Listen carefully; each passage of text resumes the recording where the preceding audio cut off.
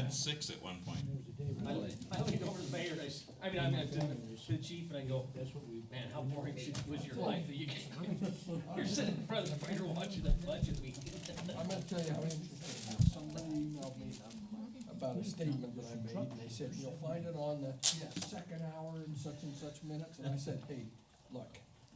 The I'm not camera's even gonna look rolling it up. now. I'm just gonna take your word that I said it.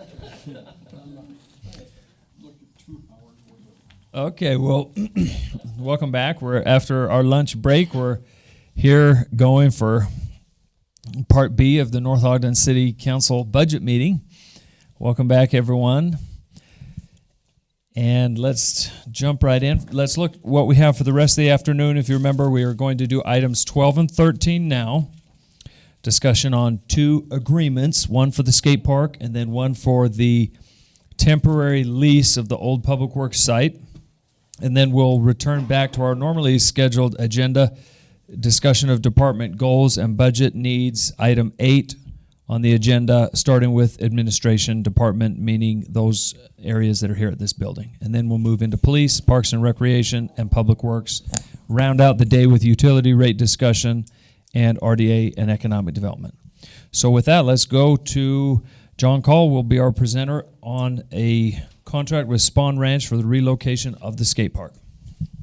Okay, council, they, Spawn Ranch sent me their original contract agreement. I made a few changes and sent it back to them, and they said, that's fine, let's, it works with what we want. Specifically, what I asked them to change was that if a lawsuit occurs, it has to happen in Utah. Their original agreement said California, and I just thought, well, there's no reason for us to go there. And then I added some provisions about arbitration and, making sure it was easy if there was a dispute. They already had pretty much everything else in the agreement because this is pretty much a standard city agreement. The biggest highlight that I think the council will be interested in, man, this is small print. Right here. So this is the project fees, and as you can see, the contract will be completed for a not to exceed amount of $194,000, which is what we have once we spend our money on relocating the volleyball courts from the county. And as I understood was the most important thing. This is the timeline down here on when the money will come due. So as they progress through the project, we'll pay them incrementally. It's not just one check at the end. And once they complete the construction, we have 10 days to object to anything we find, and then they can cure it. Not that we expect there to be anything like that, but that's why there's this last 10% that comes after the completion of construction. It allows us to withhold some funds to make sure that they've completed it in the way we want it completed. So, did you all get a chance to review this, and do you have any questions about the agreement? Yes. I just, since this is such a unique project, are we as a city, and I didn't see anything in the contract per se, are we as a city eliciting an independent inspector of sorts, like somebody to come and test concrete and inspect rebar? Because this is really something that, other than the concrete work, our inspectors aren't really used to inspecting, right? Or so are we gonna elicit that? And is that part of the $194,000, or is that? We had not planned on having a special inspector, so it would be in addition to the 194, if you wanted one. So are we just gonna trust that they do it right then? Matt will likely go over there, and Gary will go over there and make sure that they're doing it as good as we could see they need to do it. There probably won't. Most of the concrete work will be flat work. They're not going to pour any bowls likely in this phase, and so it's not going to be the technical type of concrete work that we expect to happen in phase 2. Now, on the contract, did they specify the concrete strength and that? No, we don't have any technical specifications that I remember. I didn't see any of that either. Because Yeah. the building code requires certain strength of concrete anyway, and I can verify that the batch receipt to make sure the concrete is sufficient strength. Okay, and I'm sure they're not going to put something. They have to warranty it. They'll warranty the concrete for a year, and so they're going to want stronger stuff in anyways, and they're going to. A year's not very long. Right. Especially for concrete. Yeah. How thick is it going to be? I think that's all in the planning, but I don't think we've spec'd out anything on the project yet. So if you think there's a minimum size we need to require, then we'll make sure we require it. Well, okay, the code requires at least a 4-inch Okay. slab, period. But with some of them heavy things, Well- I recommend something a little bit thicker. So they're gonna put footings under the old pieces. So, not the old pieces, the relocated pieces. They'll put new footings there, so there'll be an actual, some depth that holds those heavy pieces. And then they'll pour a slab that rolls up onto them so that we get rid of the transition plates. But it'll all be kind of taken into account in that way, yeah. I would highly recommend that they take out a building permit, an Okay. OP building permit, Okay, and then call me whenever they pour. okay. Yeah, I think we can do that. So I don't know if that needs to be in the contract, but does the contract say meet all city spec or, cause I didn't see any of that stuff in there, so, and it could be part of this plan review that will happen. They are going to build, the design will be approved by the council and by the skate park committee.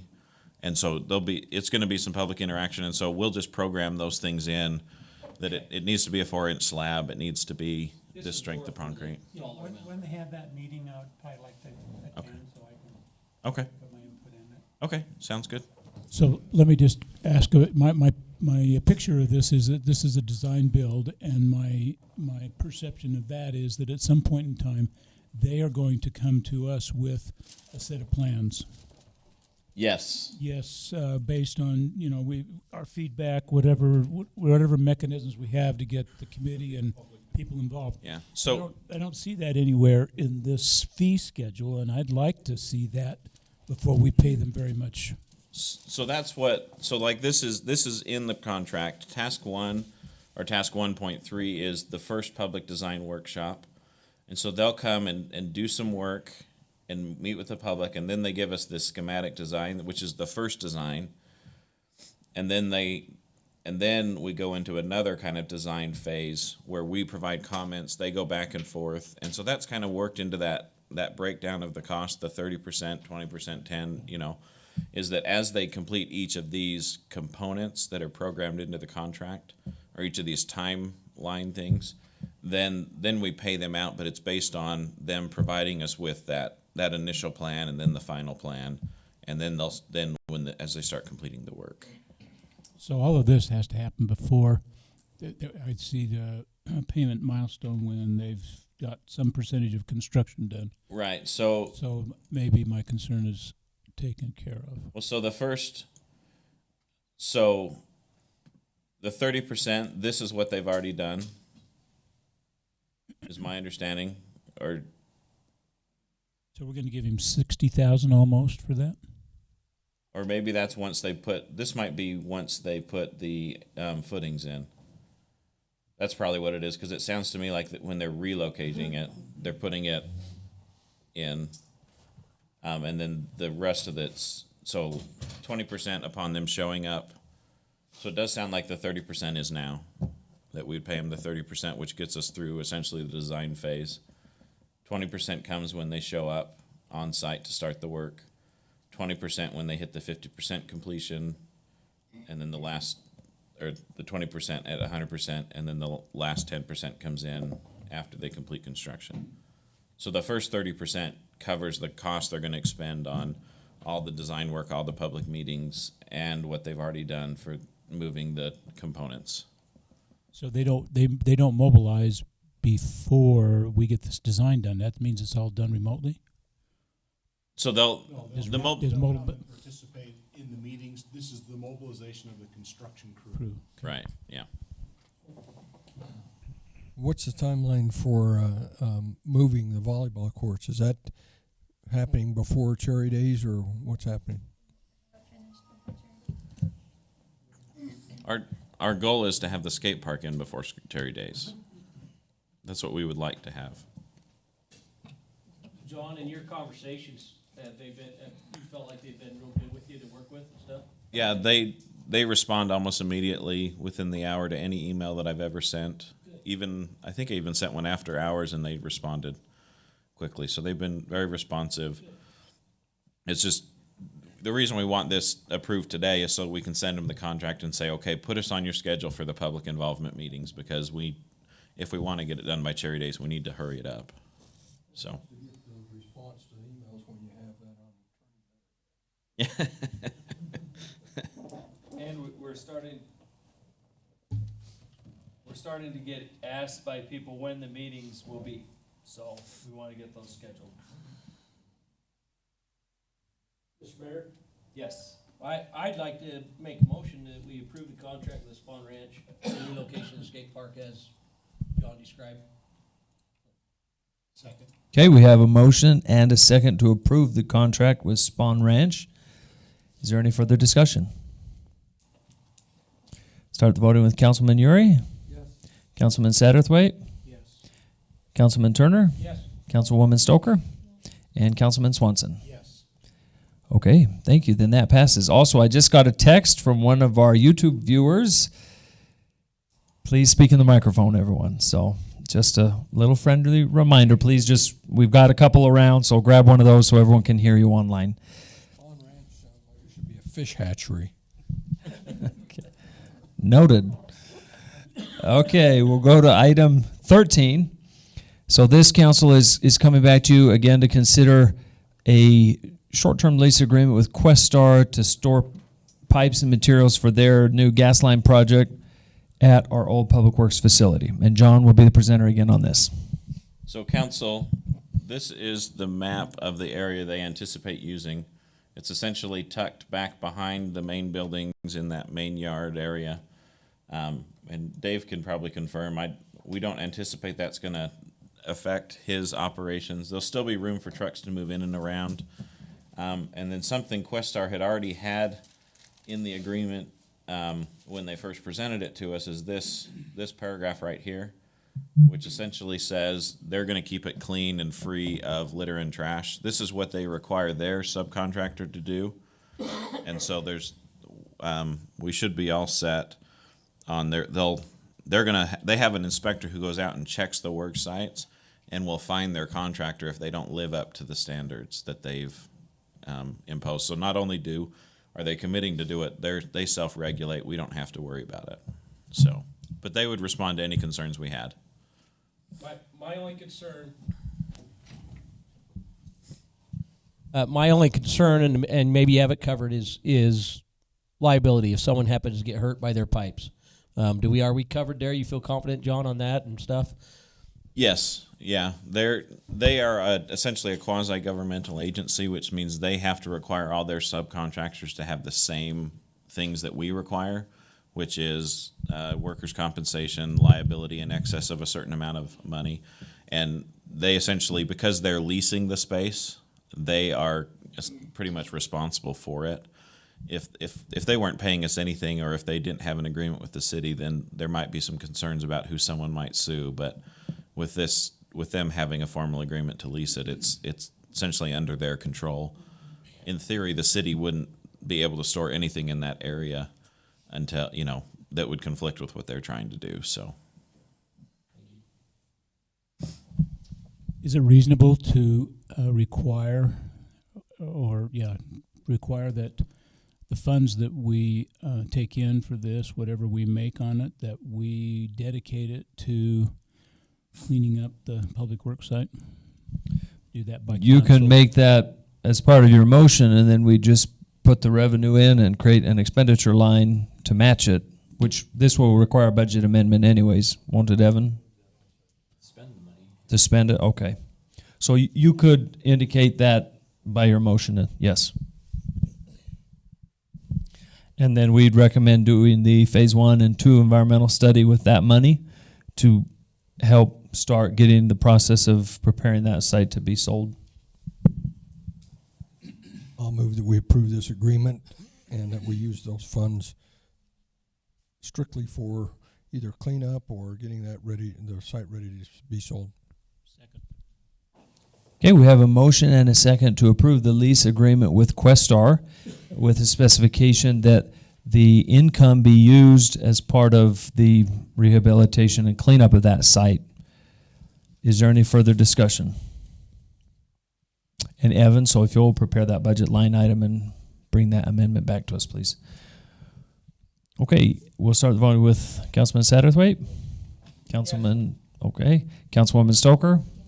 Councilman Swanson. Yes. Councilman Uri. Yes. Okay, thank you. That passes. And now we're back to our regular agenda order. We're on item 8, department goals and budget needs. I've asked each department to prepare a presentation of what they've accomplished this year, what we're asking for in the new budget, major items, and then what the goals they'll be able to accomplish and are planning for the next year. The other document to reference as we go through this is the budget line item sheet as well for additional details. So we'll start with administration building, including administration, then building, then planning, and then finance. And John will be covering for Annette, who, of course, is excused, but is listening online. So make sure you do a good job. Did we all wait to her? So, the first thing that we've got is just kind of identify some of the highlights that we've got for the department. We created 4,500 new files, and what that is every single residence in the city has a physical file here at the city offices, or every single address, so that way it's easy to track everything that happens with a particular piece of property and find should a future question come up. Annette has also seen a lot of success with her internship program from Weber State and from the surrounding schools. I know some of our other departments have utilized some interns out of the high schools, and it's been great. She has also, as part of with our new insurance program, the new provider that we use, they provide online training and certification for our volunteers and our coaches, which helps significantly in getting them through the appropriate steps, much like the Boy Scouts of America do, to make sure that they receive the proper training to make sure the kids are protected in all walks of their program. You know. John, can I ask a question? Yes. I see these files. Is it a law or something that we have to keep those kind of files instead of making those all electronic files? There's nothing that says that you have to keep paper files as opposed to electronic. We just haven't at this point had the capability of turning it electronic, which is actually the first item here on the next spreadsheet, which is for the budget year this year. And that is that she would like the $15,000 that she's put off for several years to start turning all these files electronic. And that would include all the planning and zoning and building, and her files eventually would all be electronic. That doesn't mean we'd stop using printers entirely, but it means that there would be an electronic record, and then what we'd do is we'd have a set timeline that after so long of a time frame, the physical records would be destroyed or recycled, and that we'd have electronic records that extended beyond the time frame of how long we kept our physical records. It appears that would open up a lot of space in the building for other opportunities of use. Yep. There will be some space. Probably that room will likely be where the scanning equipment is located, because then it's easier to do it down there where the files are. But she hasn't talked or identified specifically where she'll hold it. But there will be some space that will always be used for record keeping, even if we went completely paperless. And because of that, she does need one more of these sliding cabinets. So these shorter ones here that are in the front, they kind of slide back and forth. She needs another one of those to just make sure that as we have some employees retiring, we're planning on combining records from all the departments into one location to help eliminate any confusion and help with the cross-training that will be discussed a little later. So that's what the cabinet is for. The new vehicle, that's to replace our maroon Traverse. Is it a Trailblazer out there? It doesn't have a lot of miles on it, but right now it's kind of an optimum time to get value out of it. That's a pretty desirable car right now, and we're looking at replacing it with a full-size Suburban. And the reason we want to do a Suburban is it's easier to sell those on the 2-year cycle, like we're talking about with Dave's. In fact, and Dave can testify to this, we actually will make money on the Suburban. because it's such a high demand vehicle in this area. Yeah, so the Suburban actually, and I was just talking to Councilman Satterthwaite about it, but the Suburban actually will, like John just said, will make money because of the rate that we get those on the state contract is about $44,000. If you look at a 2-year-old Suburban right now, they're getting between $48,000 and $50,000 for a 2-year-old one with low miles, which we're expecting to have. So we're actually going to make money off of those ones. So what is that vehicle actually used for, Dave? It'll be used for all of admin's stuff here. So Yep.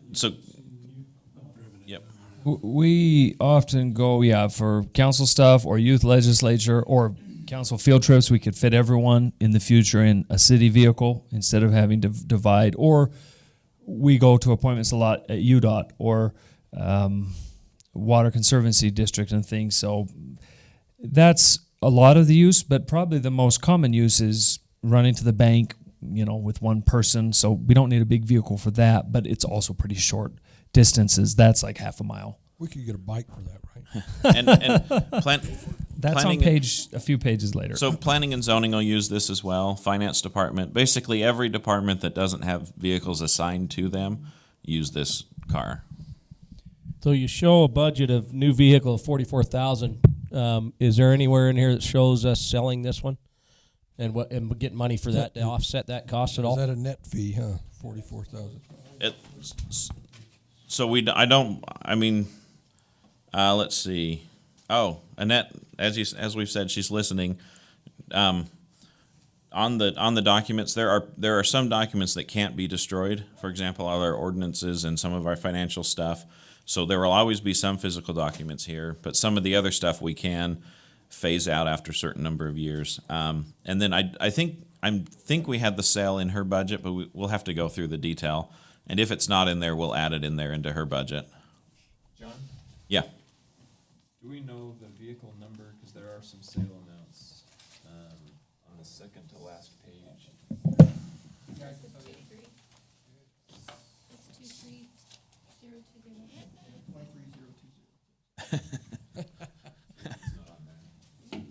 Okay. So we do need to add that in. John, let me ask you another question. Annette, since you're listening, maybe you can help respond to this too. Suppose we took this 2455 and hired somebody to come in and start doing scanning. Could we then not buy that cabinet, but also go get the $15,000? I mean, I'm saying, can we budget for all of this, but instead of getting another cabinet, because we might not need it, if we scan it, we could just hire somebody to come in and scan those documents. We are planning on having a full-time, or not a full-time, but a part-time scanning person, and Annette still thinks that she needs this cabinet because we're trying to make sure. I think it's part combining records from the other departments and bringing them into that room downstairs, and this $2,400 cabinet is the most efficient use of that space. But she is typing me a message right now, and I can answer that question once she. Well, and so the budget doesn't show that other person you're talking about. It actually does. I'm trying not to use names, but one of our full-time employees is retiring, and we're planning on her staying on as a full-time scanner. Yeah, under the URS. Yeah, part-time scanner under the URS retirement system.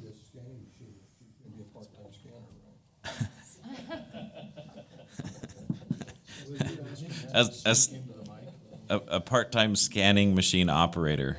Does that thing run out of battery? Test. There we go. Annette, can you speak into the mic, please?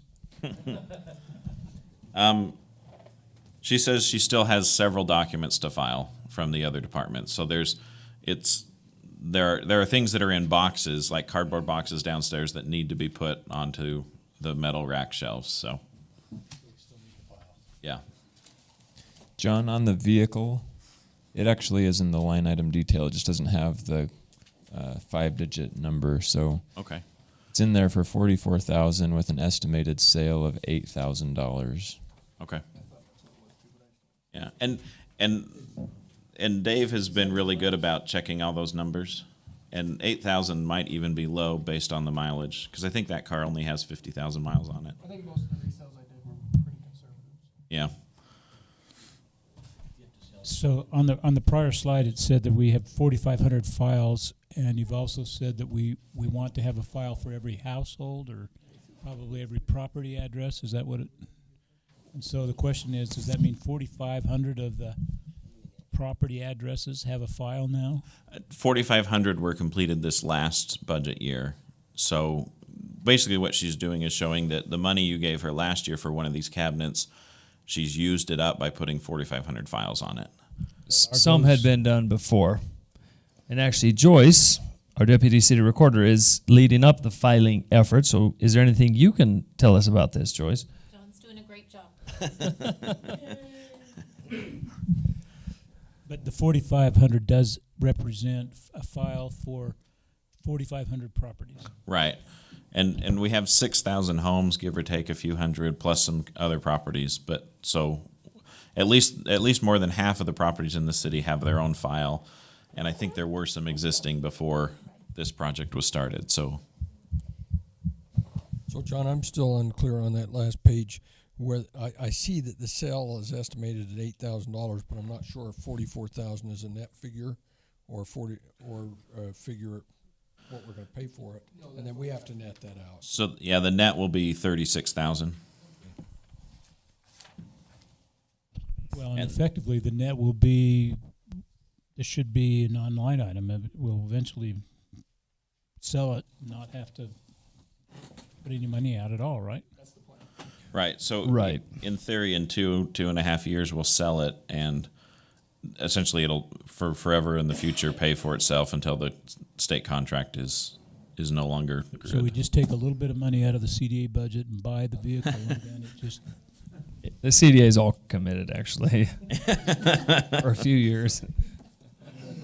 Well, the kids the mayor's got, he'll probably buy one. Buy it. We got a 12-passenger van. We're good. So, and then the last thing is for chairs, and I thought we had a picture. There is one. Oh, so this is our vehicle. The next slide is the chairs. This is what we think is the worst chair. It's going to be retired along with the employee who uses it. So,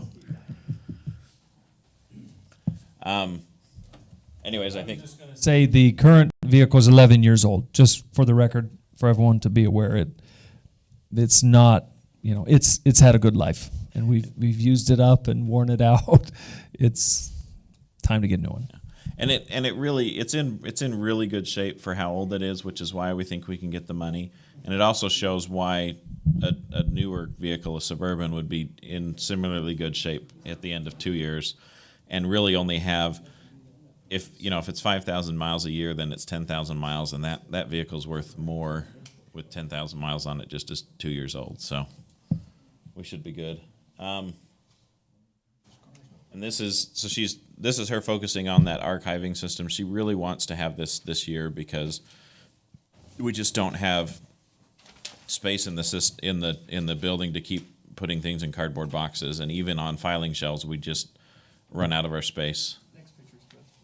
Yeah, so this is why she wants that cabinet, and then the system will be used to organize everything in all departments at some eventually, including planning, zoning, Dave's department for any paperwork they have, parks for anything they have, and it'll eventually the archiving system will take care of all of our records, and anybody should be able to pull them up on a computer without having to request them from a net or have someone go down and try and find them in one of these boxes. That's not efficient. That's how everybody. So that's our budget items. Do you have any more questions about that before we move on to the next part? Okay, the next part is when we're talking about doing some personnel changes here in the administrative building, and this is what the mayor alluded to, taking full-time positions, turning them into part-time positions, and essentially saving some cost on the benefits for our employees. And what we're talking about doing, and I'm going to go over to the screen just because it's a little easier. maybe I'll use this microphone so people at home. So this is upstairs. You can see here's the mayor's office. Here's Evan's office in the conference room. And what we're talking about doing is opening Evan's office up into a similar size room as what's currently where Joyce and Susan and Claudia sit, and bringing everyone from downstairs, bringing them upstairs as far as the planning and zoning and building staff, or at least the administrative staff, so that we've got one counter, which will be right here, and we have coverage all the time because we're only covering one counter. What we really would like to do is keep at least 2 administrative people in the building at all times that can help at this counter, not just in case only one person, not just for coverage if 2 residents come in, but also just from a safety perspective and to protect our employees because they do take money, and it's hard. We haven't had a situation, and we don't have any reason to think there would be a situation, but if the box was ever counted wrong, it helps protect an employee if they've got someone else here to back them up and say, no, I was here and nothing happened, so it's more of a protective thing. But that would allow for residents to just come to one counter as opposed to going upstairs and downstairs. Maybe Joyce can answer this. How many times do you think someone comes in and you're sending them to a different counter? A lot. Maybe half the time, or so.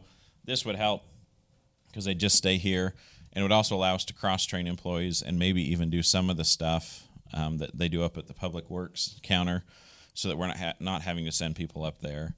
And then we can fill out the paperwork, send it up to Stacy. She can process it, and then we don't have to send our residents around the city. The one exception would still be Parks would probably still do all their reservations because that's so specialized that we wouldn't want to deal with it. With this, we would put the finance folks downstairs with the building inspectors, move at least one of the planners upstairs, and then most likely there again, if this is ultimately approved, I'll probably be up here somewhere too. I think is the plan. So, any questions about that? So the actual construction, can we outline, so I know the administration front desk area is gonna mean a wall comes out, and I don't know what else you'll do to get functional. The next 2 are offices. Now you're just gonna make an office into a conference room.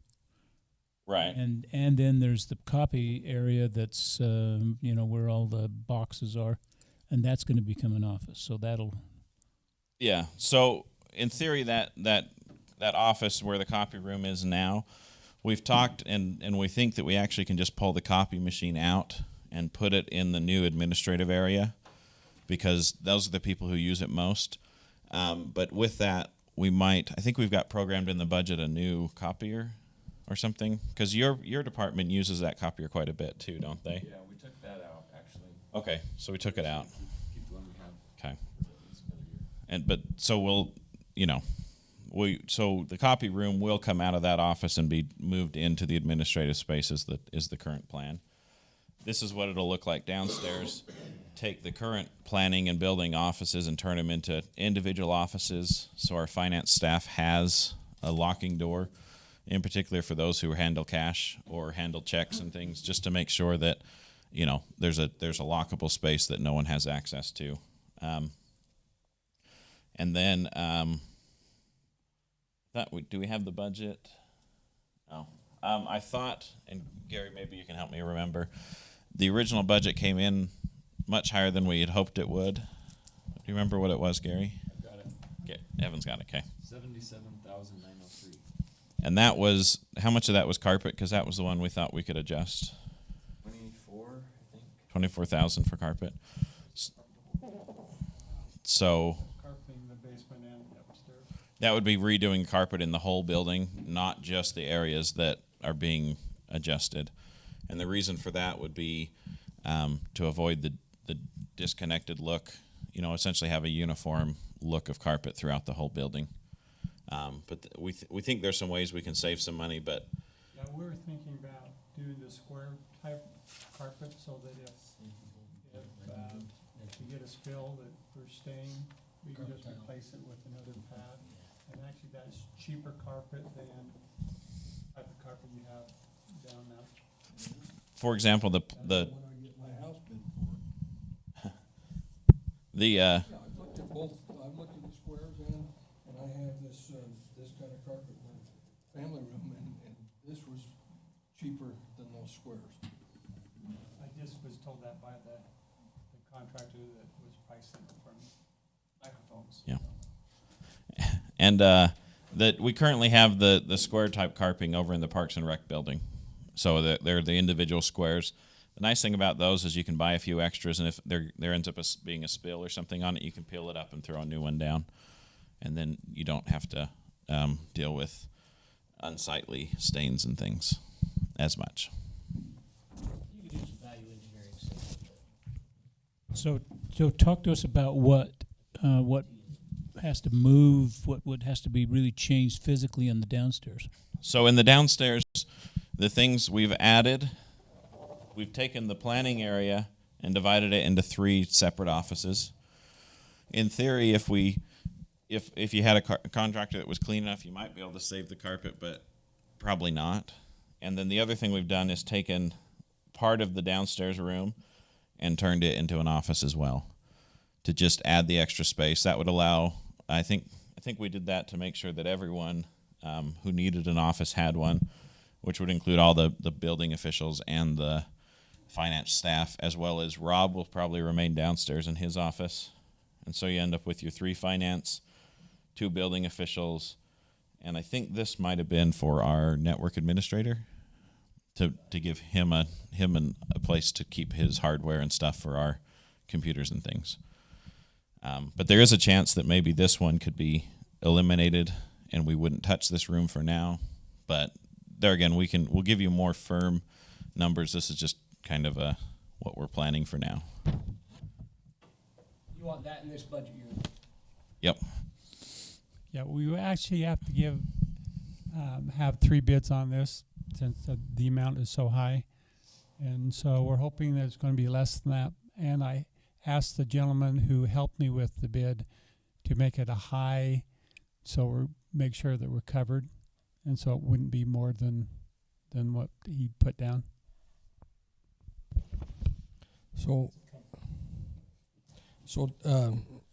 John, I just a question. The company I work for uses a lot of modular things. Are we talking about putting new walls in, or are we talking about putting modular offices in there? Downstairs, for the finance department, I think they need a locking office. You know, for example, Shelley counts money in her office, and Jamie deals with checks and software and payroll, and so they need to have locking offices. And so, I mean, there might be a chance you could do modular here and put the finance department in these 2 locking offices. See, I'm just thinking, well, yeah. I mean, if that was, you know, if we were trying to save budget, we could put modular in. The trouble is it ends up being a lost cost, because you pay for all the modular stuff to come in, which is actually kind of expensive. And then when you redo it probably is, but it ought to be looked at both ways. Okay. Well, we can do that. We can get some budgets on. And I guess one of the things, I don't know how much you guys interact with each other, but if you got 3 finance people there and they're in a modular thing, you still have a locked door. You have a locked door to come into where they are. Then they don't have to go out of the door and go into the other office to talk with each other.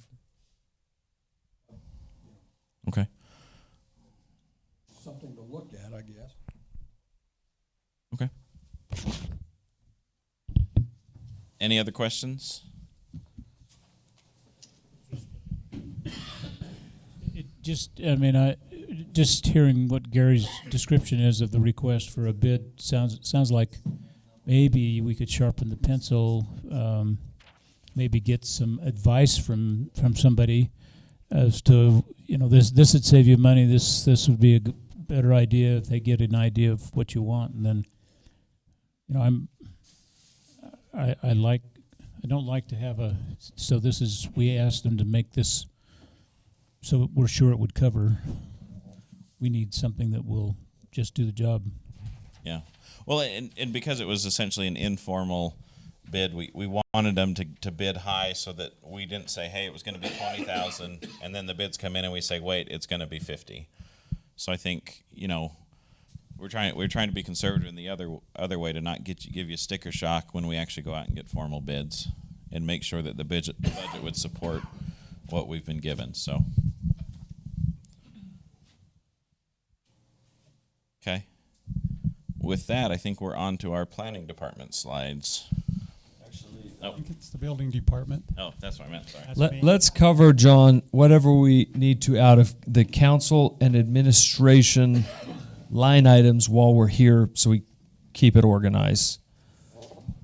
So I'll mention council real quick. Not a lot of major changes. In fact, this budget is going down significantly because we're not proposing any capital equipment this year. Last year there were $7,900 of capital equipment.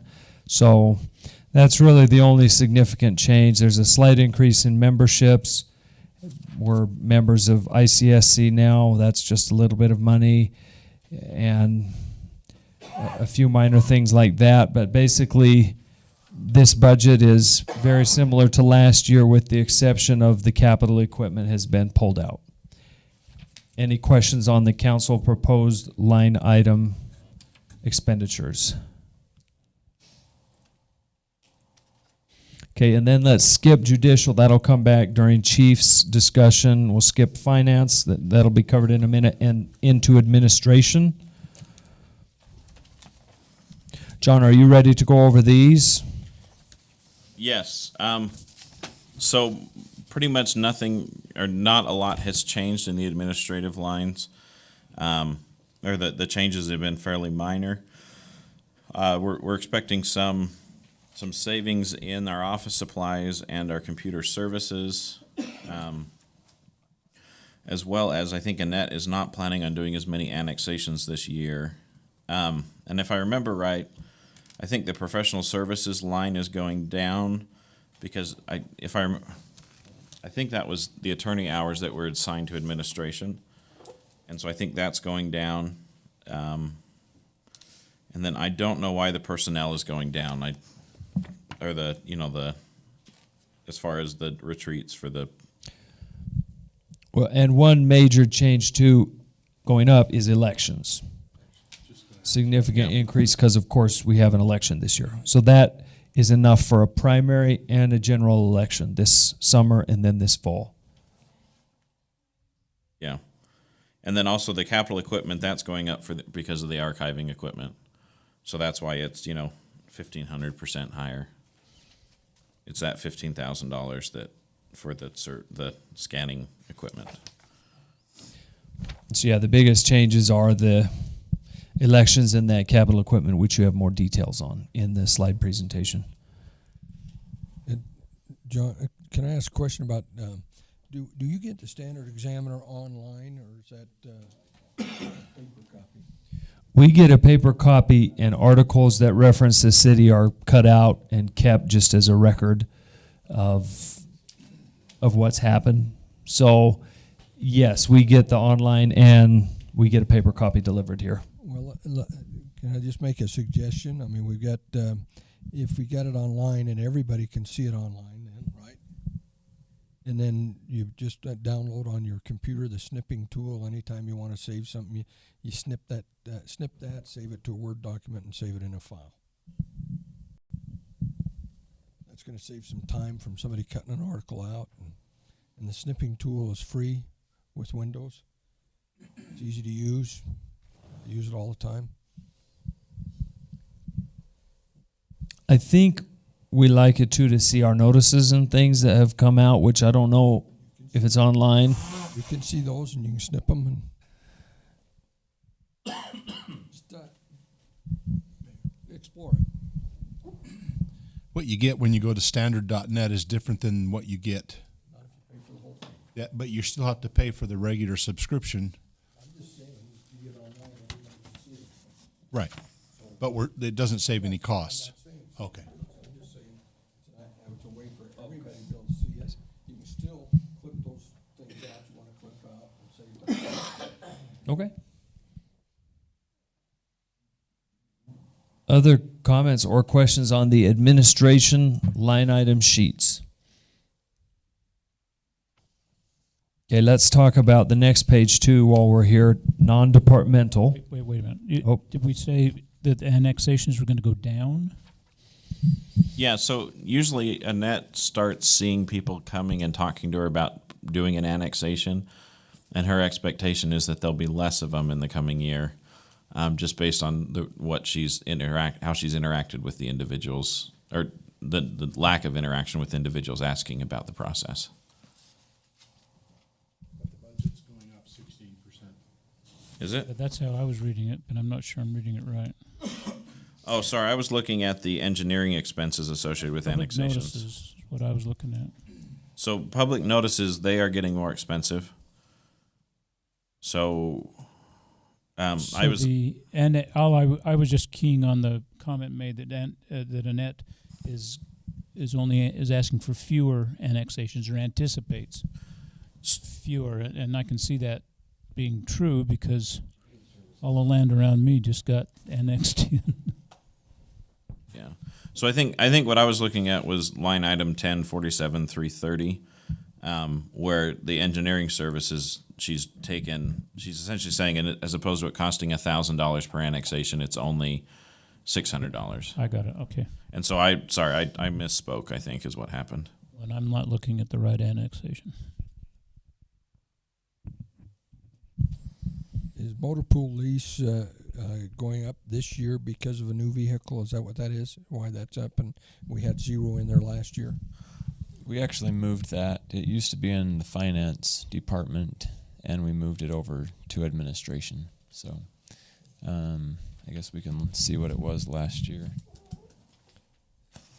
Then the other thing that I would just ask, if it's possible, we have in this itemized request here, that's what comes up to 10,000, for example, in travel and training, 10,100. Okay, so that's a little increase. It's about a 26% increase there. Can we have an itemized what the difference was over last year? We'll give that to you. I know that part of it is making sure our municipal recorders are certified, because we have 3. I understand. I don't need a justification. All I just need is an itemization here of which one of these moved and how far it moved. Okay. Okay.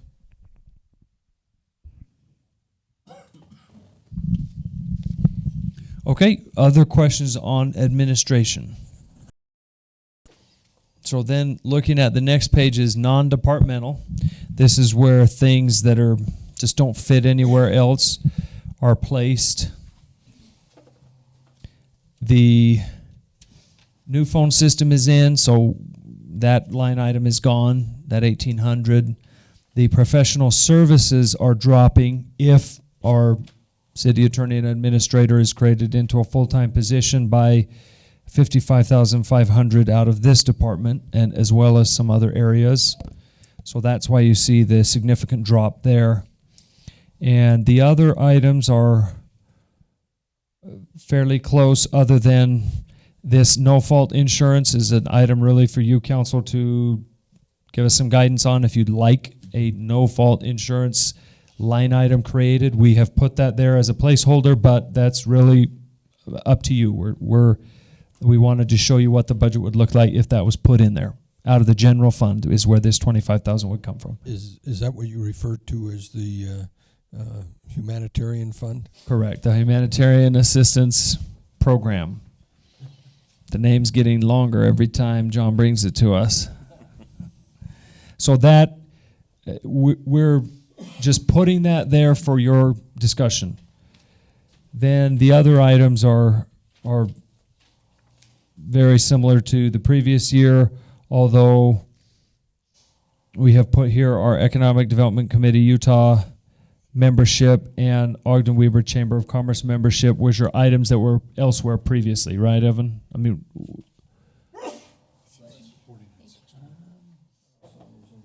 because the Ogden Weber is also under council, so that I think is actually in here twice.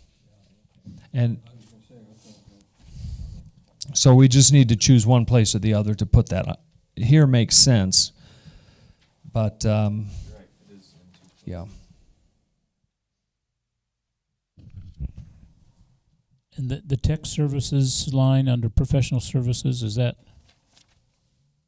website, IT?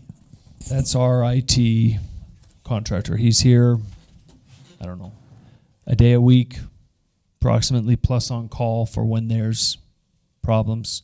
So that is included his contract. And some materials are in there. I'm not sure to the extent of it. Evan, Jamie, or John, do you know more details? I think it's primarily service. Yeah, the hardware we pay for separately. but Okay. We get it at a discount.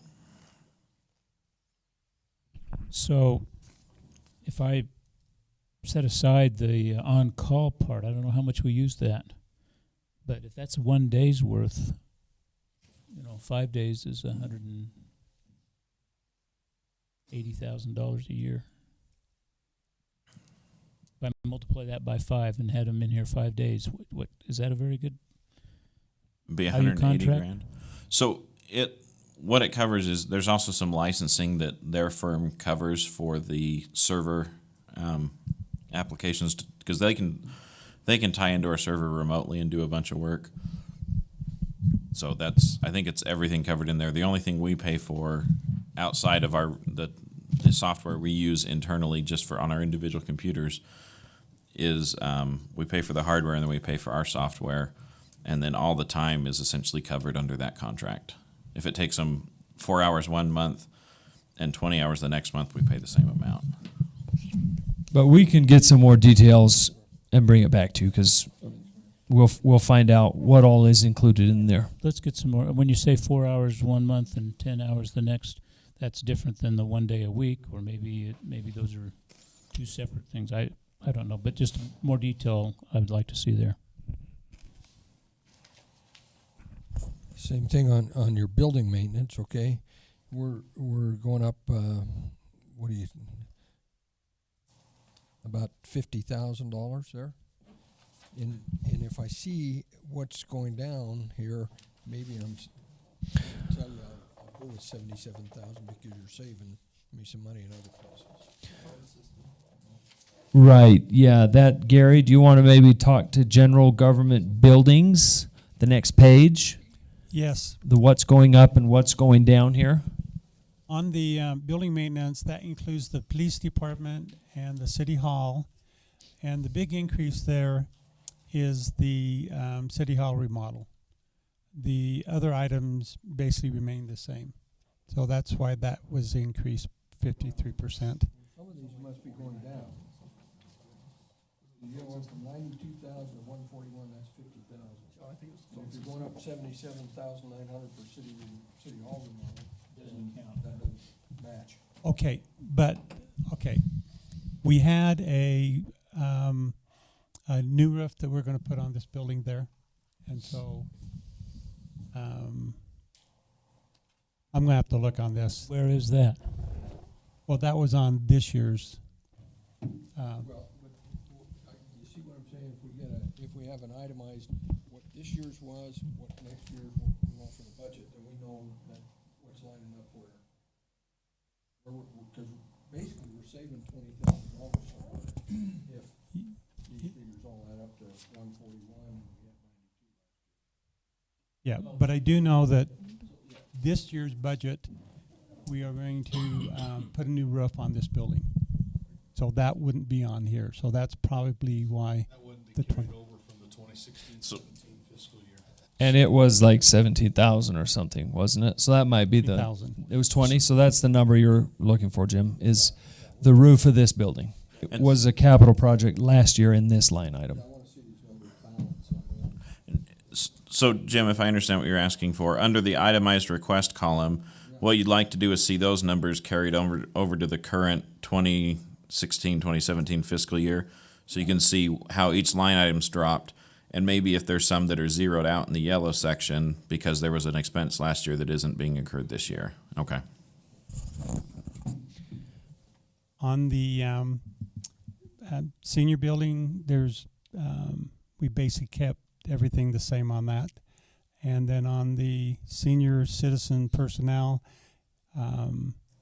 there's $1,000, and I would imagine that's an increase in Zella's salary on that. Any questions? So utilities, $18,000 covered it last year. Is that maintenance? Is that a contract that we put out to do maintenance? Usually on the senior citizen building maintenance, usually we don't spend all the money. Usually there's $2,000 or $3,000 left in there by the end of the year. So I just kept this the same. So Gary, we do have more than one paid employee over at Senior Citizens. Do we only pay Zella? That's my understanding. Because she has an assistant that is a paid employee also, because the board over there talked about approving who was coming on as a paid person. My understanding of it, we pay half, and the county pays the other half of Zella's salary. The other employees, I have no idea. Coming out of fees or things they charge? Don't know, but we ought to find out if where we're paying her out of, if we're paying any on her. And I can't believe Councilman Swanson's being quiet about senior citizens. We pay half of Zella, that's all. Yeah, we don't pay the other. That comes from the Wouldn't county. even know about the other if you weren't on the board. Talk about it. The only question I have is on the cleaning contract.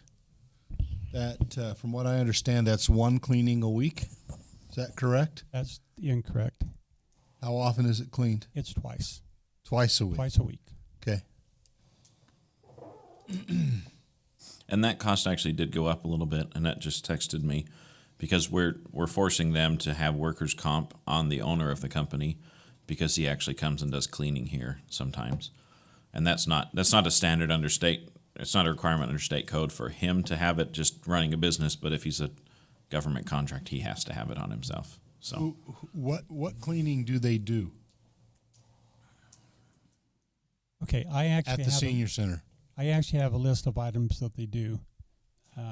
And it also includes the cleaning of the windows twice a year, and a few things like that.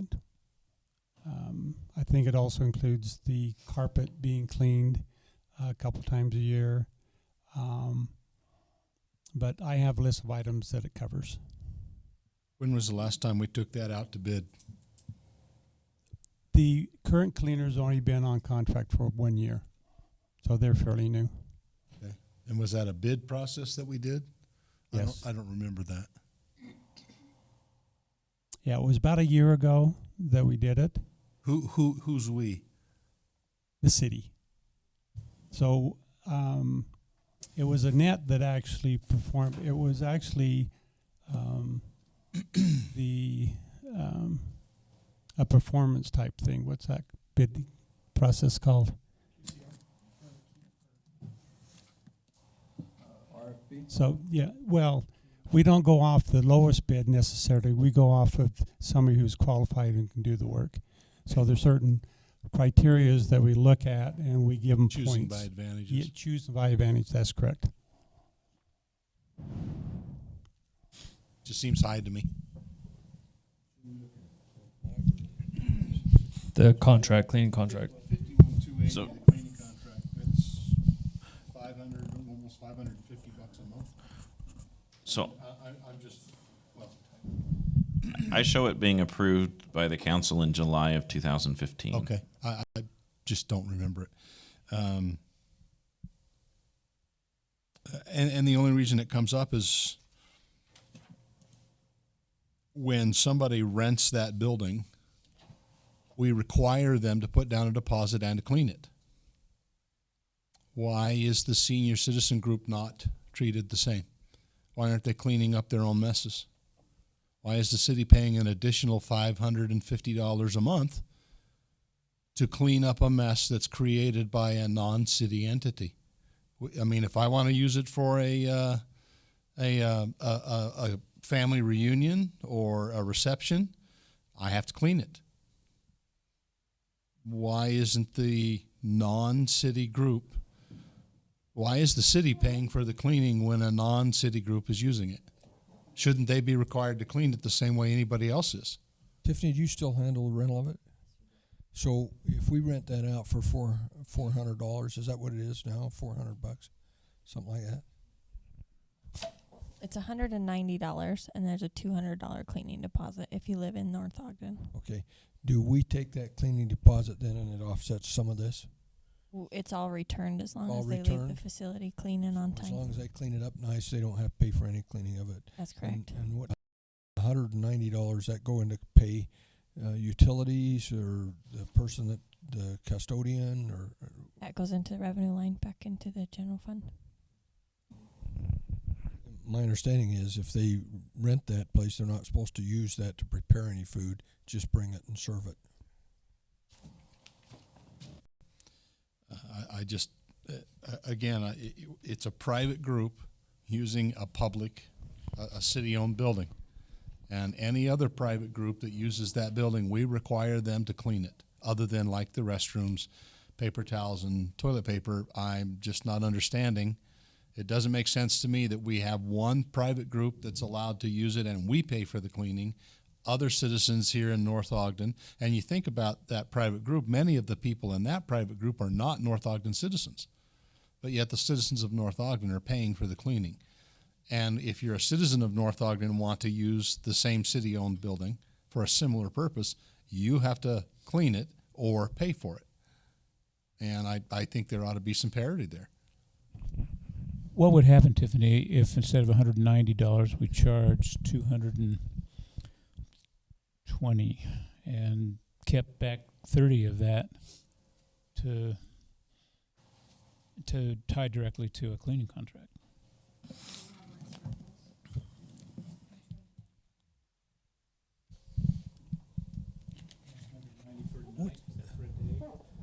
What's the majority of the rentals for now? Wedding receptions or and they pay $190 and $200 cleaning fee deposit?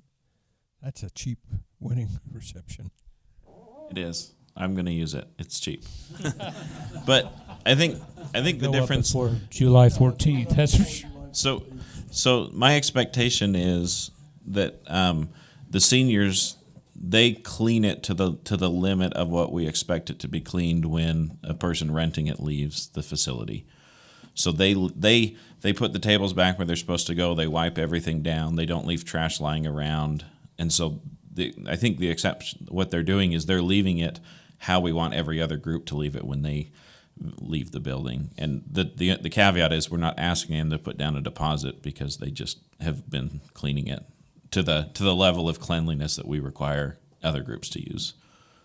So, Well, the one other thing that has been mentioned about them requiring workman's comp, and I don't know whether you require that for your building maintenance, but whatever difference that is might account for some of it. And this brings up another point too, that especially this increase in the personnel salary, I wasn't aware of that.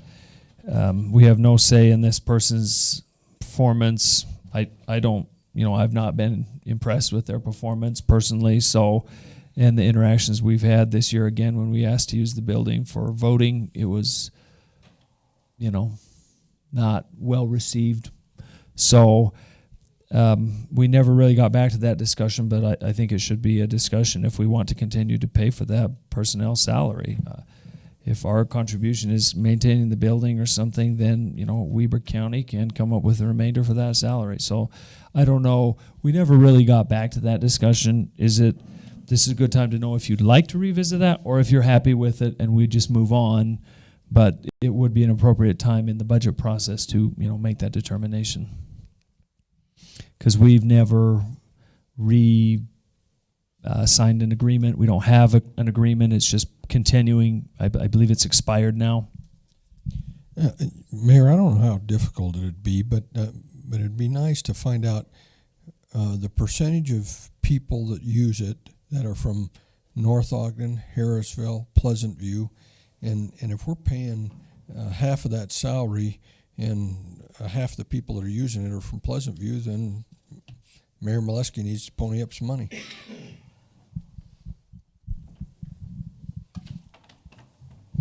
Tim, you're probably 95, 98% from North Ogden. Well, still, Mayor Valesky ought to pony up some money. He gives $5,000 from his city. Are you talking rentals? Okay, rentals. I think he's talking senior center activities. See, I'm looking at they're paying and have for a long time paid $5,000, and that's their contribution. And you know where that money goes? That goes right to the seniors for their activities. And so what we're doing is we're cleaning the building, we're paying the half the salary, and Pleasant View residents are using it, and all their money goes to the activities, none of it to the maintenance of the building. So we need to have a talk with with Toby Molesky and see, with Toby Molesky and see if we can get some money towards the maintenance of the building. It'll take some work to get him to be called elder. Well, the city also paying for the gas bill, electric bill. Right. That's right. You know, we're paying for the repairs of their dishwasher, the breaks, and refrigerator. So at least some of that 5,000 should come to the maintenance of the building instead of all going to the seniors' activities, or we need to up the ante. And do we know, so Weber County apparently has complete control of the employment agreement for Zella. I think we ought to get factored into that. If they're gonna consider raising salary, I think we have better input than they have by quite a bit. And I'm disappointed that you've been disappointed even, on further attempts to try to make that work. I would recommend that the council consider backing out of that part of the agreement. We'll continue to do the building and put that money towards the parking lot, because we're going to need several $100,000 in a few years to do that parking lot. And that is an ongoing expense that we're under a contract with Weber County to do that parking lot expansion. So that would be a source for that money. They can do the employment, and we're taking our contribution and putting it towards the expansion of the parking lot. What's the square footage of that senior center? Do we know? Anybody off the top of your head? I think this building here is, 4,200 square feet. So that's a little bit smaller. So we're looking at maybe 3,600. 3,800 square feet. Okay. For the senior center. It's got to be more than 36. No, it's not that big. I know this is on public record, but it would seem to me to be more palatable to them to do the trade-off for we're doing all of the maintenance and the utilities. And yeah, it's just because, that's a reality. We do need to come up with nearly $200,000 to do that parking lot expansion. So, that's just something to think about too. It's in the mix here. We haven't identified a funding source for that. So any further discussion you want to have now, or take this one under advisement for our next session? Well, I think we need to take it under advisement anyway. I don't think, I don't think any of us are satisfied with this particular item. So maybe give it some more thought, and we'll revisit this as an item next month. I'd like to have Tiffany weigh in on this quite a bit, if you would. Not necessarily today, but anything that any of your thoughts concerning this senior center, because you're collecting the rents for it. Are you scheduling it also, or is that at the city? Yeah. So I'd like to have your thoughts. And is there a way that we could schedule it more, or is it used? If we, to me, I'm looking at a $190 wedding reception place. Boy, tell me any place in town you can get that for. Nowhere. Don't raise it before John gets married, though. you have a lot more information than anybody else here with Zella and how that whole thing operates. That would be valuable feedback.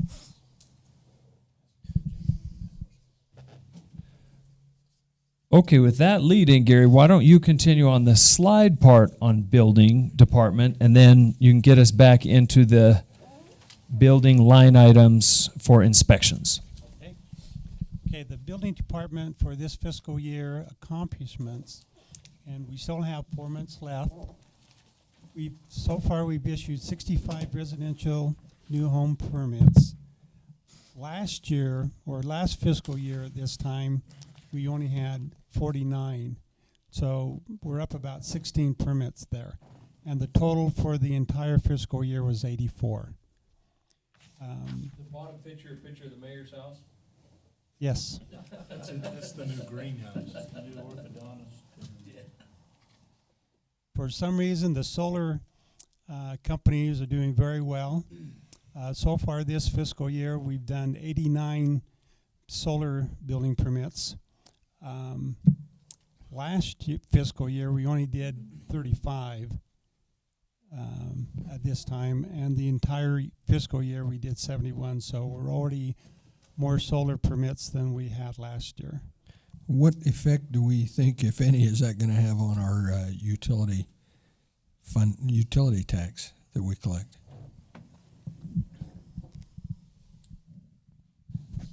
Every year it goes up. That's why it's slightly higher in Evan's calculations, because we get a little more every year. Oh, I'm sorry, for the solar. Okay. If the solar is going up, Yeah. if we're getting all these solars, what effect is that going to have on our utility? That will bring it down. But it'll, I mean, right now Rocky Mountain Power is trying to get their fee structure modified so that the actual usage on a home is not the only contributing factor on what they pay a month. So that, because there's some cost to just run the lines to a house and keep those maintained. And so in the long run, it won't have as big of an effect, though it still will have some effect on our budget. But the incentive, a lot of the incentive will go away if you still have to pay $20 a month to have a line connected to your house. Whether you, Currently, I believe you pay $9 a month.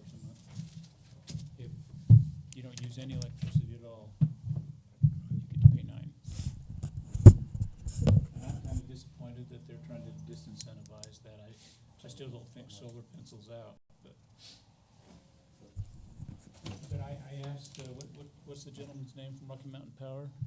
Steve Rush. Steve Rush, so is it true, I asked, if these homes going solar minimizes the kind of forward planning you have to do in infrastructure in order to support growth?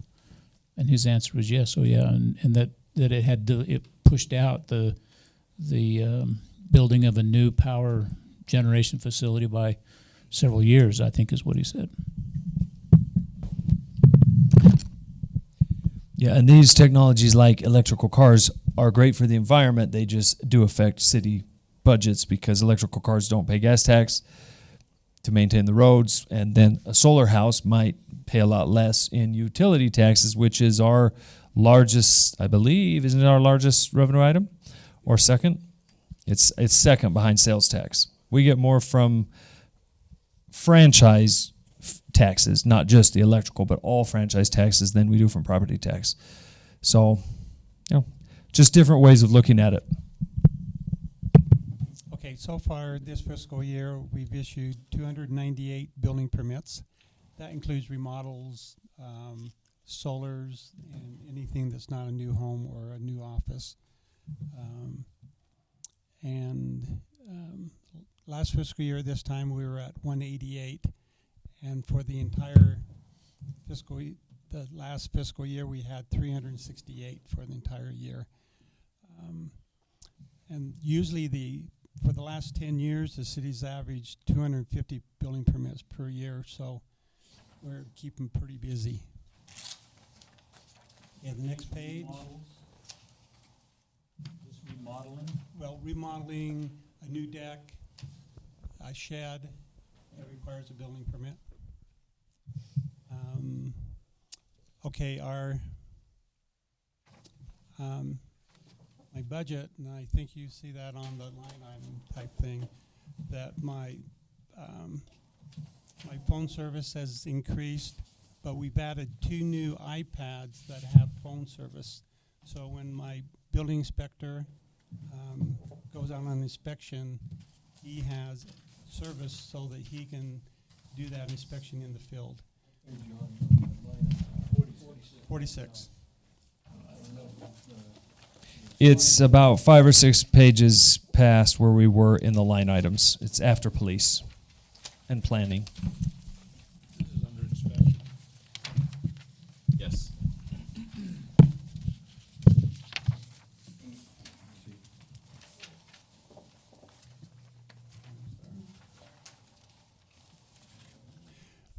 Okay, then on safety equipment, that's an increase.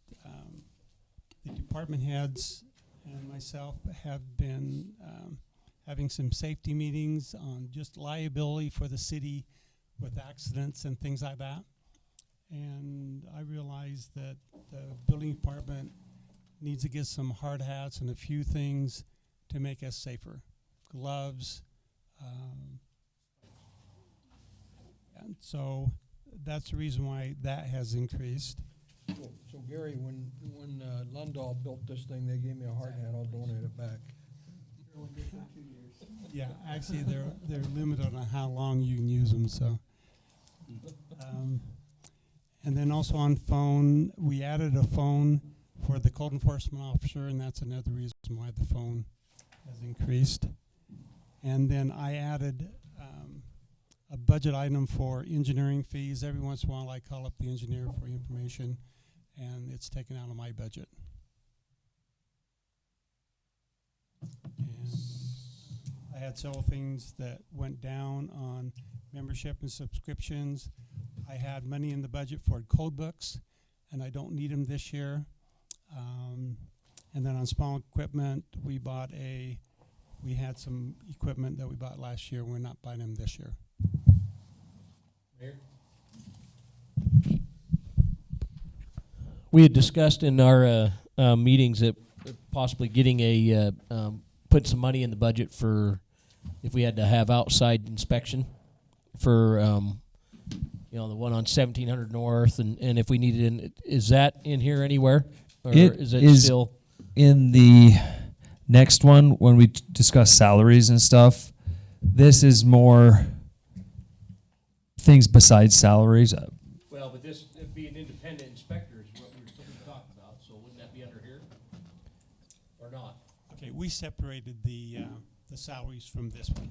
Okay. So that's in another discussion.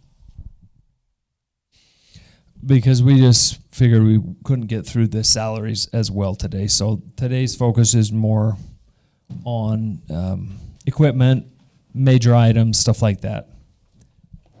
But yes, that is in the budget, Councilman.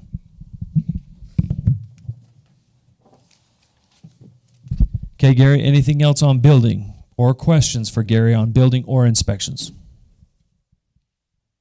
I've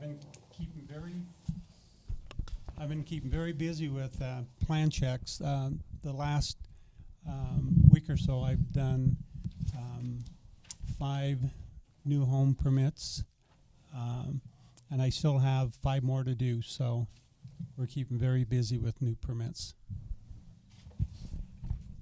So of all these items, it helped to know kind of without having to look back and forth about how much. I would guess that the iPads are not a lot, but when you say phone service, does that mean they can talk on an iPad like a phone, or does that just mean they've got internet and data? Okay, then those are probably not. The budget for engineering, about how much is that? 300. It wasn't very much. So let's just this slide here. It shows that Gary will be retiring in June. Is that right, Gary? July. And then, if I remember right, Bruce is going to be retiring in a couple more years. So it's something that the council needs to bear in mind that we are going to have to get more inspectors. I was talking with Ogden City official just last week, and inspectors are in shortage right now. Something to keep in mind. He was telling me it came across Stuart Murray. I don't know if you guys know Stuart with Ogden City, great guy. But anyway, he came across his email. They're offering, there's cities out there that are so desperate to get building inspectors. They're actually offering a $5,000 signing bonus plus pretty good salaries, I guess, for inspectors. So just keep that in mind. not necessarily this year, but in a couple years, we're probably going to have to get some more inspectors. Yeah, that is a great point. Yeah, with building inspectors, there's about 40% of them that's going to retire in the next 5 years. And so there really going to be a demand for inspectors in the next 5 years. And considering, at least my perception was that we're going to try to go contract, or at least fill the gap right now. I don't know how long-term our plan is there. That this needs to be factored in, along with, and I think I've made this point before too, that a lot of these builders out there are a lot more likely to do what they're supposed to do if they know that an inspector could show up at any time. The problem with a contract inspector is that these companies that does it, the city will be actually losing money because they're pretty expensive. There are cities that do it, including, I think, Centerville. Yeah, there's quite a few cities who do contract. Centerville, I know, uses Sunrise, Pleasantview, those. Our preference is going to be, as you'll see in the proposed personnel changes, to bring Gary back on part-time. Yes. And then hire a part-time inspector, still have Bruce, and then contract for overflow. But that is only a solution for a year because Gary's planning on only being part-time a year, and then it's likely our other inspector will be retiring within a couple years as well. So it's definitely a department that's going to be in flux several times over the next couple of years. Maybe we need to factor in depreciation on the inspector. You got the concept. Might mean cross training. It might mean. He's felt depreciated for years. But let's tell Gary we appreciate him and the building department. Okay, anything else on buildings or inspection? We'll talk about it more with the whole list of personnel changes at once, but anything right now? Okay, moving on then to, I think next is planning and zoning. And John So is covering those. I'm heading this one up as well because Rob is out of town. So this past year, we are still in the process of completing our form-based code, but that is something that has been working on in this current budget. And so that will come to the council here. We're hoping the next couple of months for an approval and some, feedback and then approval, obviously, not just a rubber stamp. There's some other ordinances that they've worked on. These are some of the issues that you've already passed: flag lots, special exceptions, duplexes and twin homes, those sorts of things. This is the number of site plans and subdivision that we've done, which is up over previous years. We are going faster and getting more done. The staff down there works really, really hard, like most of our employees, or I should say like all of our employees in the city. So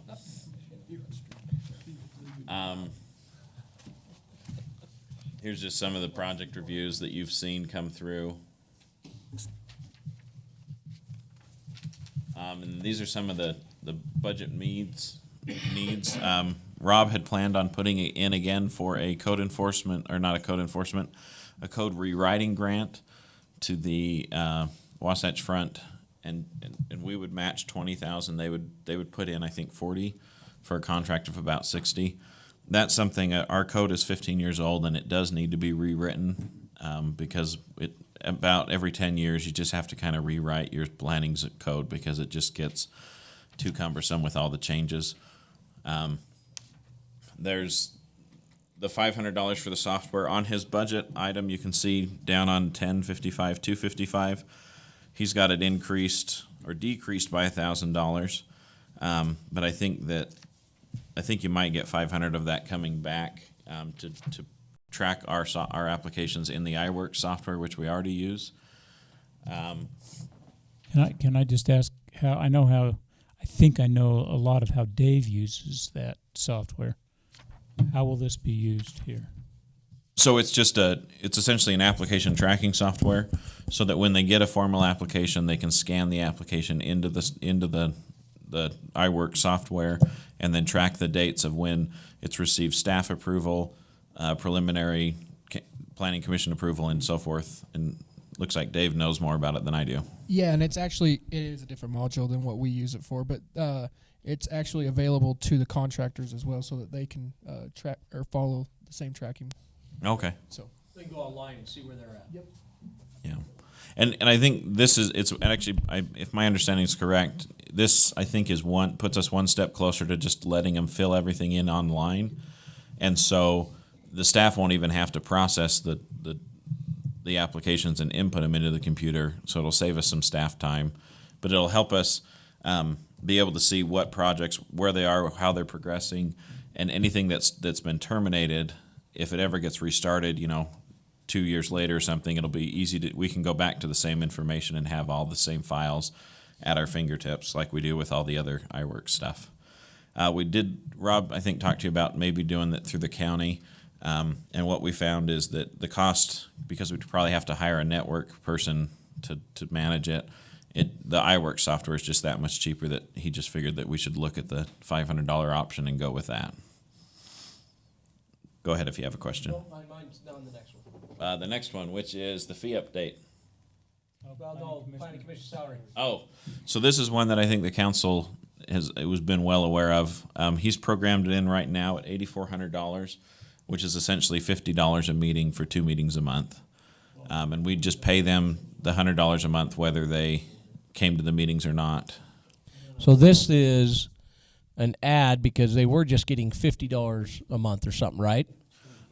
They were getting 25 per meeting. Okay, so yeah. so it's $50 total a month, and so we're actually increasing it only by $50 more a month, but this does not include anything for training or stuff like that when they go down to like Utah League stuff, right? That's an additional one. Right. Well, so training that's is on there. Okay. Yeah, travel and training's in here for $13,000 on 1055 230, but the actual salary.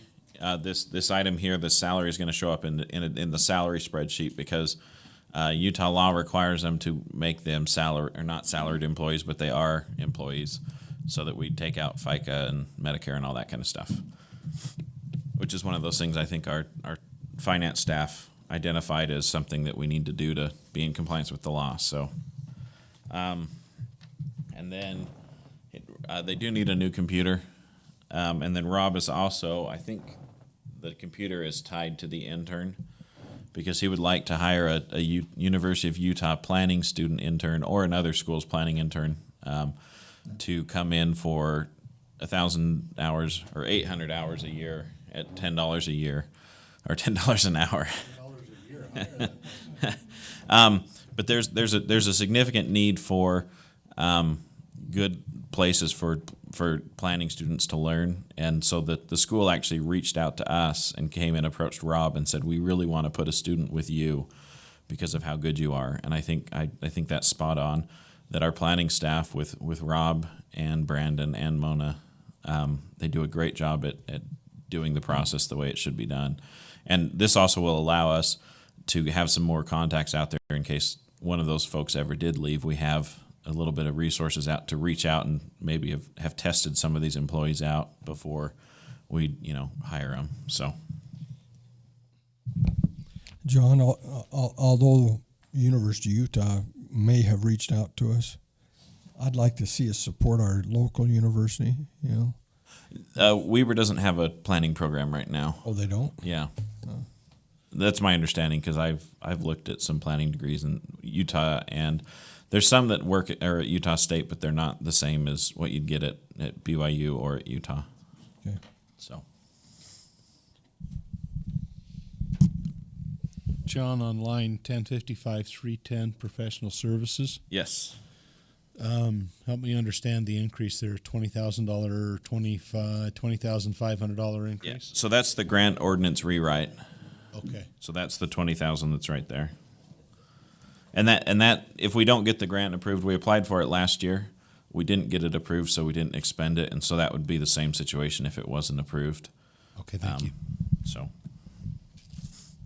and then right now, as I think we identified, the form-based code and the complete street policy will be finalized at the beginning of this budget year, if not before. So, or the coming budget year. So, and this is that zoning rewrite. He's just confident it needs to be done. And these are some of the reasons. There's the grading and drainage ordinances are bad. Not bad, but need to be updated. These are our planning commissioners, although I don't believe our newest one's on there. Yeah, that's the one. Yeah. And yeah. So I just noticed that in the planning department, we're going to buy a computer for $1,400. I wasn't going to even say anything because there's small amounts to haggle over. But in the police department, we buy them for $835. Let's have the planning department buy from the same source as the police department. I think it's the same. The IT person, Kevin Carpenter, he comes up with the specs and makes the recommendation on what type of desktop we should purchase. So this might include some planning software or something that, because this would include not only the hardware but all the software that goes on the computer, and maybe that's why it's more expensive. But we'll get the details and the monitors. Okay. Does $835 not cover a monitor and? No, that $835 covers the desktop and the monitor. Okay. So enough said. We just want some more detail there. Okay. I don't play games, but I think the $1,400 computer will play games at a real high refresh rate.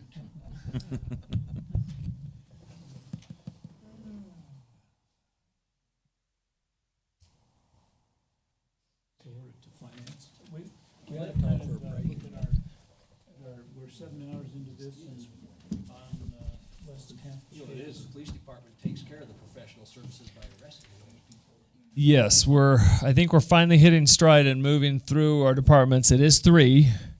So let's take a brief break and then come back. Get right back into. I'm just saying, we're on schedule. We'll finish about 10. We do have dinner planned, so we knew it could go late.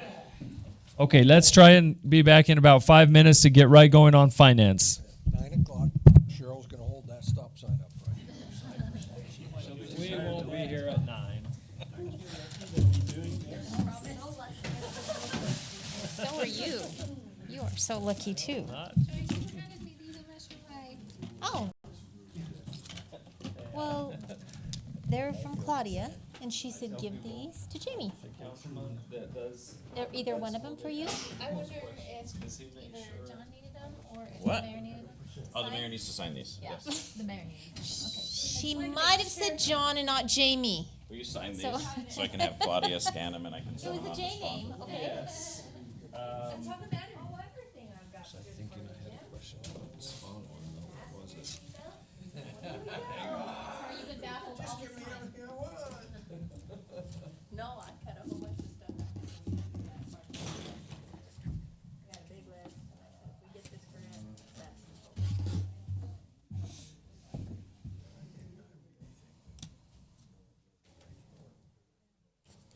I know I've got a couple. What's today? The 7th.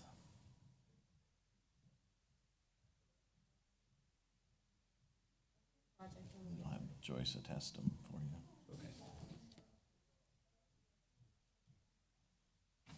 And I was hoping we have the meeting we're having tomorrow night before this. Okay. Thank you.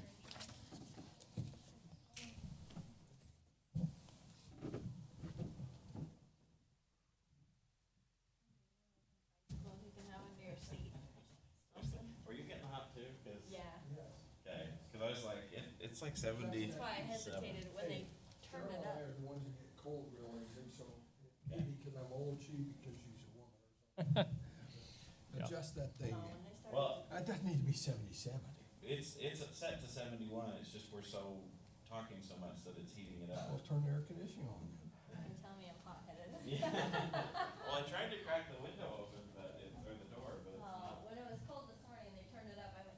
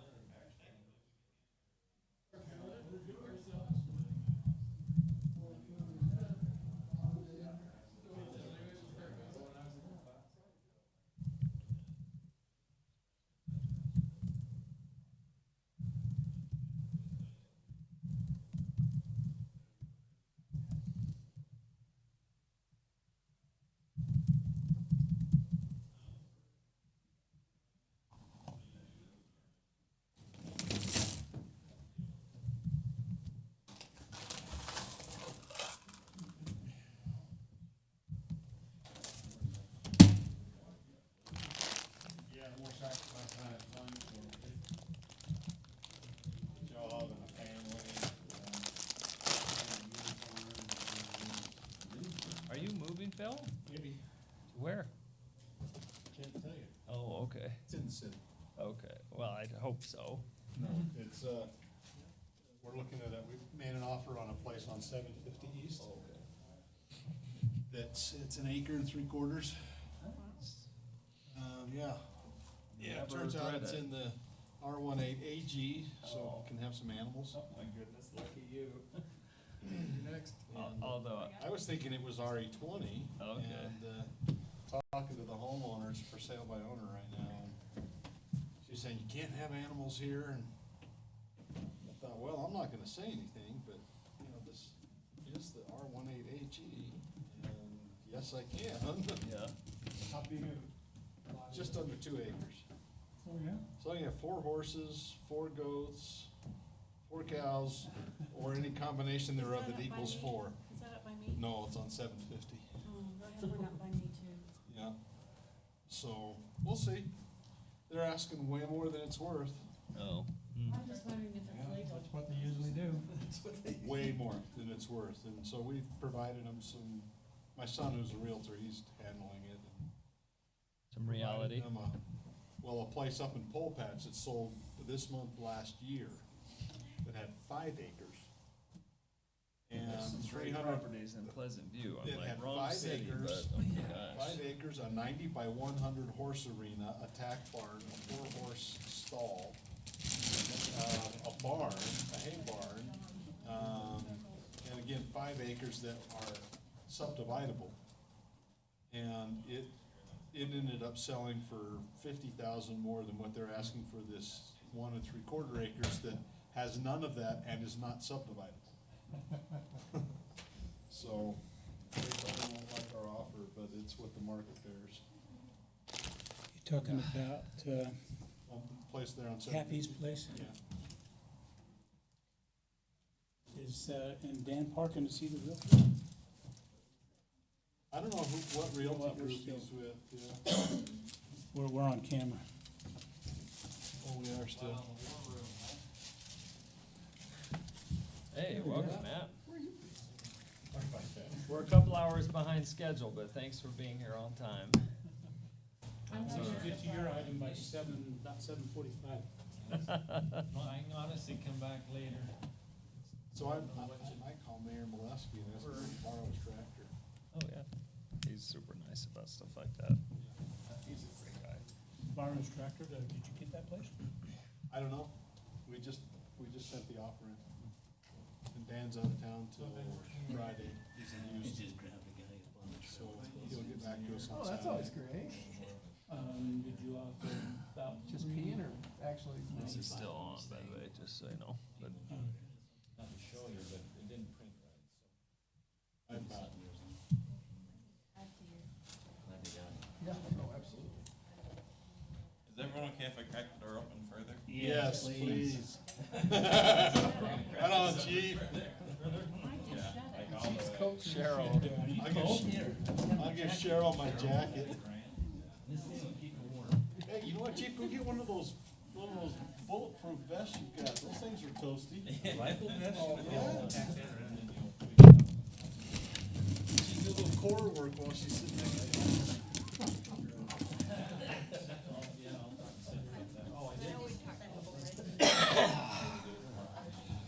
You like my comment? Yeah. Well, you know. Just one of my pet peeves, you know. You know, it's like when people call it cement, it's not cement, it's concrete. Yeah. Cement, like I tell people, cement is to concrete like flour is to bread. Goes to that, so don't call it cement. That's delayed by what? 15, 20 seconds? I was gonna say, because now I'm walking up there right now. Yeah. I'm a fat dude. Sometimes I'll pop it in and I'll touch my head and then I'll count to just see how far behind we're. Because some days we're like 9 seconds behind, other days we're 20. So How many cameras do we have on me? Because they say a camera adds 15 pounds. I got probably 4 cameras on me or so. oh, this is not the most flattering sweater for me because it's dark up here and then it goes light, and so that just makes sure it's coming off pretty soon here because it's hot. What you mean? The sweater. weight or the sweater? Well, no. Well, see a city green screen. No. No, it's just what you do when you're getting married, right? You go. Weatherman. The weather forecast. The person actually, the weather person is actually standing in front of a screen. There's a guy at work who did that same. He did that very thing. He got remarried, and man, he probably lost 40 pounds. I'm getting married. I'll lose weight. Meetings look really good. And You know what the best weight loss diet is, don't you? council meeting just There's no kidding. You get divorced, you don't think you're just consumed with everything but eating. Watch my brothers go through that. I hope I never know. So how many people are watching this? Does it say? 4. Okay. Got everyone back? Let's take our seats, and we're just waiting for Evan, actually. If not, Jamie can get us started on finance department. Hey Matt, how are you? You can take your coat off and stay a minute if you want. Yeah, I am staying.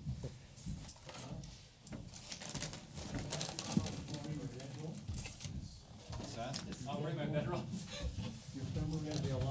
If I was you, I'd loosen up your tie. Notice how we brought chairs around? Let's do him. Go to Public Works and Let's then do Matt and get him out of here so we don't have to pay him an extra. They're fattening and they're bad for you. Gotta eat them up. What's that? Are good with what? Okay.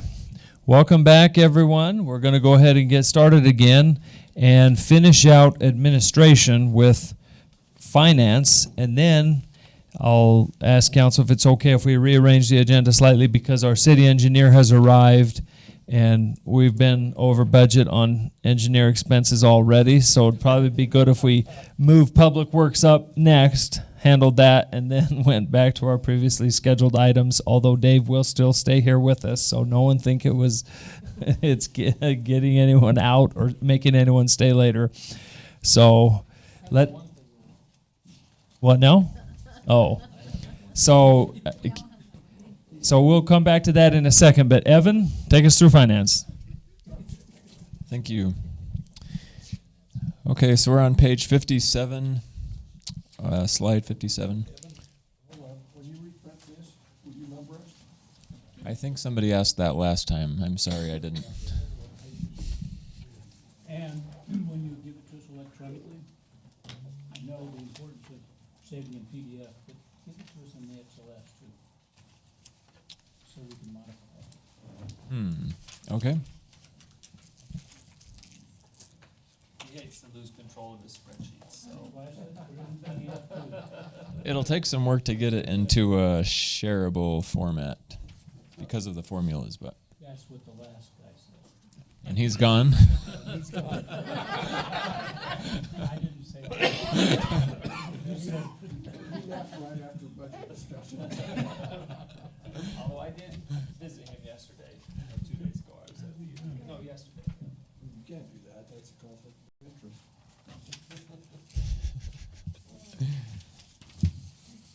Now I was all nervous, you wanna talk? Sorry, I need to make sure I. no, Evan, he's No. pretty well grounded, and it was a calculated risk, but he can handle that money. Across the table.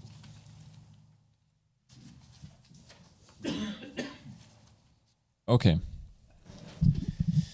So in the finance department, the accomplishments we listed, we began issuing quarterly financial reports.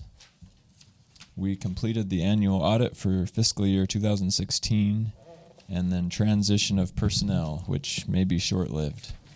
Not on my account. As far as budget requests, there were some changes like the motor pool where we shifted it from finance over to administration. As far as new requests, we're asking for an additional $4,000 for audit and accounting services. That's in the professional services line item. Where are you on this? 10:45, 3:10. That to cover that meeting you and I had with Kent last Friday.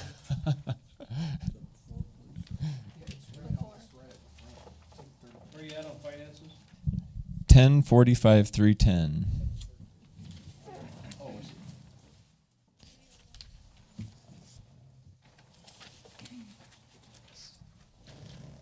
Page 3, I guess, of this document.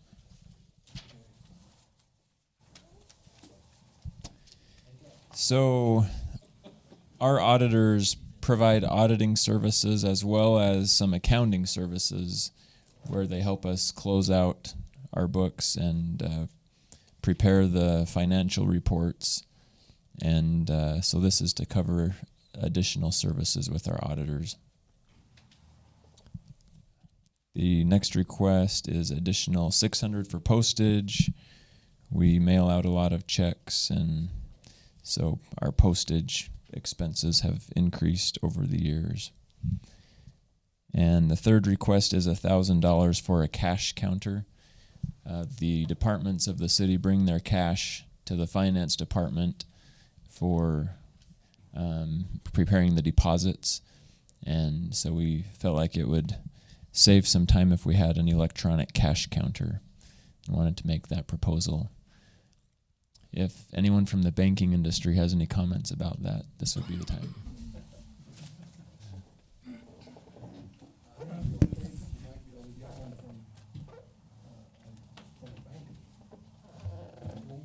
Sell you one? No, they say they're not in the business of cash counters. They are too. They've got a bunch of them set They right may around. buy them, but they're not in No, the no, no. business. They got a bunch of people standing along the line there. That's all they do is count cash with a machine. Right. I think it's a good idea. Make it quicker for you and everything. Well, and you can also get the cash counters that will detect fraudulent bills too, which helps because of the volume of cash that comes through, especially during the summertime. So. Now the other option is you can go down to Winco and just put it in their machine and it'll count it for you. And you can get a Lowe's card or something. So, Evan, so all the departments bring the money over here. So they brought from the Public Works, they're also brought from Parks and Rec, and they come bring over here to have them counted here. Yes. And then deposited one time. And so this is a machine you can throw the cash in to count it all for you. Yes. Okay. And they're only $1,000? There's quite a range. You can get them cheaper than that or a lot more than that. So that's kind of a middle ground or lower middle ground. The ones that count and print are more expensive. Well, when I read cash counter, I thought countertop, and I'm so... Okay. That's what I read. So have we detected, or has our bank detected fraudulent bills? Not from North Ogden City. Not that we've taken over to the bank, no, but there has been activity within the city. We did have a fraudulent check. Somebody created a fake check that was from North Ogden City, but they caught that and corrected it for us. Do you know more about that, Chief? I don't. Was it passed through here? I was the meant check about cash? fraudulent bills. Oh. Check from our account. Please use microphones, everyone. Yeah, we've had a few problems as of late. One with forged checks. These guys are masterminds at creating these checks off of other business accounts. We try to catch those. We had one at Zions Bake here last week. We got that person in the act. But as far as bills, it's really up to the cashier, the teller.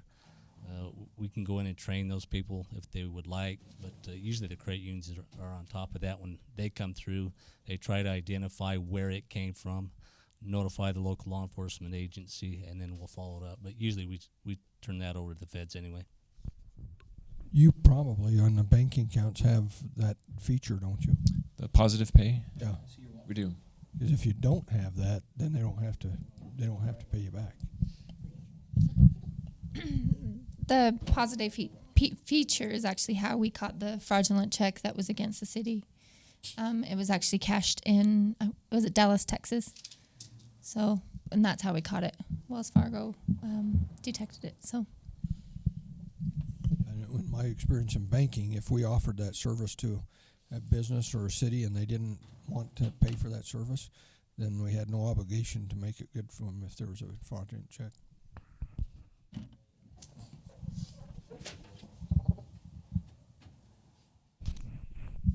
while I'm thinking about it, we ought to put a line item in here to figure out a microphone system for this table so that this isn't a problem.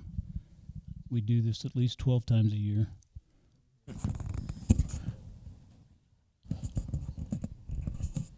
We can get some unidirectional mics that'll sit in the center of the table and should pick everybody up. Yeah, just like a couple big boom mics or something. So yes, we'll work on it. Now that I had the microphone and could say that. Mayor, can you tell me how long has it been since we bid out our accounting and auditing services? I don't know when we last did it for sure, but I think that's a wise thing to do. I don't know, and I think it's been quite a number of years. I think we've just kind of continued with their services, and I know that our current auditor has a long history with North Ogden City and knows a lot about our finances, but I don't know the number of years. I will tell you because I was on the council when we changed auditors to these people that we use now. And the auditor that we used before never had to bid it out. And when we bid it out, we saved $7,000. And so I think it's just wise for us to go to some firms, the reputable firms, and bid it out once in a while. Tell me when you were on the council. 20 years ago. Okay. So they've had us for 20 years. And I think I ask this every year, but remind me again the credit card fees. What is your question on credit card fees? $25,000 in credit card fees. What can we do to minimize that, or is that fees we're paying to accept credit cards? What is that? Yes, we pay fees to accept credit cards. We did just move to the state contract for that service.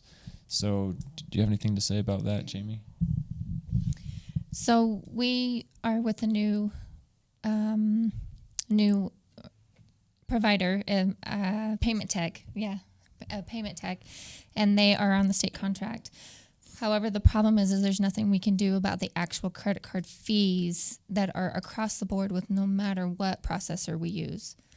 And there's nothing we can do about those fees. So as far as the services that Payment Tech provides us is where we save being on the state contract. But no matter if we contracted with whoever, it's the fee is the fee for using credit cards.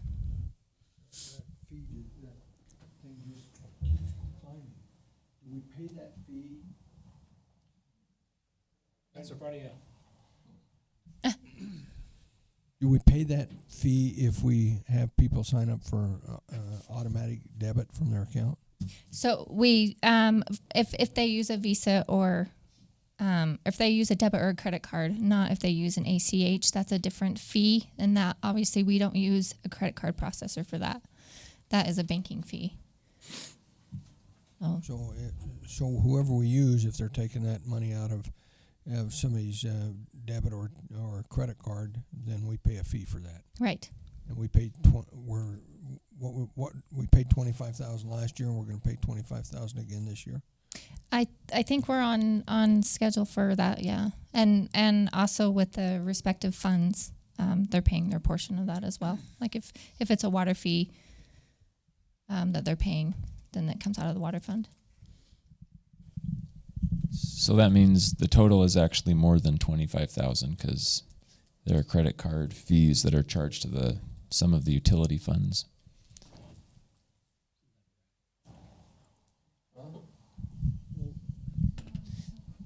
There's an advantage, though. I mean, when we accept a credit card, we get the money. There's No haggling. yeah. These are the fees that are taken off of every credit card purchase, whether it's paying a city utility or buying a light bulb at Lowe's. There's a 2 or 3%. That's the fee we're talking about, correct? Most businesses just eat it. We have to keep track of it here. Most businesses won't accept American Express because their fees are so high. Including us. I just did that represents, if it's a 4% fee, that it's about $625,000 that we've taken. 4%, so it'd be more if it was 3.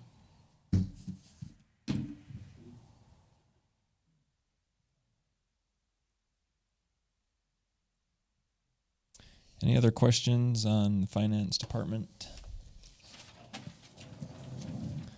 As far as projects and goals, John already talked about the impact fee plans and impact fees, getting those updated. John will be doing quite a bit of work on those, and our department will support him and provide help as needed. We've talked about improving the system for tracking impact fee balances already, so we'll work on that one. Would like to improve our system for tracking capital projects, which I think will help us a lot with capital asset tracking and accounting, as well as budgeting. And then the last item there is creating a plan for funding depreciation, as we've already discussed as well. Appreciation. Tell me what that is again. It's actually at the top of the list, even though it looks like it's at the bottom. That's why I didn't recognize it. So, can I ask a question real quick? And it may not have to do with finance, but it kind of does. So we're talking about remodeling this building, moving the finance department down to the basement. Is there anything in the budget that comes out of finance to move those guys, or is that all in the planning or the building fee? And then, since we're creating more offices, are we going to have to buy more furniture? And is that coming out of finance, or is it coming out of planning? Or is that whole cost of the $77,000 or whatever it was, is that covering moving them and all that stuff? That's going to all be out of building for the whole move. So none of the departments affected are paying for the move. Right. Although I don't know what about the furniture question? I don't know if furniture is included in that 77,000, or if we need furniture. Maybe we don't need furniture. You don't have additional personnel? We don't what? You don't have additional personnel in numbers. Yeah, everyone downstairs already has a desk. We'll move some of them upstairs. I mean, there may be a slight amount of furniture, but it won't be a lot. And it would come out of building as well. Okay. Anything else on finance? Okay, so council, are you okay if we move Public Works up now, since we have our contract city engineer here? So moved. We got a motion to move Public Works up now in the discussion. Is there a second? We have a motion and a second. Any further discussion? All in favor, please say aye. Any opposed? Okay, so we'll rearrange then with Public Works, which begins on page 99. So Matt, why don't you come on up and join us here if you could. So we'll have you right here for the discussion. And Dave, take it away. Okay, so some of our accomplishments are obviously, we've talked about with all the street projects we did. 400 East, Fruitland, Gittleland leveling course, and the Utilite chips. Same with 2600 and 30, between 3450 and 1050. Or, sorry, between 2600 and 3400 on 1050. 1050 East from 800 to, on 3300 from 1050 to 800, the leveling course. So these are just some of the road projects we were able to do. Another big one was 1,200 linear feet of sidewalk that we were able to do this year with that increase that we were able to get from you guys of $10,000 last year to put towards more sidewalks. 350 lights to finish off our LED lights that are in the city. The last ones we have are on UDOT roads. That should be done within the next month. So and the only reason that's been held up is because UDOT changed their standard a little bit on that Cobra head. So it was actually a cheaper light that came out. So we were able to save a little bit of money. That Cobra head should be here within the week. And then in the next few weeks, we'll be able to put them up along Washington Boulevard and up at the intersection of 3100 and 450 as well. So Then that will finish off our LEDs. Real quick, on 3100, when do you anticipate finishing all that? So we're looking late May, early June. We want it to be, obviously, I mean, with chip seal, you want it to be as hot as possible, but in this fiscal budget. So that's kind of where we're looking at, late May, early June. We put 10 tons of crack seal down. That was a big one. The majority of that was in our parking lot here, right? We didn't even do much there either. That's About how does that compare, Dave, to the previous years? so I think Tiny said the very most we'd ever done is like 1,000 tons. So I mean, 1,000 or 1 ton or 1 ton. So compared to 10 tons, so I mean we're doing 10 times as much as we've ever done. So sorry. So yeah, that's So a lot more, a basically. lot more. I mean, yeah, 10 times as much as what we've ever done. Compared to doing that on contract, we saved enough money the first year to buy the machine. Yes. Yeah, and then this year we've actually even saved more money than we did last year because now Pleasant View has a machine as well. We went in together on one truckload. We're able to save the freight lining and we came together on a product. We've both been trying products out, trying to find out the best product to put down on the ground, and we both really like this one that we've been putting down. So we just decided, well, why not go into the freight together? So we saved quite a bit of money on that too. You get a different color than black. Yeah, we could, I guess. I don't know. It's inherently black. I mean, let's put our city on the map. Purple. We want it to show up on Google Earth. So some of our budget needs, our big needs are obviously plow trucks. We've put in for 2. We wanted to kind of stay on that 3-year cycle, so we put in for 2 last year. We got 1. We're trying to get 2 this year. We'll see where that puts us. That number's really 388. Well, it's under fleet though. It's not under streets on motor pool. So, and then some of these are, so some of these goals here on streets are mixed. They're with fleet and motor pool too. So. What's 77068? Is that a zip code? That's a truck number, and I can tell you which one it is. So and that one falls under fleet. So, yeah, these are just the trucks, and then 2 of the trucks here are those ones that I want to try to put on a rotation, like I've talked about before. That our state contract bid is very affordable as far as vehicles compared to what somebody else has to pay. And so what we're finding out is that if we can put these vehicles on a 2-year run instead of trying to keep them for 10 or 12 or 14 years like some of the other trucks we've kept, we're finding that we can buy the truck for about $36,000.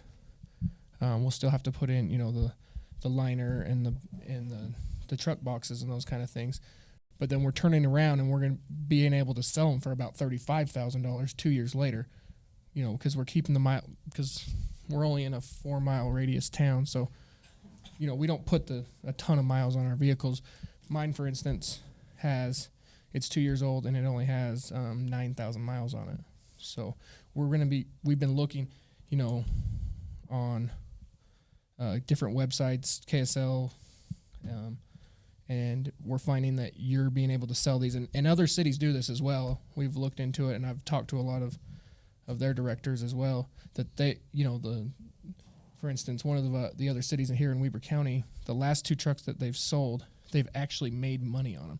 So they're buying them for $34,000, and they're turning around, and the last one they sold was for like $37,000. Because of the truck boxes, because of the rhino lining, low miles, it still has some warranty. I mean, you're still getting 1 year of warranty, and so those are some of those things that I really want to try to push, because we're losing money the other way. You can only sell 3 vehicles a year without getting a dealer's license. No, as long as you keep the vehicle for 1 year. We've already checked into that as well too. So as long as you keep the vehicle for 12 months, then you can sell more than 3.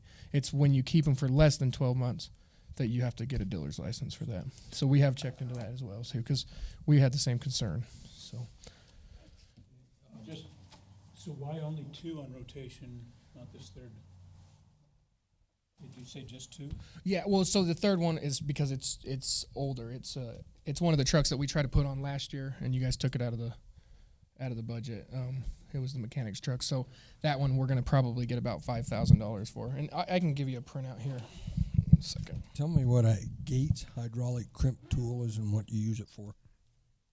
So that's all the hydraulic lines that run to the snowplow trucks, our sewer truck, any of those kind of things.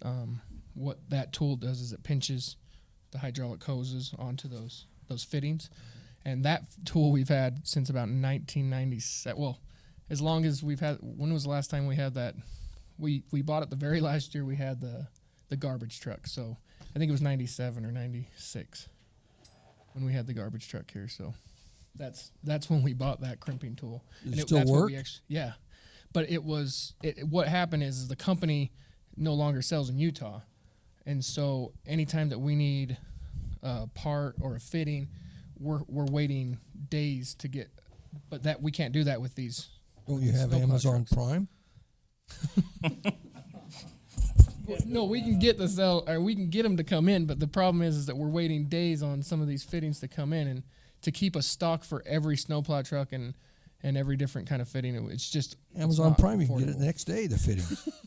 So if we can get the crimping tool that the companies here in Utah use, then we can get those tools right, or we can get those fittings right away and get the snowplow trucks out right again, and the sewer trucks and anything else that has hydraulics on it, our backhoes, track hose. What is a porta-cool unit? So That's not a cooler that you keep the drinks in or anything. It's an is it? AC unit so we didn't put AC in the maintenance building whatsoever. So our mechanics last year, when it was hitting those 100-degree temperatures inside that building, with all these tools running, it was getting into the 110, 115 degree range in those buildings, and so we bought one with building maintenance last year. But this will finish the square footage, Josh. We'll be able to put them on both sides and keep just the mechanic shop. I mean, none of the other shops need it, but the mechanics, they're in there all day long. So. The evaporative type? Yep. And I just have a couple questions on this sheet here. Uniform allowance, are they wearing out? Is that why No, we're so more the than big double on increase, those? and you can see if you switch back to the sewer after this one, is you'll see that what they did is I was on sewer for whatever reason. They always had the public works director on sewer, and so they just moved it back into streets here. So one of these should go down. Yeah, so the sewer one went down quite a bit, and so that was the biggest one. This will actually even go down a little bit more because we've decided the girls in the office don't need uniforms, so that'll even go down a little bit more. Too. And then I have the same question on that Lynn did on the computer thing. It appears that you got a quote of $1,600 from Kevin. So that's 2 computers. So we're right on with Kevin. Okay, And then so- with Chief, and then the $2,100 is towards software for to be part of the network. It was a network thing that our building didn't get put in that it needs to. And what is the? I mean, almost 3 times the amount that we spent last year on light bulbs, furnace filters. So the biggest one was janitorial. It was we never had a janitor at the old Public Works building, so it was kind of a foresight. We never, so we actually took it out of building maintenance and we made it work this year in the budget. But we just actually budgeted for it this coming up year. So we had never had that 6,000. And then the other thing is we never had an AC unit at the old Didn't shop have either. filters and stuff. So we didn't have filters, servicing, or anything like we do at the admin building now too. Well, talk to I don't know what your janitor's doing, but to talk about janitor like we do over here, your building's pretty small to be paying $500 a month to clean that. Yeah, it's and I didn't. It's part of the same bid, so it's the same person that does the other one over here and everything. So I wasn't part of that whatsoever. It's twice a week. You got 5 bathrooms, the break rooms, and then they take care of all the supervisor's office. They take all the garbages out, but then make sure that they're vacuuming all those other their offices too. Square feet. What that square footage is, to be honest with you. Do you have any idea? Oh, it was 1,600 administrative building. Administrative, and then there's the 2 bathrooms, and the offices down in the other I office. think if you bid that out frequently enough, I'm not going to complain. Is it every couple of years, or we do it every 3 years? Like I said, I've never been part of that at all. I guess our grandkids could come in and do it. Well, I mean, I'm just piggybacking on what Phil had to say about this building. Yeah, here. I had it highlighted here. And I'm saying, I don't know, twice a week, empty garbage cans, clean toilets, and in 2 buildings, this guy's making $1,000 a month off these 2 buildings, and that seems like pretty high pay for twice a week. I'd like to know how many hours a week it takes him to do them. Just so like on my job sites, trailers, they'll come once a week, charges me $50 every time. Comes once a week cleaning trailers. That's 12 by 72, and we bid it out. I mean, to me, this doesn't seem like a high. Obviously, you think it's a high, but I don't, because if they were coming twice a week, it'd be $100 a week for them to come clean. It takes about an hour, and it's trailer, and I don't have Johns in there, or restrooms. Okay, we can't call them Johns on this meeting, can we? Anyway, hey Dave, just real quick question on your trucks. Yes. Are these regular pickup trucks that you're talking about? Yes. So they're low mileage. Yep. And 4-door. every 2 years. Have you ever? I mean, and I'm not a lease type of guy, but have we considered a lease? Because basically, they would fit under the criteria of a lease. Yeah, and it could save some money. I don't know. And he talked to us about the same thing, about looking into the lease program, because he said, if you pick those 4-door trucks, you put the lease on them, you can up to 6,000 miles. It was about $2,000 to $4,000, just depending on what kind of truck, or how nice of a truck you got. It was $2,000 to $4,000 a year, and we're trying to break even. So it was 6s. I mean, it was. So you'd recommend buying them? I would recommend buying them, just because I think you can turn around. And some of these, I think you're going to break even.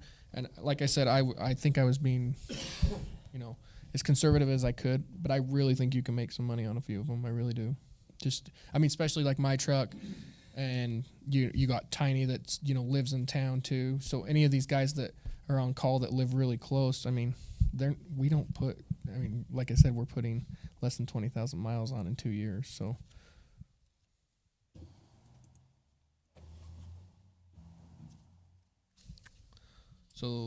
any other questions with streets?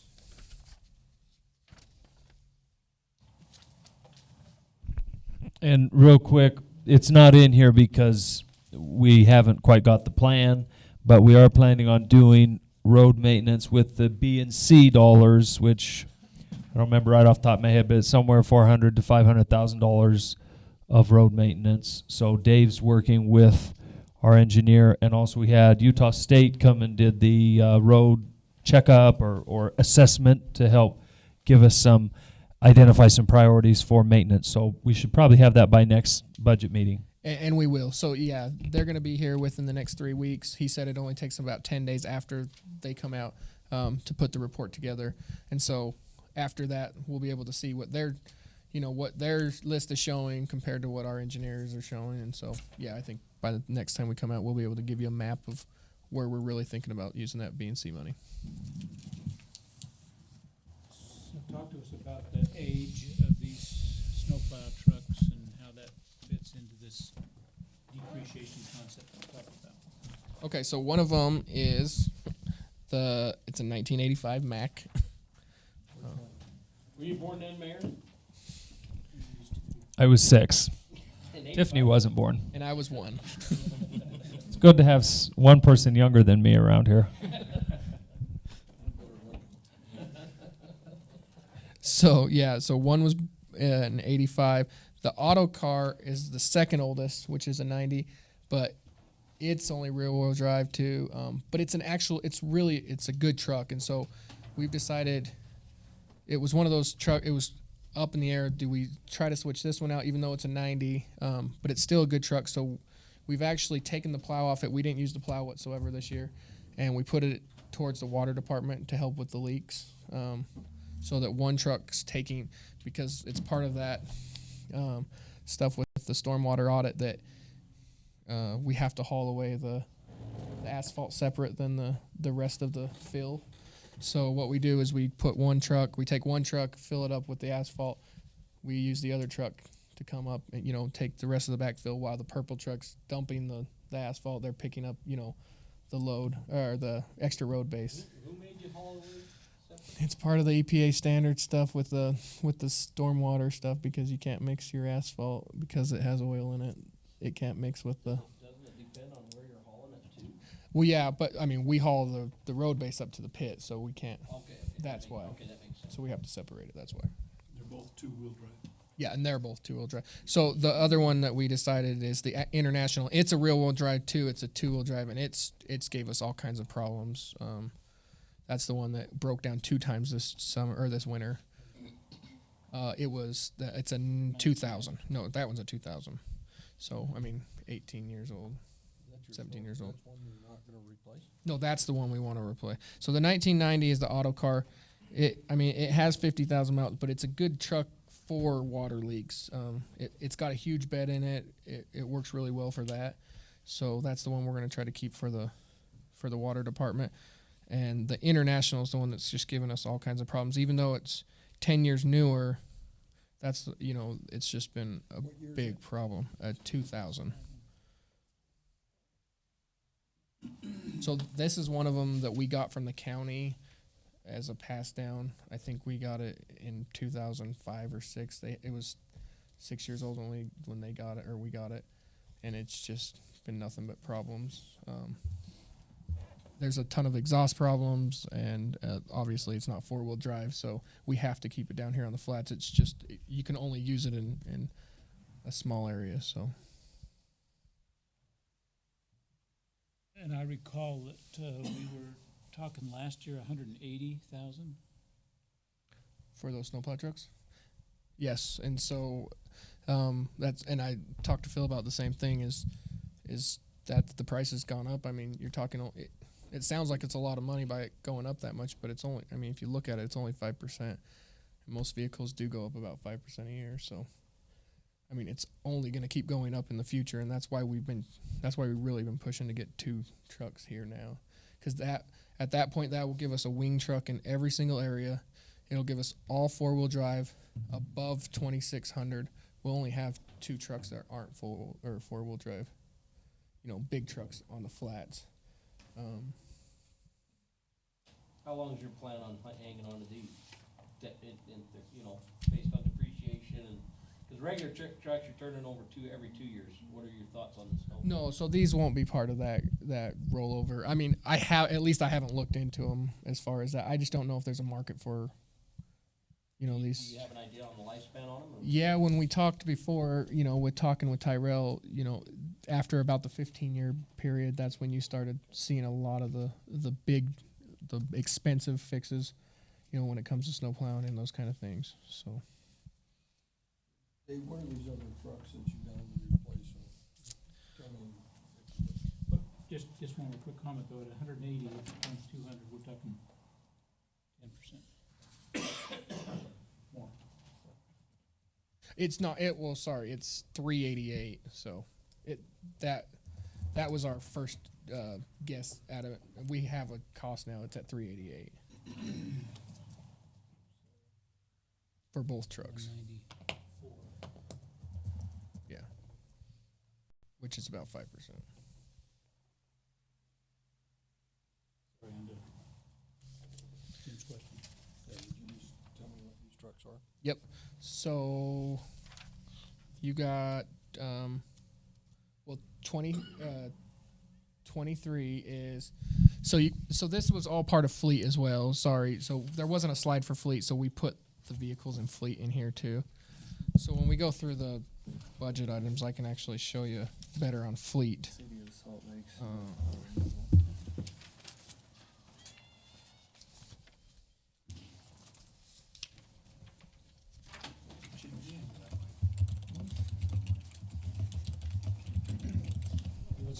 Yeah, motor pool. So it's the second to last page. So Dave, the 77068, that's one of the trucks from last year, That was correct? one of the two That we- from last year. Right, that one of you- the two that we asked you Yeah, to so hold off. one was water and Okay. one was that one. Okay, great, thanks.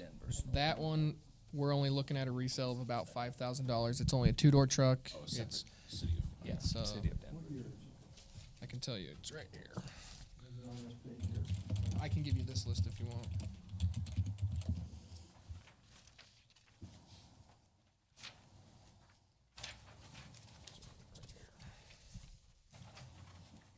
Right there. So it's an that's an 07. So it's 10 years old. Yep. It's just a two-door, four-wheel drive with 81,000 miles on it.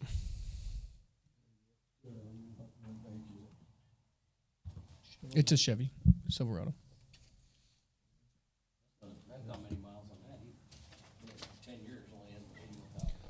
And that's just one of the ones that, yeah, we beat up just because it's 80,000 in North Ogden. So that's one of the ones that we don't take out of the city. I mean, it's just, it's drove in 8 hours a day, you know. Yep.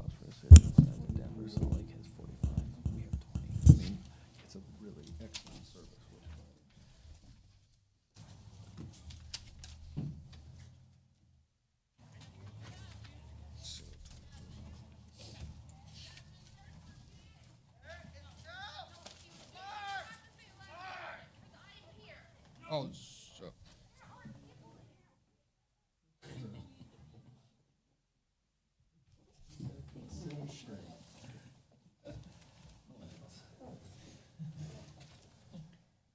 So that's that. Sorry, that's the Suburban. Yeah, sorry. I was like, what is that? Yeah, that's the Suburban. Yeah, is the yeah.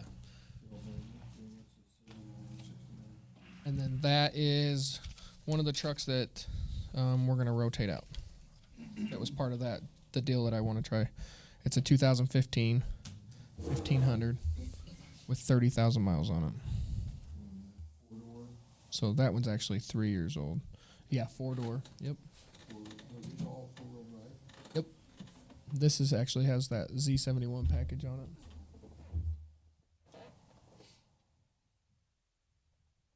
And we project to get about 35,000 out of this one, or between 30 and 35,000. This one's the oldest one out of the ones that I want to start rotating. It's 3 years old. You know, it'll be 3 years old this year, so it will be completely out of warranty. So we're thinking more around the $30,000 range instead of the 35. But like I said, I'm trying to be as conservative as possible. No, we'll actually sell it. So we've done our homework and we think we can sell it. On KSL. Yep.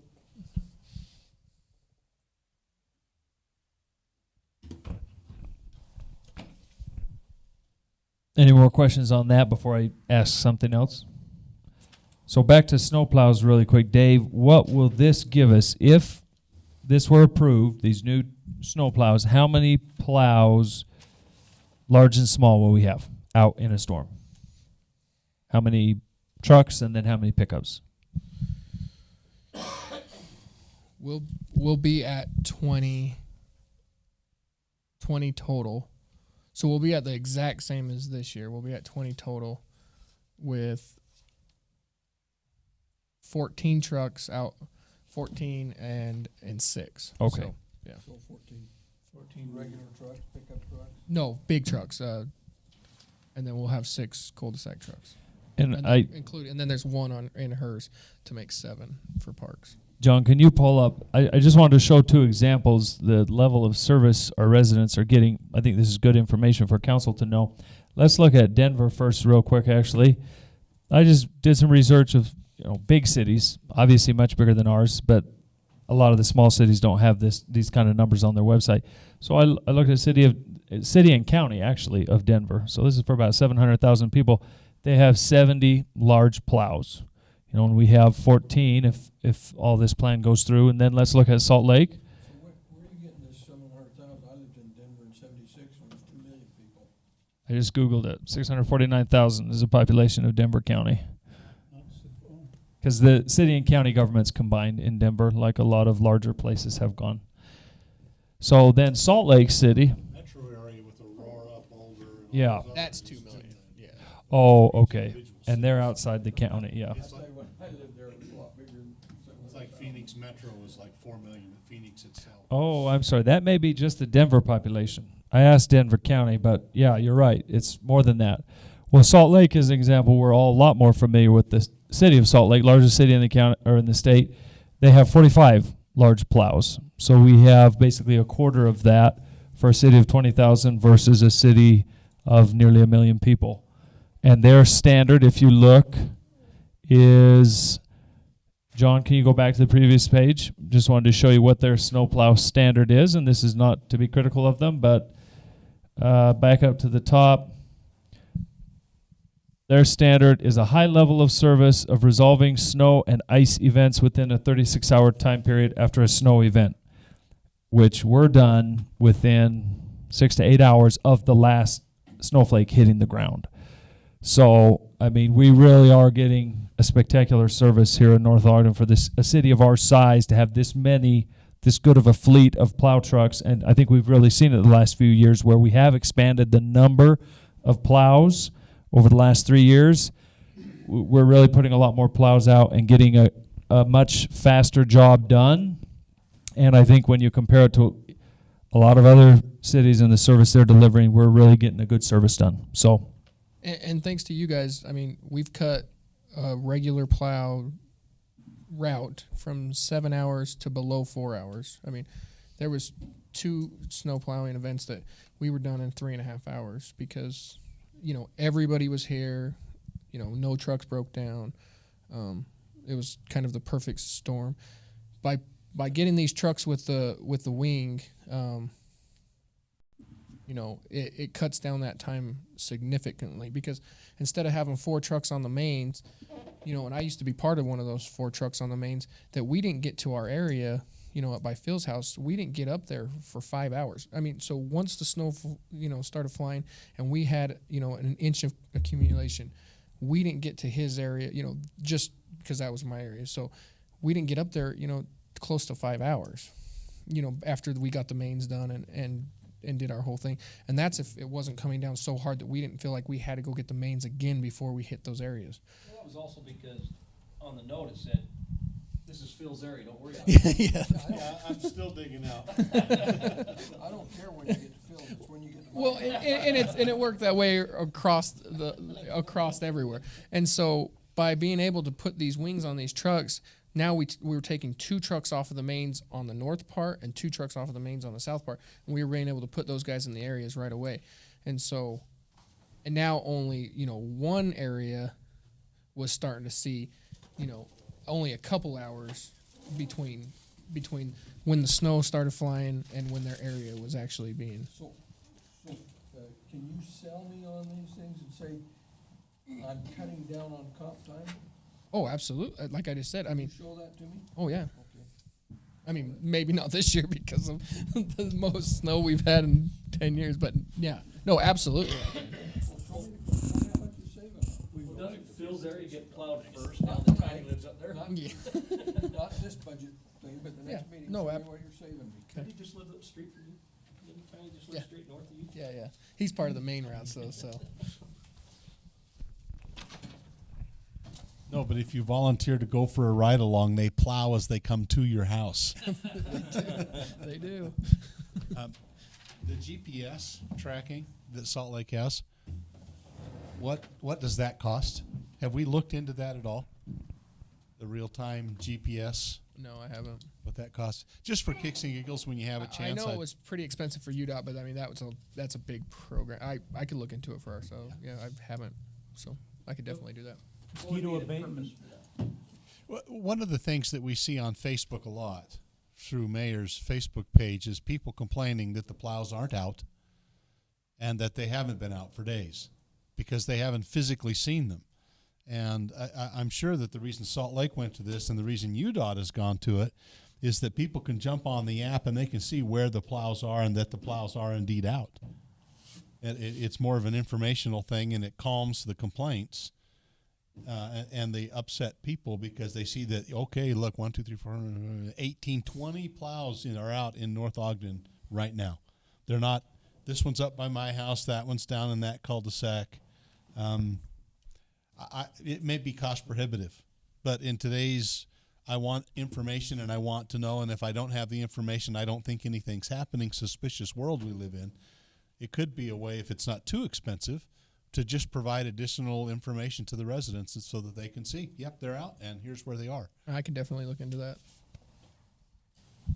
So I know mosquito abatement does this, so they can document where they've sprayed and where they haven't sprayed. People have honeybee hives, and they tell Ryan Arcutis, don't spray on my lane, and then they call and complain, and then he can send them the actual data that shows where the truck was, when the spray was on, and when it was off.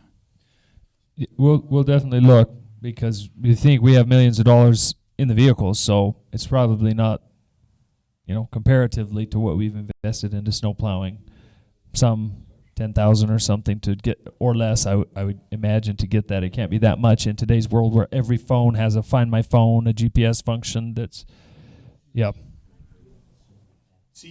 Somebody ought to be able to do that with just with GPS, cell phones, by the way. Yeah, the GPS thing for the car or the truck is not that expensive. It's the monthly tracking charge you pay afterwards. And that's a private thing. Like these guys are wanting it public and it to be right on the website. Okay, anything else on streets? Or if not, we should move on to water. Okay, so let's go to water then. Okay, page 103, and I'll apologize right away on page 103. Like I said, for whatever reason, Fleet didn't have their own area, or we didn't make a tab for Fleet, and I thought I'd put everything into streets, but for whatever reason, there's some of it on here, so disregard some of that. The building stairs, the mezzanine, those kind of things. So, with water, yeah, we got the 3,100 water line project done. That was a humongous accomplishment. That was a big feat, and our guys did a wonderful job at controlling and I mean, I really think we kept most of the complaints down. We didn't have very many complaints for being such a big project on such a busy road. So, Wasn't 3,100 where we had a water break recently? North of that. Well, it was 2 winters ago. yeah, we haven't had one. Well, no, I was thinking we had one just recently up there. Where was it, 3,200? Is that where we had one? Yeah, we had one up on 3,200. You replaced asphalt. Yeah. Yeah, we haven't had one on 3,100. Then North Oaks it's North Oaks subdivision. That's just west of 1050, above 3,100. There's that subdivision there. That was by far where we had the most water leaks. It was just by far the worst area that we had. That was when Lynn was talking about switching, from cold water subdivision up. That's where we chose to do it, just because of how bad and how many leaks we were getting up there.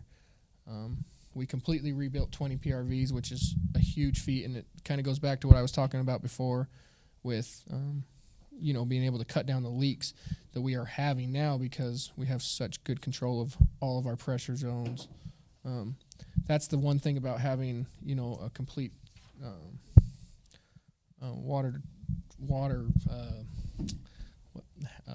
trying to figure out how to say it, but anyways, all of our water, everything's connected, and so the problem is if you have one bad PRV in a zone, the whole zone gets punished for it. So even though it's way on this side of town, if that PRV goes, the whole zone below it, you know, they all get high pressure, and so because we have all of our PRVs running so well, it actually, when we have a problem, you know, it causes a problem for a big area. And so that's, by these guys being able to complete 20 PRVs, it's a big thing. I mean, it takes them, you know, a day and a half just to do one. So I mean, and that's completely gutting it.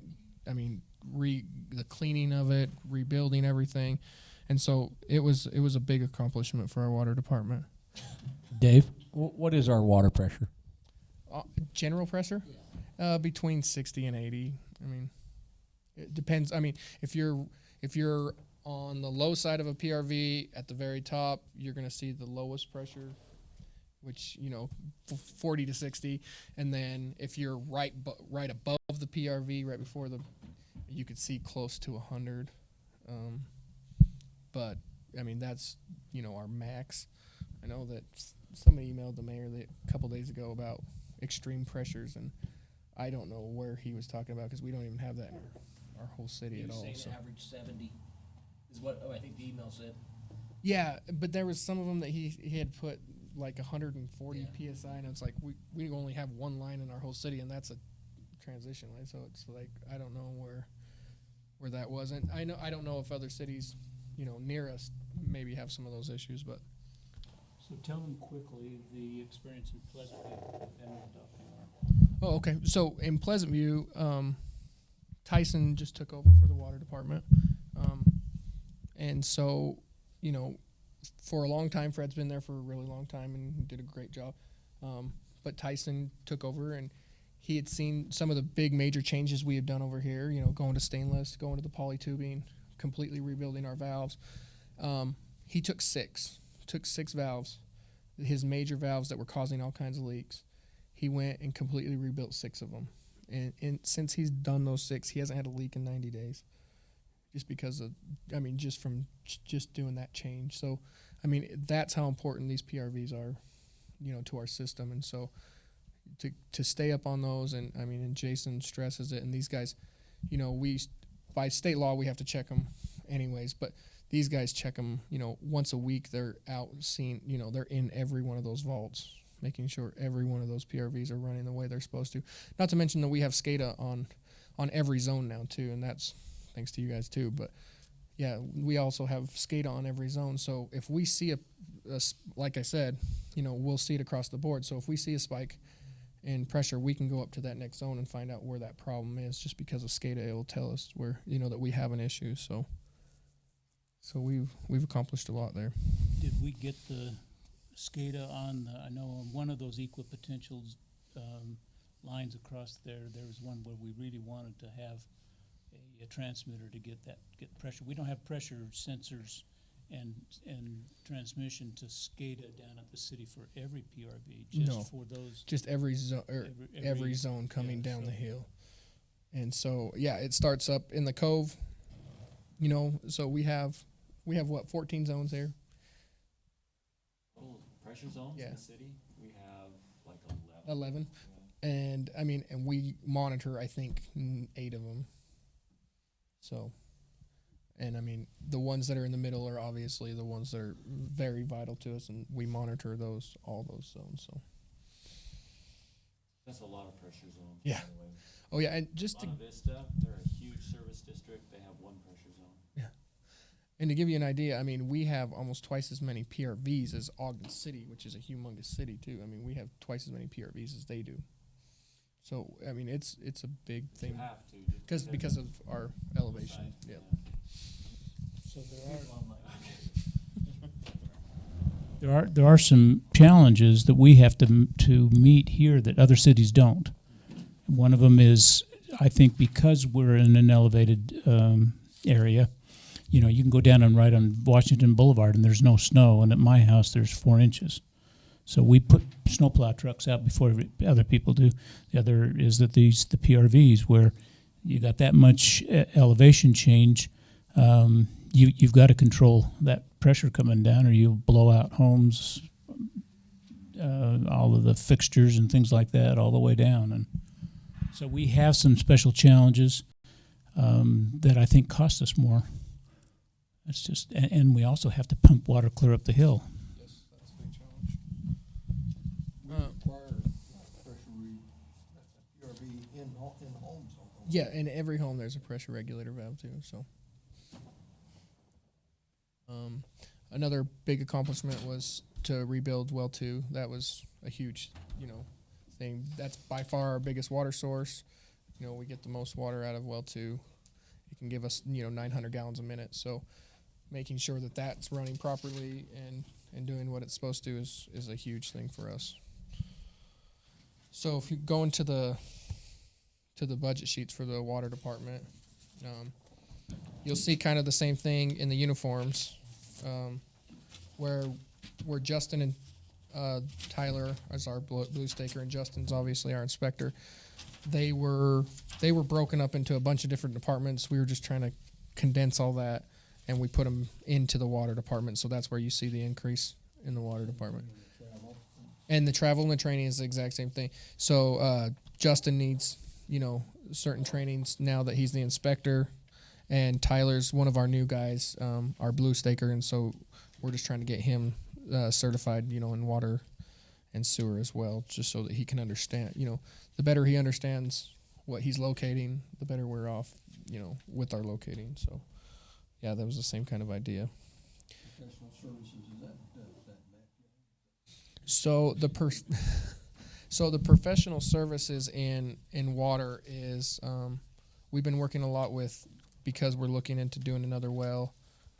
There's a gentleman that engineer, what is he, a water hydrogeologist that he's been very helpful with us, and then there's also people that some of our electronic stuff and those kind of things in the pump houses and well houses, there's just some things that we can't do, and so we have to hire electricians and those kind of things. So that was another. Tell me about the impact facilities plan. So that's part of the impact fee study that That's John. my fault. We need, it's the impact fees. They have to be redone. And so in every one of the enterprise funds, you'll see that in all of them. And I've mentioned that's an assignment for John to do the report, to do the analysis, but there's certain pieces that an engineer has to do to determine the facilities that are necessary, and then John will derive that into the recommended fee. So John will have a big piece, but there's a piece we do need an outside expert to do as far as the calculations of the system needs. And then you can see in preventative maintenance that it went down a little bit. That was because we had one PRV in there before, but it's also staying up because we've put some of these things like that we had already talked about, the cathodic protection, some of the PRV upgrades that we just want to keep. We want to stay on that and keep doing those things. Flow meter for Fruitland Drive Booster, that thing it goes out periodically, and it's now lately just completely went out. So we have other ways of trying to find the flow, but we have to do calculations and other things. So we would just like to put a flow meter in at the pit at Fruitland Drive Boosters.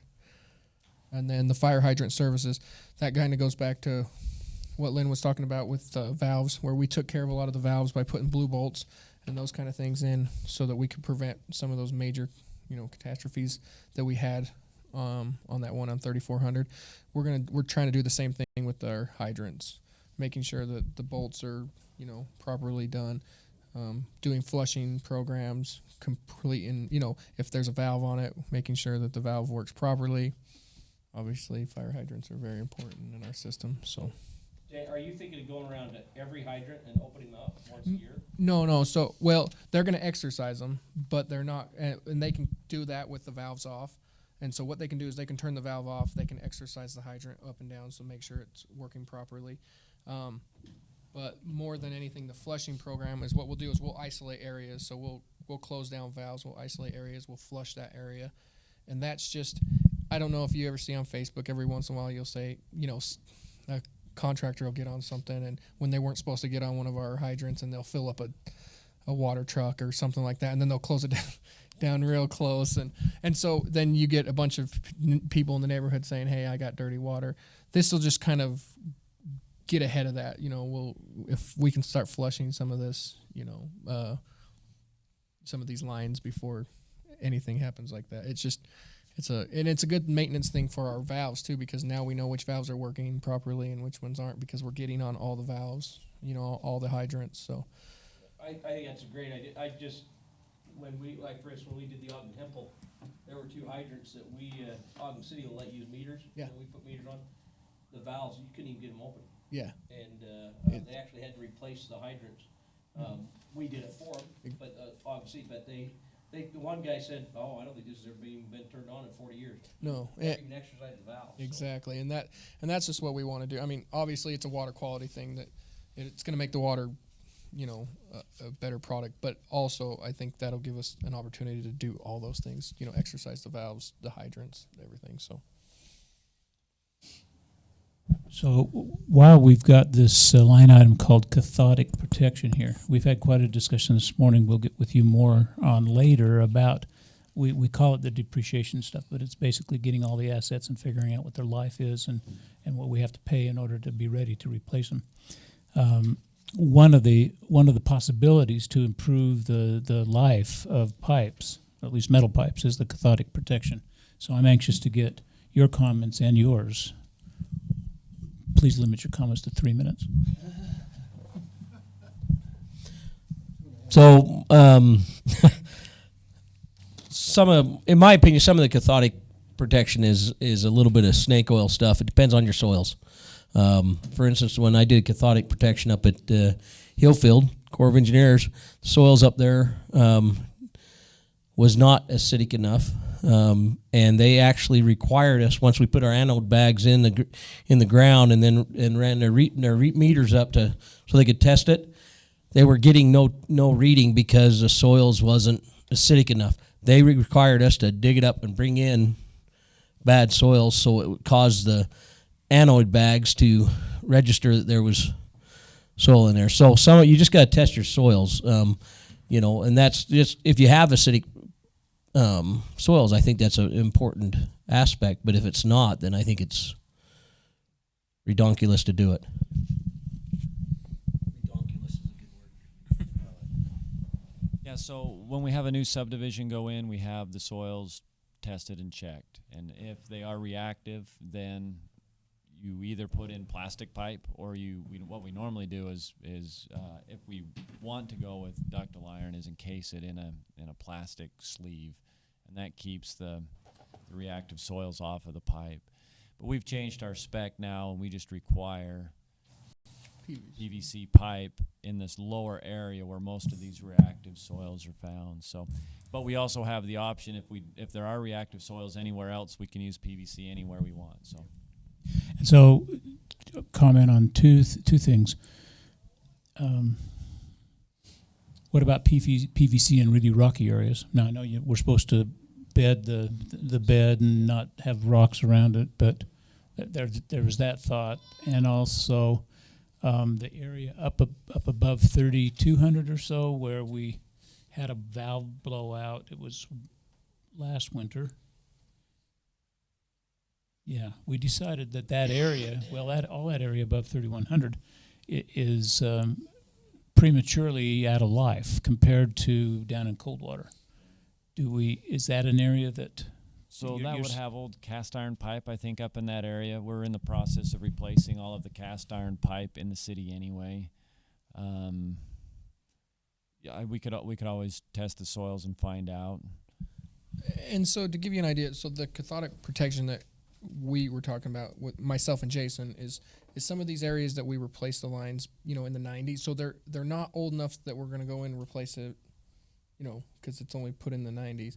But we want to make sure that we're doing everything we can to make that pipe last as long as possible. And so that's where. So I hadn't talked to you yet about this, but that's where we were talking about doing some of these, these test pits, and those kind of things are, the Green Acres area where we know that the soil's pretty bad down there, but we've already put in, ductile iron, and and some of these areas up here, it's the same situation where it's like we put them back in the 90s.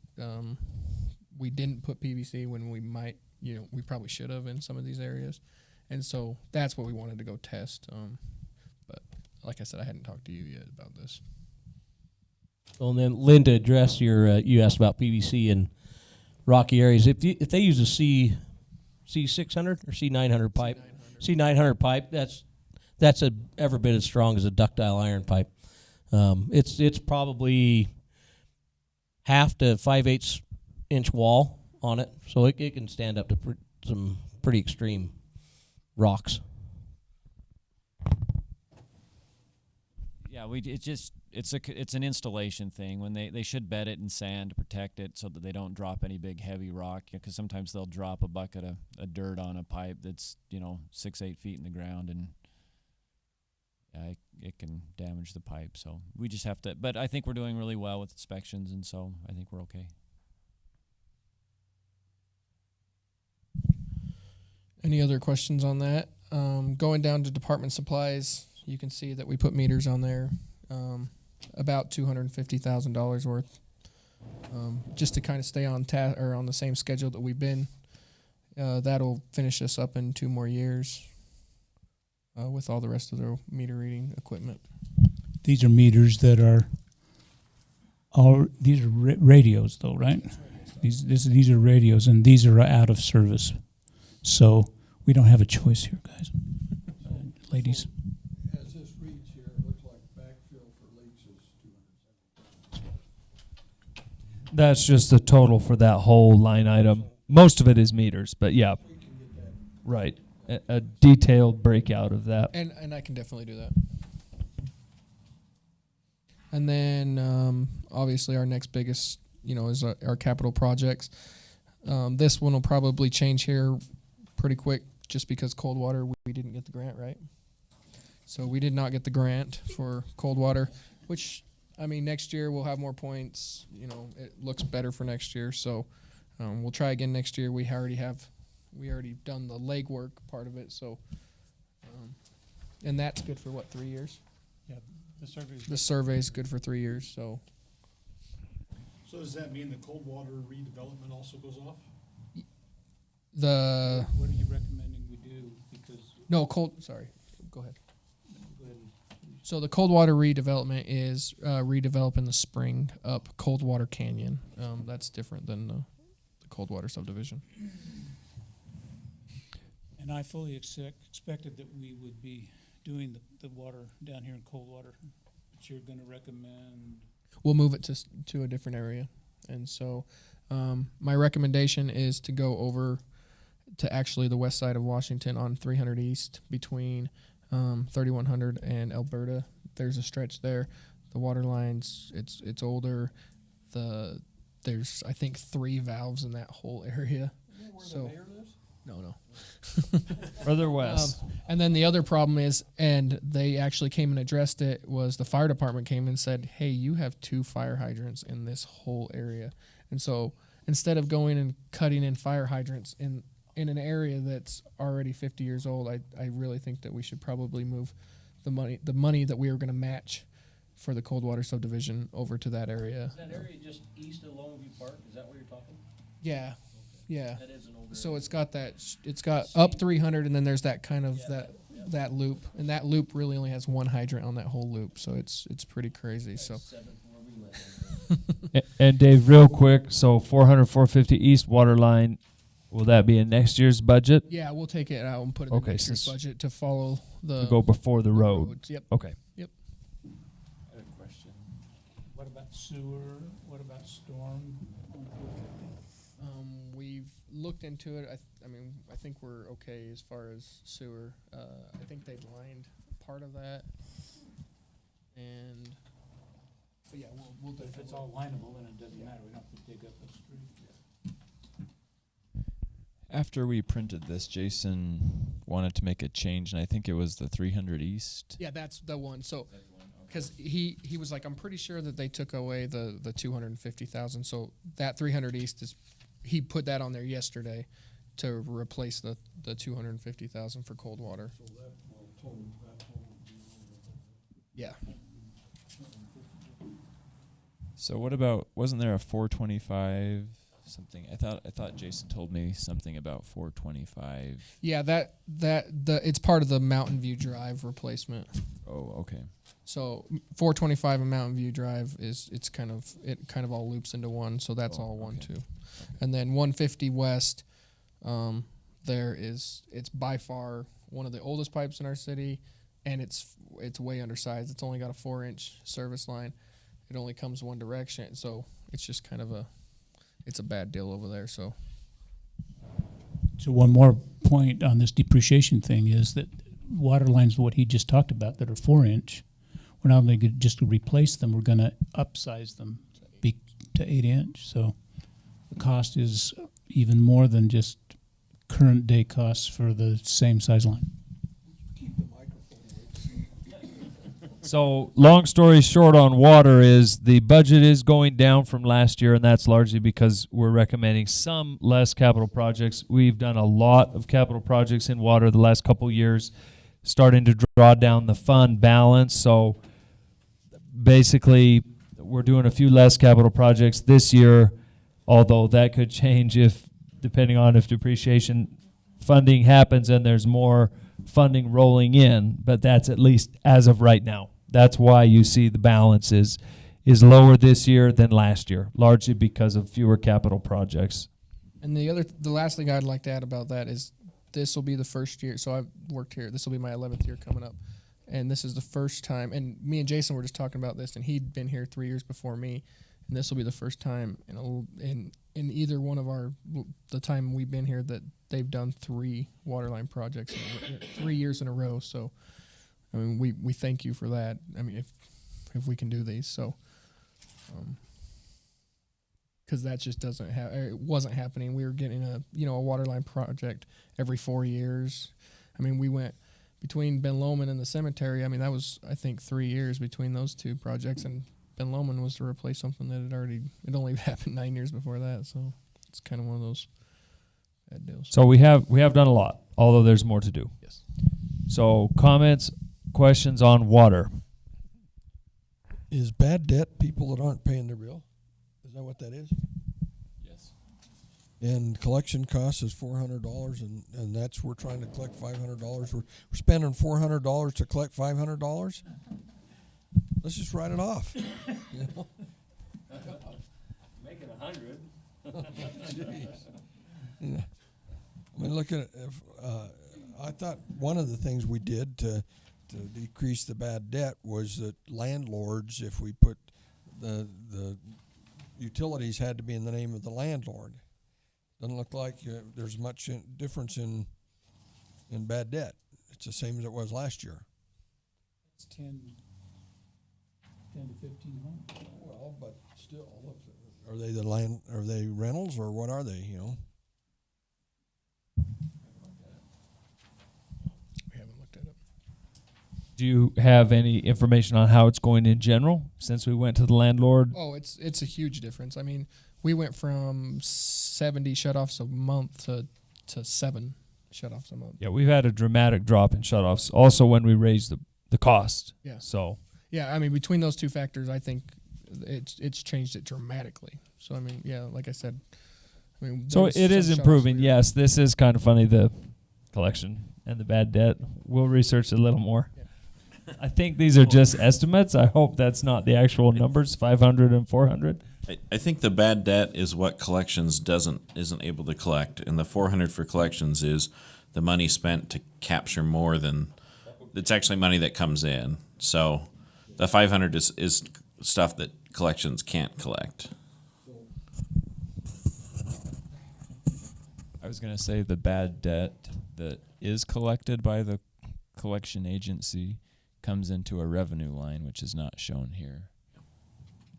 So we're getting money through the collection agency. We pay them $400 or whatever the exact amount is, but the revenue they get for us shows up somewhere else.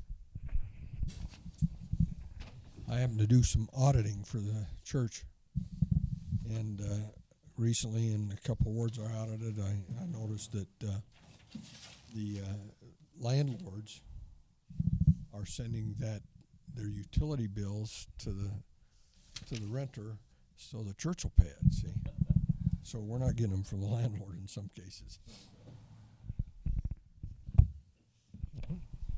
Okay, anything else on water? All right, well, let's take another brief break here, and then we're going to wrap up Public Works with stormwater and sewer and solid waste, hopefully in about an hour to an hour and a half. And then we'll get back into police and parks, and we're going to get right back on schedule. And dinner will be here shortly.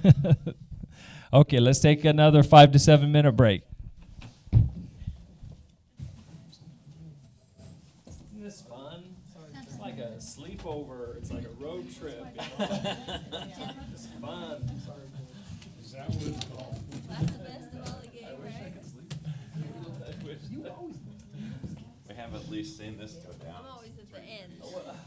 We tried to do this on the horse. No, it has. Was it 77? Matt showed up early. So, was well, it? he showed up on time. Last time I looked at it, We'll it get was to me and everybody can 71. just buckle up and hang on and I'll blow right through it. I'm sorry I can't be here for your certificate. You guys cover me.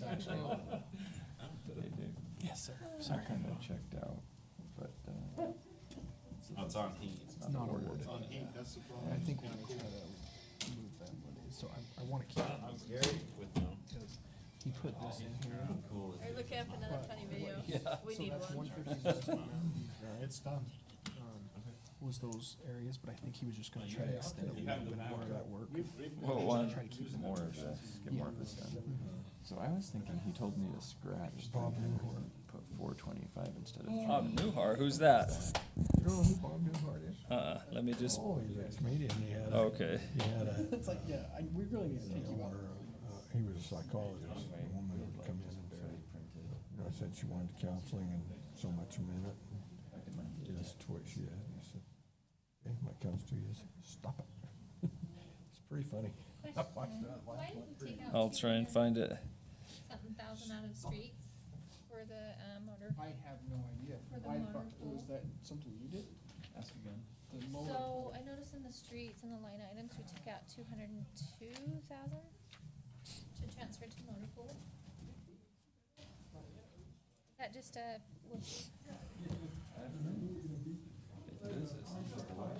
I know. I'm surprised nobody said anything.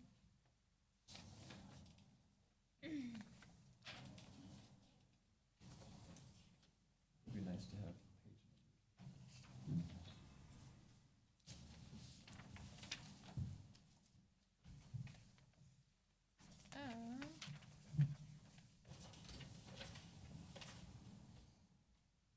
Right here, 205 for motor pool contribution. So I don't know if you accounted for that in general fund. I think that's just a mistake. Big one. Big mistakes make a big difference. Right? Which I'm surprised nobody said. Bad debt is just an accounting formality that businesses have to do because you assume you don't collect all of your revenues. That's all bad debt is. What's the offset? The offset is, well, so when we write it off against bad debt and take off revenue. And So it then, is the offset. so did, yeah, and then the collection cost is what we pay Bonneville Collections to collect on that. But we do have quite a few, we have like $12,000 that are sitting in collections right now. 12,000 that we've recognized. That we've recognized. And we don't write it off until. So I'm not quite sure why I haven't written off. I think it's just one of those things that we need to keep on our conversation. If they write it off, it's back that line. It should. But it's not cash out. Technically, it's not cash, right? It's just the revenue that we have. So that's why the bad debt is just, it's an accounting. If we really did write off 12,000, then that would show up. As an expense. I guess it would be dispersed among the funds. Right, which we should have a bad debt across all the funds. So that needs to be higher.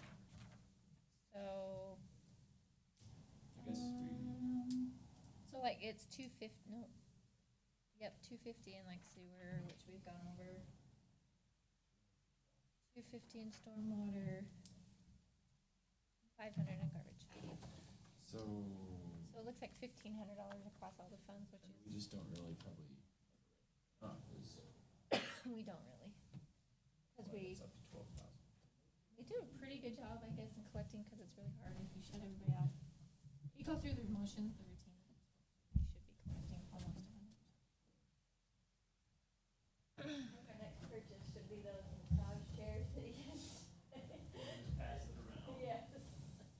So bad debt basically is just all the closed accounts that we currently have.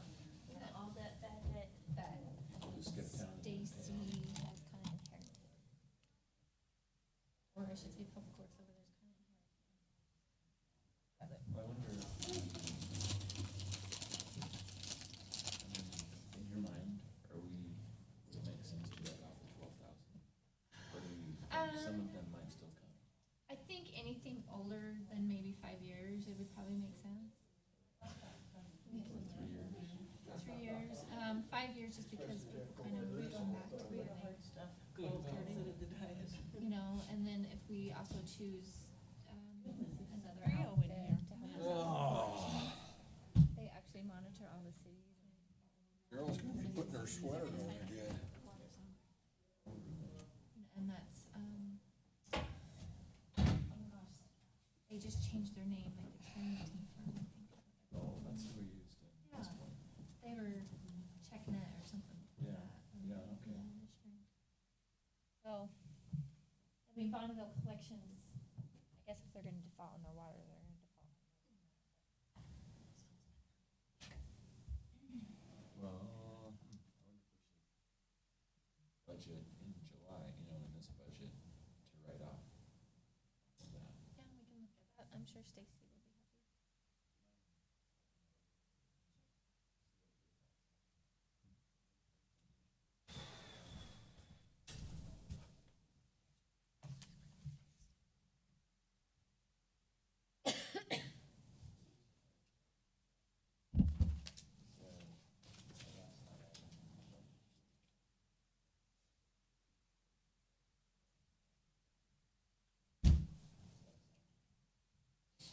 Whenever we break for dinner, that's how we just change those. Okay. Perfect.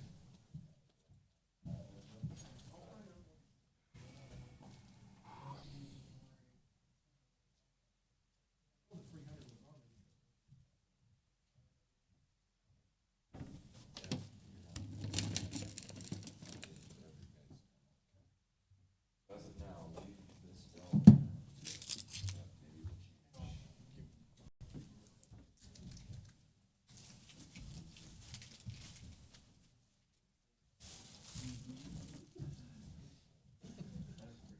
Maybe we'll change.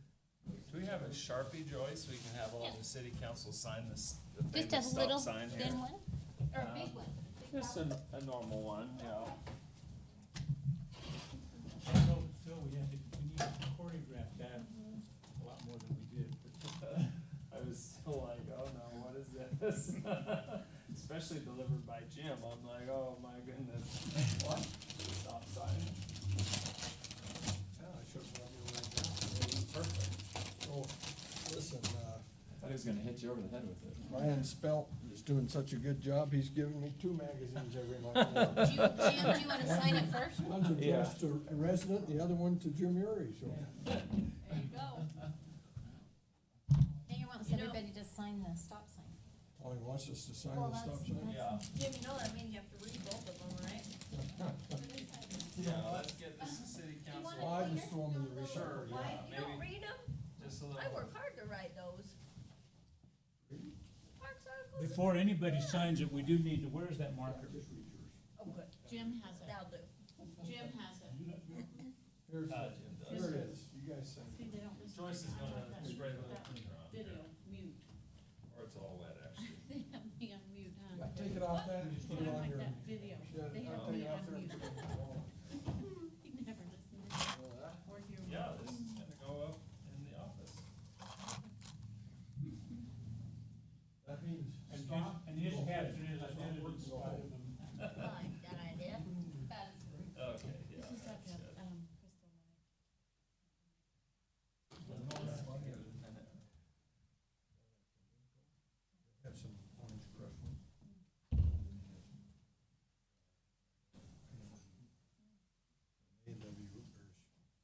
not this time, in lots of meetings like this, when there's at least one person in the group that's calculating how many minutes per slide it's taken us so far and when we'll end based on that. Well, we're at number 104, which is encouraging, but there's about 30 in the middle we gotta go back to. Wow. Forward pound. Go around, idiot, go around.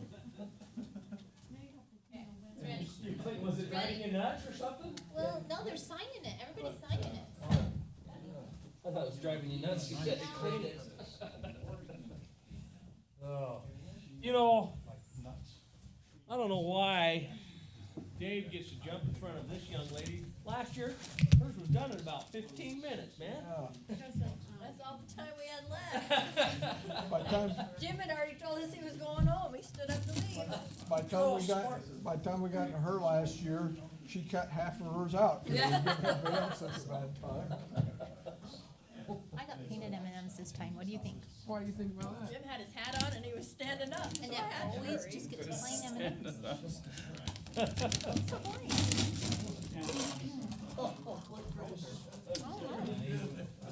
I decided to go outside of the box. Outside of the box and get peanut M&Ms. Those need to be really well thrown. Oh, Two of she my is really sick. It's three just major nothing. projects. She gets almost turned into pneumonia. She can't talk. It's just really bad. Two of the I'll three see major what projects. Yeah, she was fine up there. She said. You brought people in She you was fine. Yeah, other people with money. Well, that's called survival. That's not maybe giving it a chance. Made a dollar sign out of that. Okay, welcome back. We're going to jump right in. We've covered half of Public Works, so let's go right on into Stormwater, Dave. All right, in stormwater, we were able to get one guy last year. That was huge for us.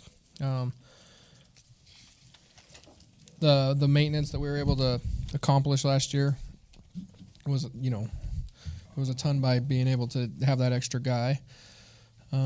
Dave added that, but we've also got, additional basins in this last year. Able to maintain over 20 detention basins. He's requesting another leaf truck again. See how that goes. Good luck. Yep, good luck with that. On stormwater. 107. 107.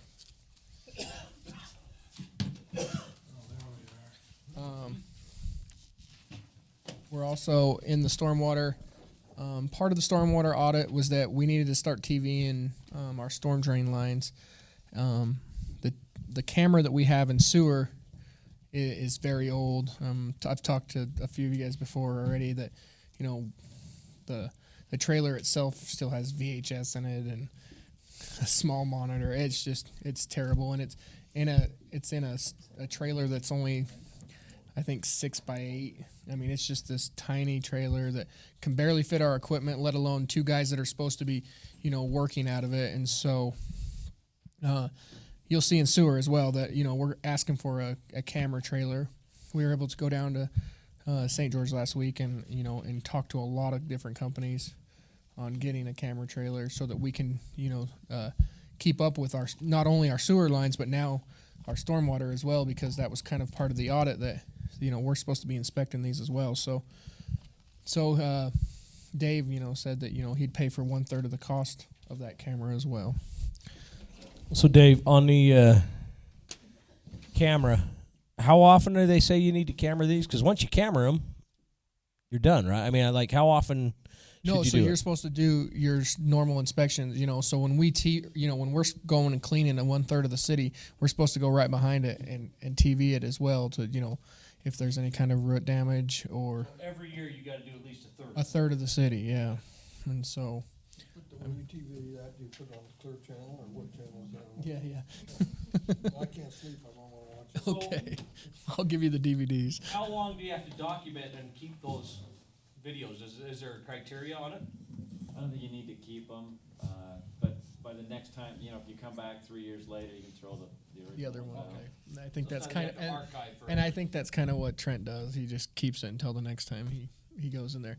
But with the camera we have right now, it's more of a, you know, we're only going if we're having a problem, then we're TV and seeing what's going on, just because the equipment's so outdated that it's not very viable. Small line can you go in? It can go anywhere from 4-inch up to 40-inch. These cameras that we were looking in, so So who's gonna pay the other 2/3 of the cost? the sewer department, which will use it more than the stormwater, but.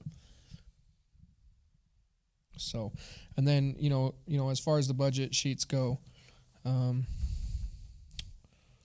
nothing else really stands out a ton. The extra $140 was for, so on all of them we had put money, a little extra money for boots. It ended up being like $35 extra for boots, just because we're finding with our guys, you know, with the clothing allowances that you can't get boots for the $100 that we were, you know, nice insulated boots that for $100 like we were for the year. So we just increased that by like $35. Let's talk to Kevin, with your other departments, he was charging $800 for a computer. On this one, he's charging you $700. He's making a little money on you on this other department. What, are you just, is this a boot allowance for the guys? Is that what that is? Yeah. Okay. Yep. And then the impact fee, it's the same thing as, you know, we had talked about, that's going to be in all of our enterprise funds. On preventative maintenance, we're just trying to get 2 more head gates. The weed control chemicals, obviously, that's all just the exact same.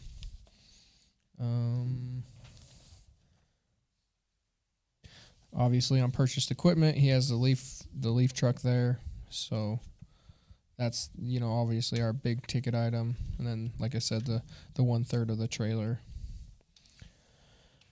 Capital projects, I don't think either of those are actually going to happen this year. That was part of when we did the. Which ones were they? It was the Sleepy Hollow and the and 2100. 2100 water line. So neither one of those are going to happen now. I mean, development will drive some of that, and then the other thing is that, I mean, that pond's going to take up Right. most of our Basically, I asked Dave to, unless there was an emergency capital projects in storm drain, to just hold them off for a year so we could do the $1 million for the pond. Yeah. Which is not on here, but we've talked about it, and that would be where that would be, right here. So we would scrap these other projects in favor of doing our contribution to the first phase of the storm drain pond, community pond, and not do other capital projects this year unless there's some major thing, Matt, that you think we need to do this year. I don't think there's anything major that you have to do. I would just say I'm anxious to get the storm drain outfall down to Mud Creek from Washington Boulevard.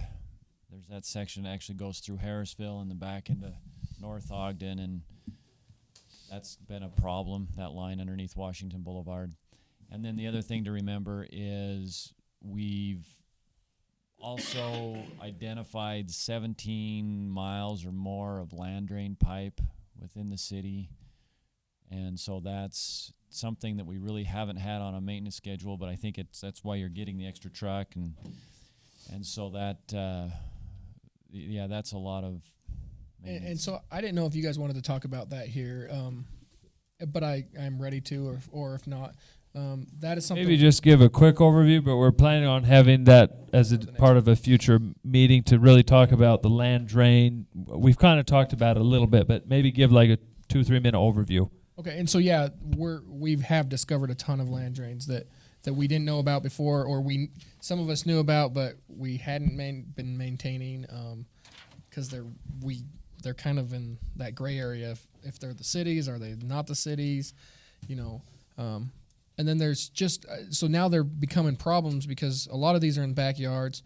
A lot of these pipes, for instance, down at Green Acres, they're open joint pipes. So what that means is instead of actually having like a land drain from somebody's house that goes into a pipe and then it runs out, what it is what they did is they ran these open joint pipes through these, through these wet areas behind these backyards. And what it means is that the pipes are basically, instead of being sealed like they're supposed to be, they're opened a little bit. And so there's an opening to let the water go into that land drain and take it on down. Well, what we're finding is we're getting a ton of roots in these open joints. Well, that's not something we can go in, like the sewer, we can go and line something that we're having tons of roots in. Well, you can't line something like that because that's how it's built is to have an open joint. And so we're finding all kinds of problems. And in land drains and storm drains, you're not supposed to be able to use certain chemicals because that water goes back into the ground. So you can't kill these roots. It's a lot different than the sewer. And so, yeah. So what we've talked about is creating a special improvement district basically for everybody that has these land drains. Will basically pay into a certain special improvement district, and that will pay for us to take care of or subcontract out or however we want to take care of these land drain issues. That at that point then we can take care of those, because it isn't fair that we're spending, we have 4 to 5 guys down in these areas working on these land drains, and nobody's, and all the taxpayers are paying for an area that we're cleaning, for a certain circumstance like this. So, like the mayor said, we'll probably bring it to you here with the next meeting or so. That picture that you had earlier in the year with the all those roots. 30 feet, was that a land drain? Yep. That you had cleaned? Yep. Okay. Well, some of that was, it's that one's kind of a weird one because the land drain runs through the storm drain line. So, but yes, that's kind of the same situation. And did you cover these, Dave, the goals for this coming year? Yeah, so you did? No, I have not yet. So the removing the bubble up boxes. So some of these things are on this year's budget. What had happened is we'd ran meaning into the budget we're in right now. Budget we're in right now. And what had happened is we'd ran into some of those issues, exactly what you're talking about down there that we didn't know about. We have a bad pipe that goes underneath the canal that was just, it was something that we didn't know was coming either. And so with our budget that we're in right now, we're about $30,000, $35,000 short because of those other two things popping up with the stuff we wanted to do right now. So we didn't know if you wanted us to carry that $35,000 into this coming up budget and just put that as part of the capital projects, or do you guys want us to come to you here in the next month and open up the budget and just do it as of right now, so that we can get the projects that we planned on getting done, like these bubble up boxes and so. And maybe, Matt, let's have you add a little on this, because Matt feels, to give you a little to go on, Matt feels it would be better to do it now, reopen the budget, spend the $35,000, because he's been able to negotiate an excellent price for that. So can you give us a little bit of details on that? Yeah, so we've actually bid this out a couple of times. Some of the bubble up boxes, they, basically water has to travel, through a pipe and then back up to the surface. They're difficult to maintain, and they tend to ice over in the winter and cause problems. And so we've bid this out before, but it just came in so high that we decided not to do it last year. We bid it out again this winter, and it came in a lot better, but it was still, more money than we have in the budget. And so if we could get another about $35,000, we could do that. I really hate to go out and bid it a third time. Pretty soon contractors are going to feel like we're just wasting their time. And so what we did is we took out some of the work and just focused on some of the more critical areas, and been using their bid prices and paring down the quantities so that we can try to get it in a better budget, more affordable for us. But we're still, I think, short about $35,000 to get what we pared down done.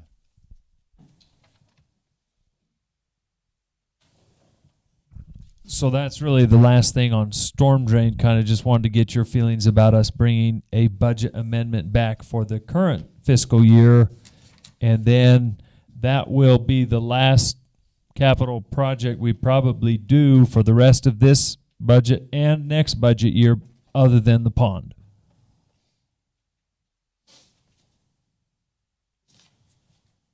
Okay, bringing it back this year. Let's get it done. That's our recommendation. I mean, we'll bring more details too. It's not a final decision tonight, but Either we spend it this year or we spend it next year. It's still got to be spent.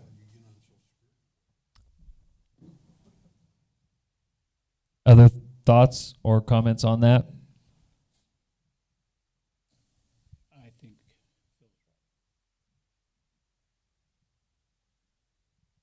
Okay. So, Evan and Dave, why don't you work on more details to bring back to the council as a budget amendment for this year? We're also going to be proposing an amendment to the water fund Yeah. budget. And I just thought we could do it at the same time. So Yeah. So, and any other amendments that anybody wants to propose, now's your chance. Whoa. Wait a minute, that's not what I said.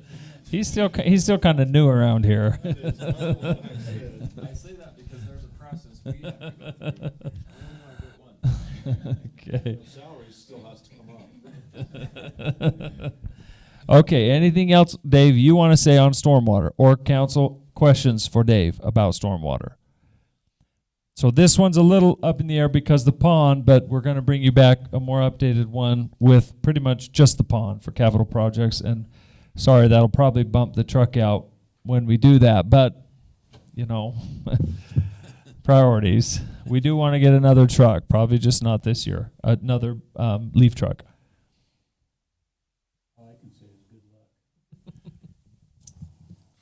I promised Dave Smith I would fight for it, so don't take it out. So don't take it out. Okay, was that it? Is that the announcement or the fight? A little from column A and a little from column B. A memo to everybody: if you want your project really fought for, John's available. So for the right price. Okay, anything else on stormwater then? Okay, let's jump right in then to solid waste. Looks, or is that what's next in the slide deck? I think sewer. Sewer's next. Okay, sewer. So some of our accomplishments, obviously, and we're actually doing it as we speak right now. We're outlining sewer lines. Councilman Uri actually asked. He's seen them this weekend working. So what they do is they actually go out, clean before, and then they go and line the pipe after. So he actually seen one of the cleaning trucks out there doing that. So they're doing that as we speak right now.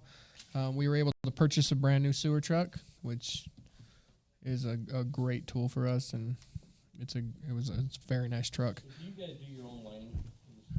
No. You guys hire it out? Yep. So how small a line can they do? Everything they do for us is 8-inch, but they can go down to 4. I I think. Yeah, that's what I was thinking too. You ever done water lines too? No. No, it's not really a product. It's for pressure pipe. It's just for gravity pipe. There's a company that does them. Yeah. Yeah. Yeah, it's kind of a different process. This is more of like a sleeve. So yeah. But yeah, it always goes great. I mean, we don't have to tear up the roads. It's a great thing. So Can that vacuum truck do leaves? this one? They're pretty busy. Vacuum truck. It is a vacuum truck. Yeah. Kind of, sort of. So yeah, and then they were able to repair 6 manholes, which is that's a big thing too. So that we're not getting any kind of leaching or anything like that. So some of the budget needs are a sewer truck or a sewer camera trailer. Sorry, that's projected about $160,000 between the two departments, like I talked about before. And then an additional person in the sewer, and I understand that where the needs are and with employees. This is just one of those things that, from a safety standpoint, it's very important to have another, a third guy in the sewer department, because when you're cleaning, you're always cleaning with 2. there's always a third guy to help with that, as far as traffic control and those things. And it would also help us, start picking up on this camera truck. If we're going to spend this kind of money on a camera truck, we want to put it to as much use as we can too. So I really think that third guy would be very useful too. Some of our goals is to do some more lining. Like I said, we always try to clean at least 1/3 of the city, and we'd like to start TV in 1/3 of the city as well. So, if we want to look at the budget sheets, like I said with before with the uniforms things, you can see where it went from $4,900 down to $17. That was with me taking me out, taking some of Justin out, and some of Tyler. So that was where that lowered.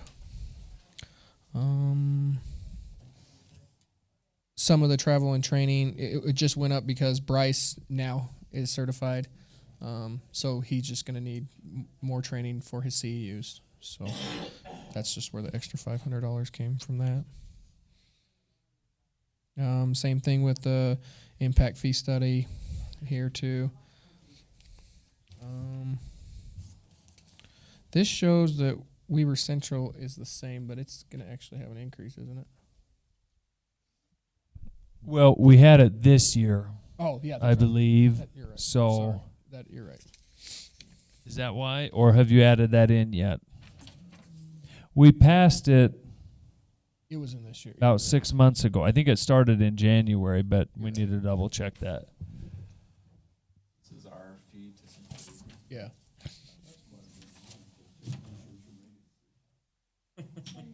I'll do the research. Jim, you want to split it with it? So we'll have to double check on that. But I don't. We haven't adjusted our rates to accommodate for that increase. I do know that much, Yeah, but I think we've started paying it. And I'm pretty sure we did too, as far as January 1. So you're right. In the utility fee discussion, we did calculate increases to those rates based on their increase to us. Okay. We haven't adjusted this. Okay. So we probably need to adjust that then. Okay. It was about a 2.5% increase from Central Weber. And then 50, 40, 440, the sewer line maintenance. So we had that at 50,000 previously. Trent had thought that we had cleaned up, fixed enough manholes and those kind of things that we could drop that number. Well, then we actually had a company come out and demo a camera that you can actually. It goes on the pole, and it's really nice that it actually can. It's the camera that we're going to try to purchase. You can put it on this pole, and you can do these inspections. Well, when the guy came out, they went and did quite a few manholes, and we found that there is a lot of maintenance that we should probably be doing, even lining some of these manholes because we were having some issues in the manhole themselves. So we just try to take that back up to 50,000, and that's been there before. It's kind of one of those contingency things. We try not to use it. I mean, unless we absolutely have to, or we find a manhole or a situation where it's needed. So there's no planned maintenance for these ones here. It's kind of one of those things that when those kind of things come up during the inspections. Everything else I think was kind of normal. The only other thing is he took $20,000 off of the capital projects on the lining just to try to incentivize getting that camera truck. Said we could cut back just a little bit on the lining if we could get this camera truck. So you see the overall sewer budget is increased 131,000, 122,000 of which is capital projects. So pretty much almost entire increase is those two proposed capital projects, a truck replacement and then 2/3 of the cost of the camera trailer. That excludes personnel. Right. So. And that was the other thing that we talked about. I mean, if that was something we needed to bring down just a little bit more, that we would bring the lining down for maybe 1 year to make sure we can get this camera trailer because we feel like it's that important to get this camera trailer so that we can, be inspecting properly. So questions for Dave on sewer or discussion? I was just looking at this admin fee. I think you ought to do an analysis, see if you're getting your money out of that. The what? The admin fee. Oh, the admin. Oh, we're worth it. We need an outside audit. I can't say that he's got. We'll charge you for that. We'll charge you. And actually, that soon is probably coming up for review too. I think next year we look at it every 3 years. And I think it's next year. Okay, so questions or discussion on sewer? All right, then, Dave, let's do solid waste. Yep. So solid waste. We're requesting a track code for the green waste facility. One second, Dave. Anything else for Matt? Sorry. Okay. Thank you, Matt. Thanks, Matt. Appreciate you coming.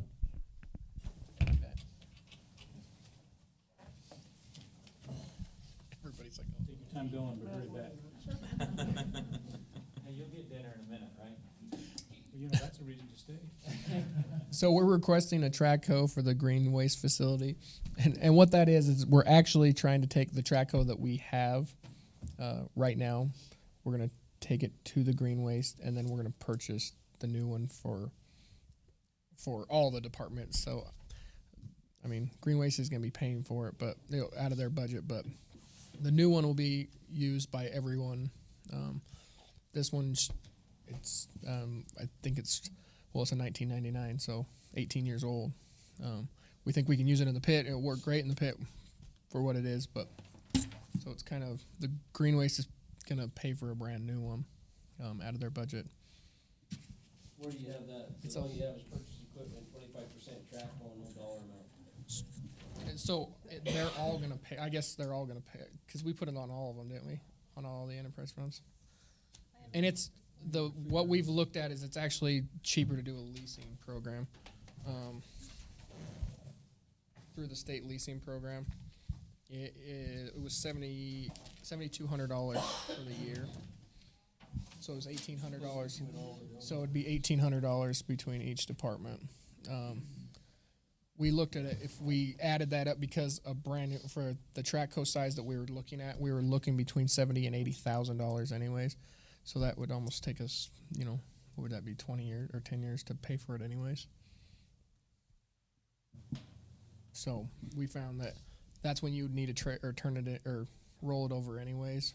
So we figured the leasing program's so cheap on the state contract that it's almost better just to lease because then you always have a brand new piece of equipment that you don't have to do any maintenance to because if you do it through Honan, they do all the maintenance on it or any other problems.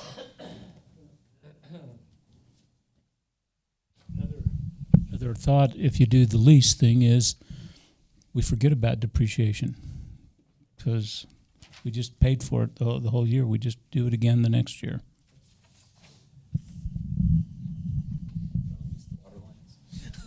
We're going to lease those out to the trout farm. So is the Traco eligible for impact fees? No. That's the answer we ever got from our. It's also my favorite answer. No, it has to be a something that's a capital facility that is projected to last for 10 years or more. And vehicles don't count except for fire vehicles over $500,000. you could put a sleeping bag in it. Snow plows. So that's why it's only fire vehicles over $500,000. You put a all on the back end of a truck? It's Justin Foster yeah. tell them to change the state law. Yeah. By the way, one of my designs here, or my requests is, will probably end up on your lap, is let's roll up, count up all of the expenditures that do qualify for appreciation, or what we're calling appreciation? For example, our Shape or form. our new public works facility, we can take the cost of that whole thing, project it out over the number of businesses and homes that'll be in the system at build out, and then assign some costs that we can recoup, not all of it, but some of the costs we can recoup from impact fees, because those buildings will last longer than 10 years. So, or at least we hope. So, Dave, I have a question on a building for garbage cans. Yeah, so this is Can't those things stay out in the weather? so that's also part of that stormwater audit, because water coming off these garbage cans can't go back into the ground. What? I swear to you, I'm not making this up to get the building. I promise. Yes. It is EPA. Yeah. Unless the new administration calms them down, they're pretty out of control. So then why don't we just leave them at the manufacturer until we need to deliver them? And tell them it'll be a couple of days after you call us that we'll be able to deliver it to you. Well, then we just get stuck. I mean, then we have a bunch of work orders pending with broken garbage cans all over the place, because it does take us some time. I mean, but it's better to buy in bulk so that we can go up, get 100 cans, bring them back. I mean, instead of going up and getting 3 cans to replace the 3 that we're, Won't this place in Salt Lake deliver them to you? Yeah, well, on a freight. Which, I mean, if you're sending a big, Did we check them yes, for bids? they're freight. They have a freight involved with them. Well, but he said we could piggytail the Arizona and get a lot cheaper. No, rate. we'll get the freight from Arizona to Salt Lake for free. You're right. They did say that, but from Salt Lake to here, there's a freight on it. And the other thing is the solid waste department is the only one in our whole city over there that doesn't have, we've got all of our benches now that he's in charge of, all the garbage cans, and he's our only department that doesn't have his own area. So everything's out on the dirt right now, which is, by the standards of the stormwater thing, illegal. You did approve last year to do the concrete for the building, and then this year we just want to put the building up. Or are we talking like a pole barn style, We said we weren't going to use that word this year, so we'd make it look just like the rest of our buildings, yeah. like our salt sheds kind of thing? Well, it'll be more like it'll be enclosed with garage doors, and so that we can park our, the solid waste vehicle over there. We plan on putting his vehicle and his garbage cans? Yeah. So you do all that for $30,000? We're gonna do it in house. We can't do a bathroom for less than $250,000. That's right. This is solid waste. This is for the EPA, grab it and run. Oh.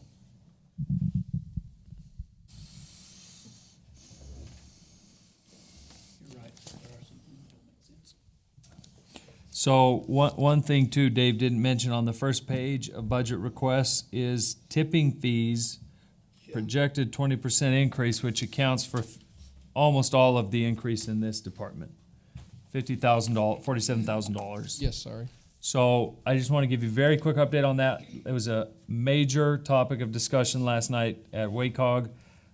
The mayors, myself, and several others in particular were very pointed with the county commissioners, and they were feeling the heat about this last night. So it's certainly not a done deal. We're arguing that the county should eat some of this for the mismanagement and not try and pass it all on to the cities. So more to follow. Nothing's finalized, but the mayors are pretty united in that this is not entirely a city problem, because we had nothing to do with it arising. It was 100% gross mismanagement at the county. So more to follow on that. We're going to have a meeting in 10 days to discuss it more. Is that any way tied to the recycle stuff and the promise they've made to refund back $2 million? Right, because that didn't end up happening for most cities. A few cities got some rebate, and then most of it went to operations at the county. So we're trying to get an audit and to understand what occurred with all of that money. Not saying anything, I'm just saying that's the facts. I can tell you part of the mismanagement down there. They started maybe a year ago that if you go in there and you're paying cash, you can pay $5. You don't have to go on the scale, and you go dump your thing. And before, when I would go down there with my pickup truck, I'd never get out of there for less than $10. Now I get out of there for $5 because I just pay the cash and don't go on the scale. Yeah, I'll ask about that, but it's a very hot topic. It's very contested as well. So ongoing, there's nothing else I can tell you yet, but we are definitely fighting that issue. Then real quick update legislative regarding the green waste pit that is included under this item. Representative Frower ran a bill for us to enable us to do burning of municipal green waste because the DEQ wasn't really responding to my requests and concerns. So after that, the DEQ director, our DAQ, Division of Air Quality Director, asked for a meeting with me and Representative Frower and Representative Fossen. And we had a very productive meeting, and they were very interested in helping work something out short of this legislation that would have applied to all cities. So we've now worked out that we'll be able to obtain a permit, a permanent permit. I've got the paperwork. We're going to work on it this year, and they're going to approve it, or the same bill is going to get run next year. Representative Frower ended up holding the bill because another solution was worked out. So that's just an update there. It looks like we should be able to continue operating with occasional and periodic burns following all the regulations, which we always have at the green waste facility. So that is an ongoing process. We'll do the paperwork over the next month or two, hopefully get that in and get the approval from the DAQ. So just an update there. It's looking good. Good job. And if for some reason they deny us, well, then, Put the bill in. yep, and there'll be no mercy next time. Dave, I know you've looked into it before, and they're pretty expensive, but a chipper shredder that would do majority of those things and do them well. Yeah, we're talking a couple $100,000, and so then the price tag on President, not President. What am I talking about? To Toby Molesky, he buys all sorts of stuff at those. He's probably got a couple in his But most shed. of those, what you're talking about, or that he might have, or like a one stage, and we would still be stuck with these big pieces of stuff, and so you have to at least get a 2-stage, if not a 3-stage. Well, I would suggest we start looking and see if there's a good used one available sometime, or either that, or see if we can get a private individual that might be willing to go up there and say, look, you do that and you can sell the product. You just don't get a good price out of. I mean, the price that it costs to chip that stuff. Him. No, I understand what you're saying. If we get a private guy that would be willing to take it on, and maybe we wouldn't get anybody, but it'd be worth a try to see. Hey, would you take this on and come in and then you can put this in the bins and sell it to people up here? And we definitely. I mean, we've looked into it quite a bit, actually. I mean, to purchase one, like I said, you're looking at the $200,000 range. And then not only that, they said that the maintenance on those things is it's so expensive that there's not too many people that come out and do those kind of maintenances. So a lot of the people you're bringing are bringing from out of state, and there's a lot of moving parts on those things, and it's pretty expensive to upkeep one of those things when we can burn twice a year and completely get rid of that. So We will research that idea, though. Yeah. I mean, if it's possible, if a private company would do it, I'd be fine with it. I'd love it. Because it'd be nice to chip it. It's just cost prohibitive, we've found, for us to do it. But maybe there is someone who could do it and turn it into some money. We'd even, I think, be willing to probably sell it for them, to help facilitate it. But so we'll find out on that. Anything else on solid waste or questions on any of these items? On the solid waste, how we, manage, I mean, you talked about hiring a, full-time person, and, increasing the time. Are we, considering charging for residents to haul stuff there, even if it's $5 or? Well, we charge on the punch pass right now. It's $2.50 for if you've got your 10 punch pass for the day to drop off. Well, a punch. 250 as many loads as you can take in one Yeah. day. So there is a cost. It's certainly not covering the costs of operation. Do we want to consider increasing that? I mean, I don't know, it's a benefit to the city. Yeah. It's one of those, it is a catch-22 because everything that people put into the green waste pit is weight that didn't go in the garbage can, so we're not paying a tipping fee down at the county for it. But it's a cost to operate the green waste facility as well, so it's a trade-off. And how much more would people pay? I don't know. What do you all feel? I mean, is the price now? What do you hear? Do you think it's? It's quite reasonable. Yeah. I mean, it's definitely low cost. It's a deal. I've got a punch pass that has lasted me 2 years, so Same here. I mean, I can't even remember how much I paid. I think it's less than most other green waste facilities around, largely because we don't weigh, and it's the whole day is one punch. I mean, that could be one change. Maybe every trip is a punch. I don't know. I mean, you could put a lot of stuff in for $2.50 in a day. Yes. Well, I think the, Ogden City, they charge more than that, don't they? They charge you to take it out. They actually Excuse me. give you how many? 15 free punches. To haul in? Their operation is a lot more sophisticated. They have the big chippers Dave talked about. So for them, they actually turn it into compost. They turn it into mulch. So does the, Nice mulch. Yeah, great compost. Buy their mulch for $15 for a pickup load. Yeah, it's. So, okay, more discussion on that, or is this something you just want to kind of think about? I mean, that may be a way to help. Obviously, the solid waste fund is subsidizing the green waste facility. So, Councilman Turner? you talk about hiring a full-time green waste employee, what does that mean, just for the summer? So it's really not full-time, it'd be part-time, or we? Yeah, we don't want to pay them. I think it was more full-time hours than an actual hours Full-time during the season. Sorry. Which could be up to 29 hours, right, John, before insurance? Well, so actually, if they only work 6 months, They can do more. They can do that's what we do with the pool staff. So there's some Basically, different we're parameters. full-time for that lesser period of the year. Okay. Yep. And I think that's all we're talking about. We were full-time person. It's part of the salary. the salary one. So, I'll keep bringing this up. Basically bringing her from 29 hours. I'll keep bringing this up, and then after I'm off the council, I'll come in and stand at that pulpit and bring it up, and that's Small garbage cans. all garbage cans. Ready for it. I've got information on it. It turned into the same thing that the company that we buy from right now doesn't do the small garbage cans. The ones that do is that company that you've talked to from Arizona.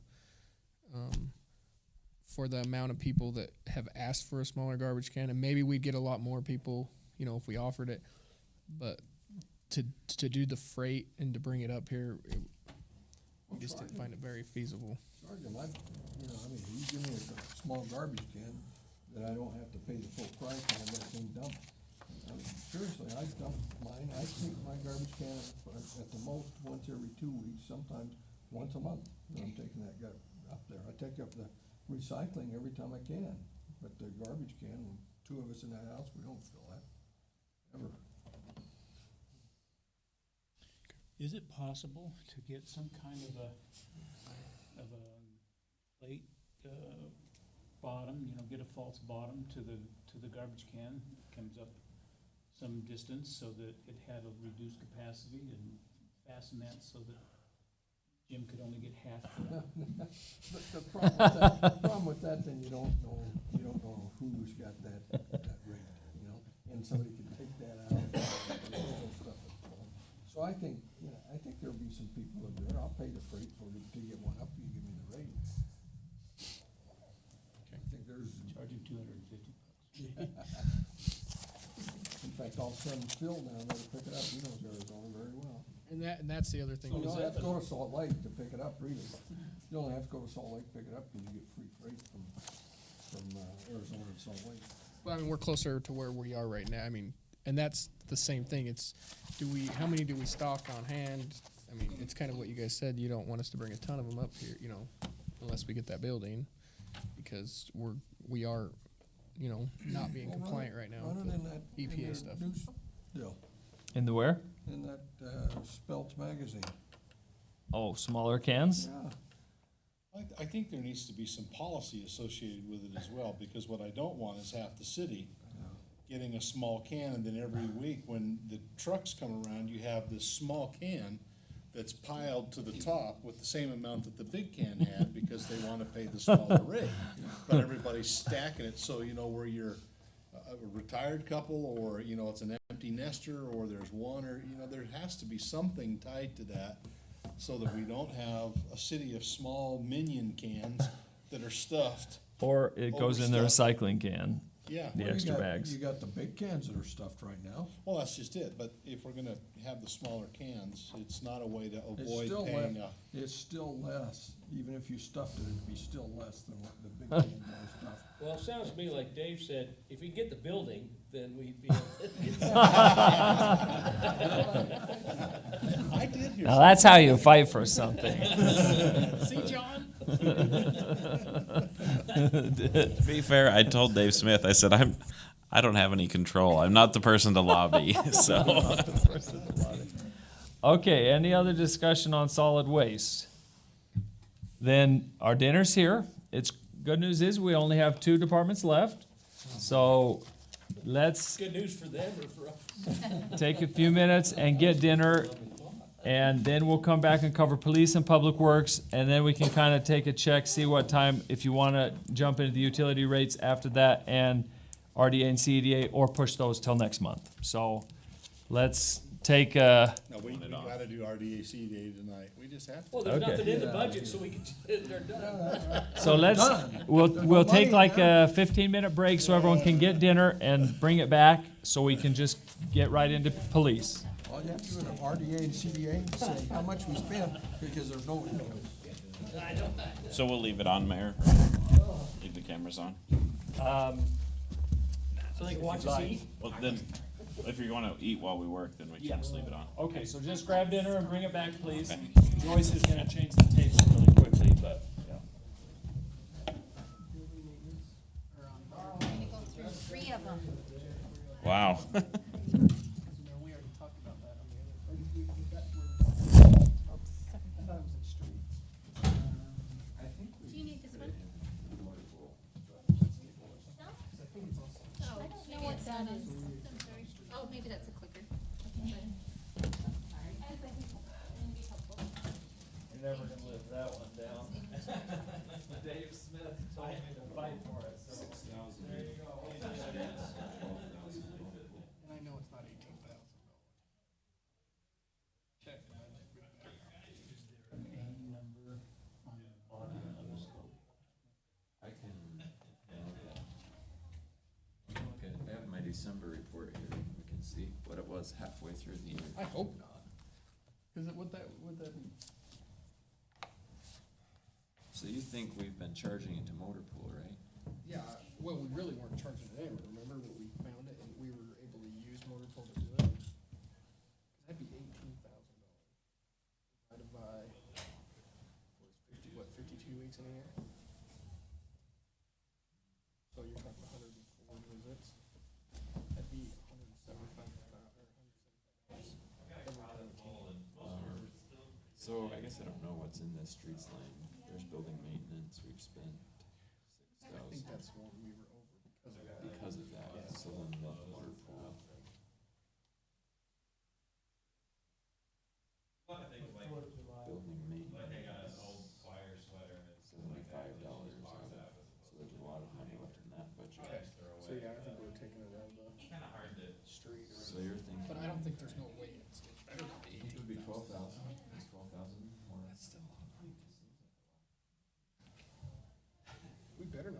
kill us if it's 18,000, will it? Your fault, John. What? I'm just kidding. You're saying, Dave was pushing me hard. I just really need that. I'm like, Dave, I'm not your guy, bud. No, you didn't. That's still $115 a time. For what? Well, we have 12,000 for, I mean, it's all right. We have 12,000 in, we just have the same line item on two things. We have it in Oh. streets and in fleet, that janitorial service. But we have $12,000 for it, so $15 basically. No, every time it comes out, 2 times a week. Oh. Each trip. So it's Which- basically. I know that we, like, when I had my little office down in, I mean, our cleaner, they charge us, it was like $80 every time they showed up for like an hour. And, you That's know, what I know he says he's there for an hour, but. I mean, it's expensive, but it's, yeah. And how do we, yeah.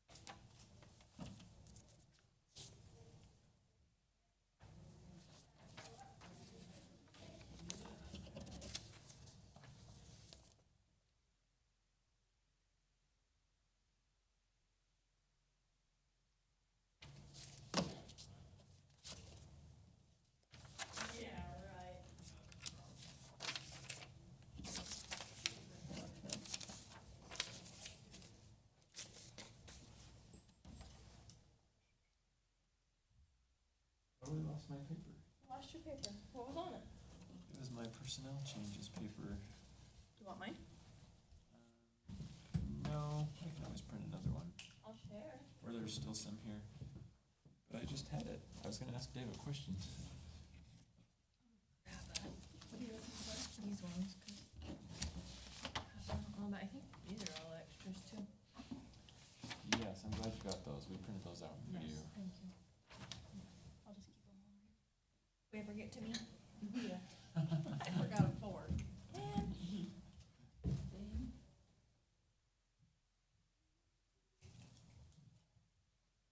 Got a fork, Jim.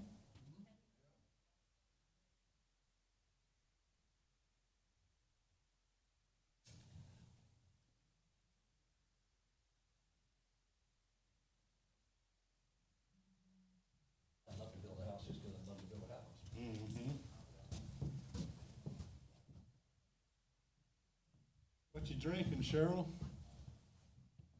Water with crystal light in it. League of Cities and Towns.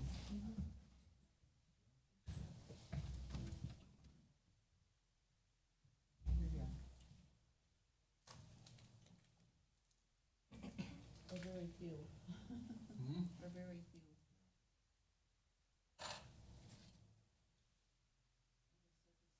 Last year. With the whole thing?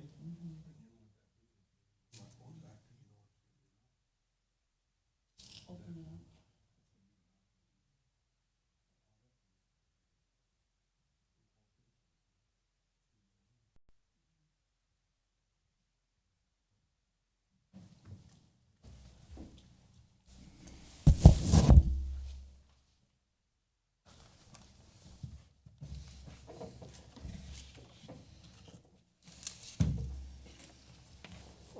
Carl, you're taking your family down? Pardon me? You're taking your family to the League of Cities and Towns? Yep, we're going down, you know, it's general conference weekend, we'll actually drive down Sunday, listen to conference on the way down, and hang out down there for, we'll come back till Saturday. Are you renting a house? Yeah, we got one of those, VRBO things, what do they call them? actually in Santa Clara though.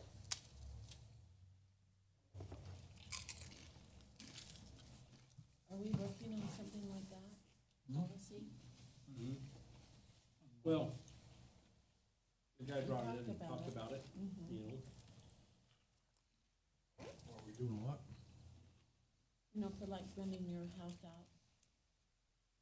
Oh, there's some bills at the legislature trying to,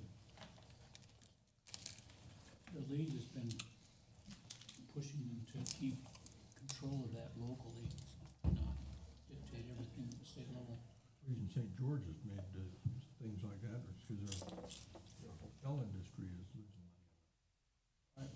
There's the one bill that just went to the governor's desk, that prohibits cities from charging most fees for, Home-based business. home-based businesses.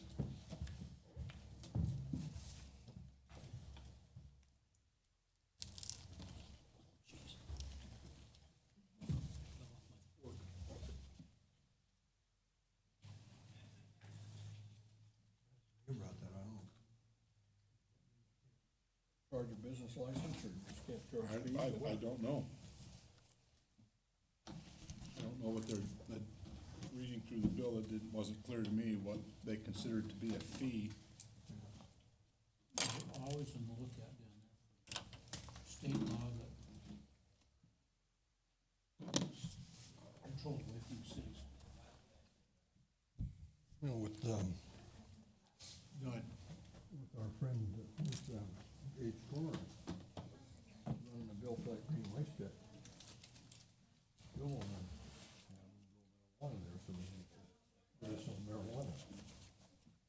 He's a big pusher on that bill. I commented on a Facebook post from one of the representatives down there, and I can't remember the bill that he was running, but it was, another one of those that the state taking away the city's ability to prohibit something. I just commented, you know, it's interesting that the state legislature spends so much time doing exactly what they complain the feds do. His response was, the cities in the state exist at the will of the state because they're a part of the state. And the federal government exists at the will of the state because it's a federation of states. And so we can do it where the feds shouldn't. That was his answer. Need a napkin? I got 'em. Came prepared. Thank you.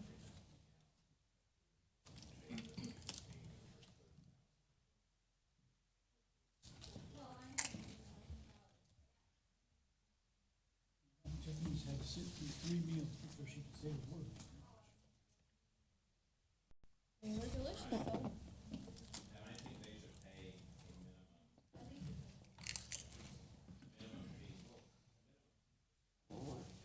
Got some room for you here, Dave.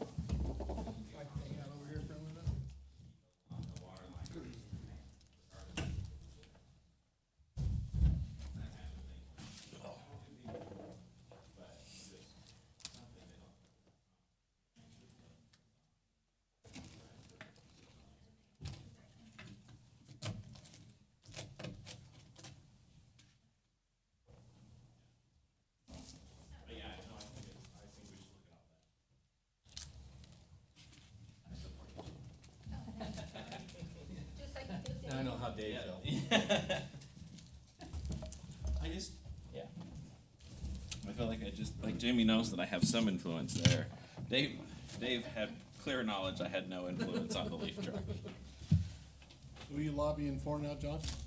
Just on utility rates, just some questions and things that the council should discuss.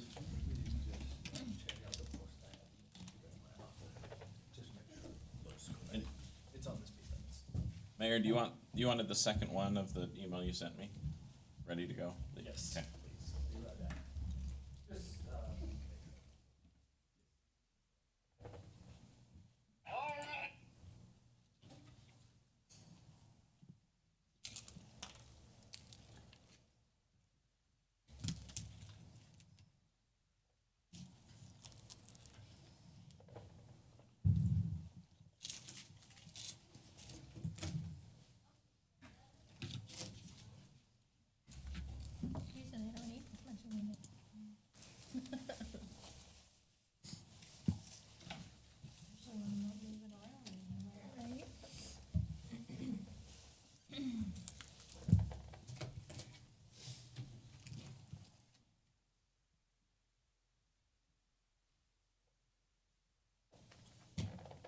back from Preston yesterday, I saw a snow devil.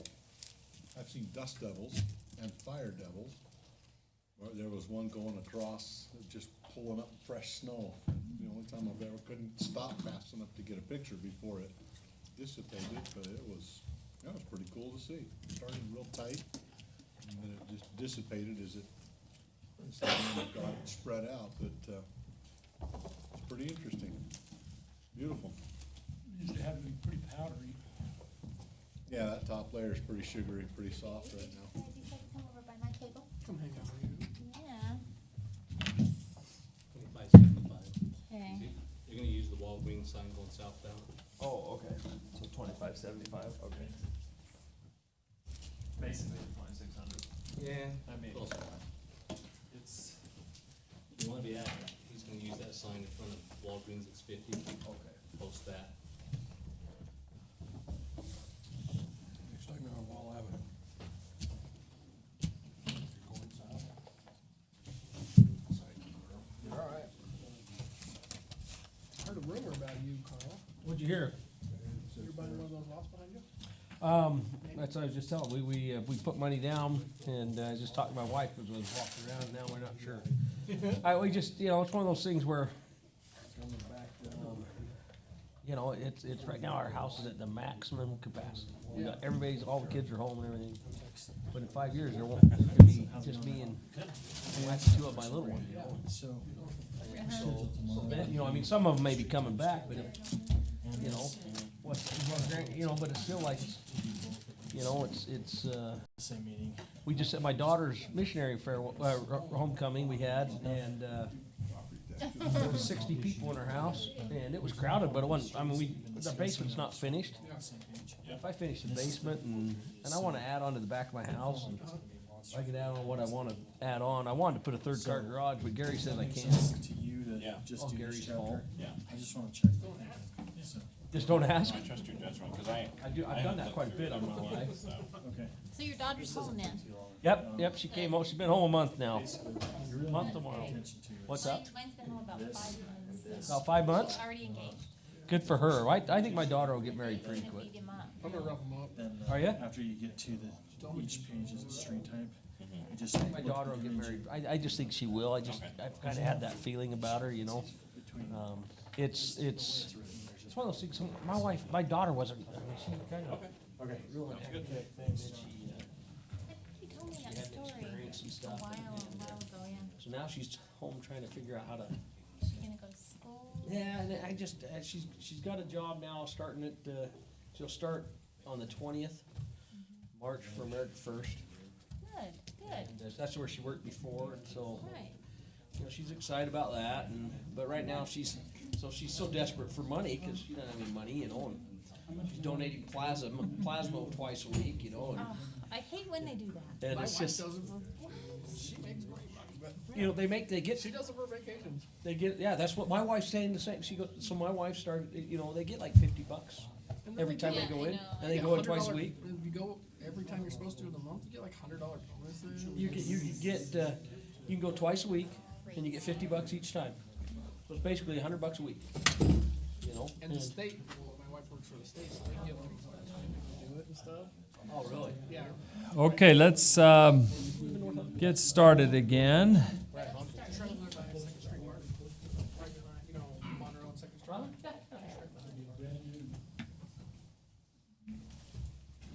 So chief, here's a pointer and you can just tell John next. That's not fancy the slides, but. My favorite motivational speaker. Okay, here's, to help give us some motivation to finish up. Oh. Stand by. Jim, can you slide out of the way? I can't see what I'm doing. Maybe we start it over and let it buffer or something. I'm right here. Let me try shutting down something. So this is the abbreviated clip of the best Saturday Night Live skit ever, and that's saying a lot. But Chris Farley is a motivational speaker for two young kids, David Spade and Christina Applegate, who are having some drug problems at school, so their parents invite a motivational speaker over to help them out. This is an abbreviated version.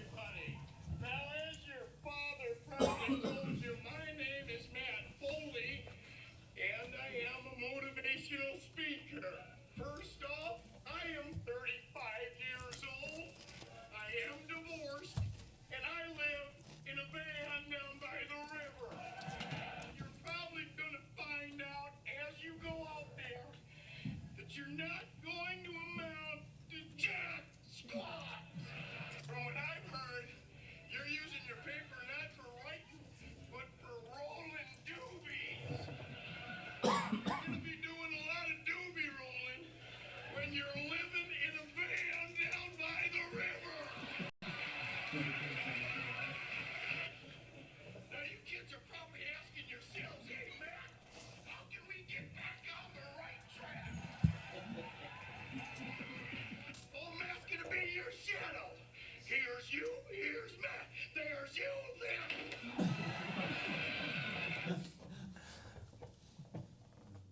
Oh, okay. I guess there's a copyright restriction on the rest. So, okay, so there's our motivation to go. And Chief, turn it over to you for PD. Hey, there we go. Let's bring up our slide. Yep. I can find it again. You can leave that off, actually. Just a second. Oh, yeah. There's more of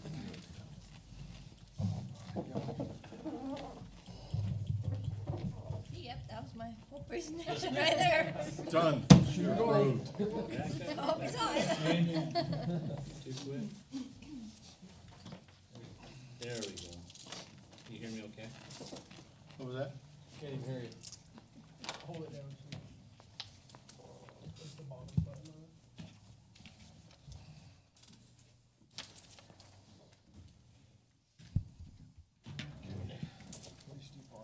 Yeah, push and hold.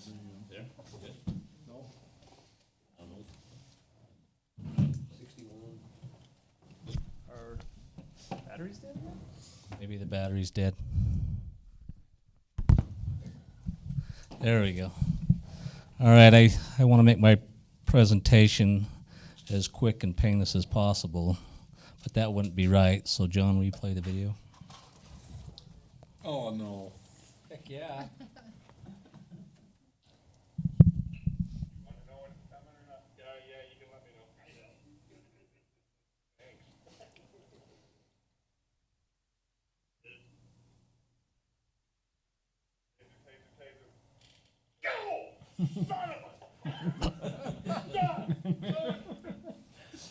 Phil's a great sport. He's signed up to participate in our countywide Citizen Academy that's coming up March 29th. So it's a county-wide? Yeah, it's a countywide Citizen Academy. We pooled resources from all the agencies within the county. It's a 7-week course, and each Wednesday they'll go over specific topics related to law enforcement, such as traffic stops, domestic violence, taser training. You'll have the opportunity to go through that again as well. But no, we opened that up the first go-around to elected officials and business leaders in the community. We've got Jeff Price, the manager of Lee's, has agreed to participate as well, but that should be a good opportunity. Our block is April 12th up at the junior high school. Will be arrest control and taser training. So anyway, it doesn't show it on here, but we have 2 vehicles that we'd like to replace this year. We've got our vehicles on a routine rotation basis, and we look at mileage, year of vehicle, and mechanical condition. We really like the Ford SUV, the Explorer, or also the Police Interceptor, and the white, of course, with the new lettering looks really nice. We've had a lot of positive comments about that. We're phasing out a 2011 Tahoe and a 2013 Tahoe, and we've got it projected that we'd like to rotate 2 out this year and 2 more next year and 2 more the following year. Usually we do 3 or 4 a year, but these new vehicles and the projections that they will last a lot longer. Most cars are lasting longer than what they used to. So we're going to run them just a little bit longer. We feel pretty good about that. Talking about a slide, we don't have this information on the slide? It's in the motor pool slide, in the GL accounts, it's in there. I just don't have it on this slide here, new budget items. And then, of course, we'll talk about the police and court part-time employees later on, it sounds like. Handheld radios, these are the XT 2500s that we've had for 15 years. We picked these up about around the time of the Olympics. And UCAN, or UCA actually, Utah Communications Authority, is going to go through some changes here shortly statewide. 2 phases. The first phase will happen within the next 2 years. This radio here, within the next 2 years, will not have parts or support. So that's another reason to phase it out. First phase that UCA is going to go through is they'll squeeze the 800 band, and in the process, is what that does is it creates more channels. And but the problem is this first phase will only allow Motorola and Kenwood radios. We did demo a Kenwood radio last time we were looking at radios, and because of the mountain terrain that we have here in North Ogden, we have some pockets that we can't get out or we can't receive. Motorola is by far the best radio for our particular location. Kenwood's, we had some issues, so I would really like to stick with the Motorola's. My goal is to do 5 this year, 6 next year, and 7 the following year, and it kind of coincides with the vehicles. Should not impact the budget as much because of that. And you can see they're $32, $31 a piece. But the good news is Motorola wants to help us out. We've got these old MTS 2000s that we've hung on to, and we use those for CERT. They have practical exercises, and we actually boot these up every cherry days so that they can help us with traffic control. But Motorola has agreed to give us, I mean, these things are probably only worth about $50, but they're going to give us $500 for trade-in towards these new radios. So we've got 20 of those, and that'll work out that we spend about $32, $31 a piece.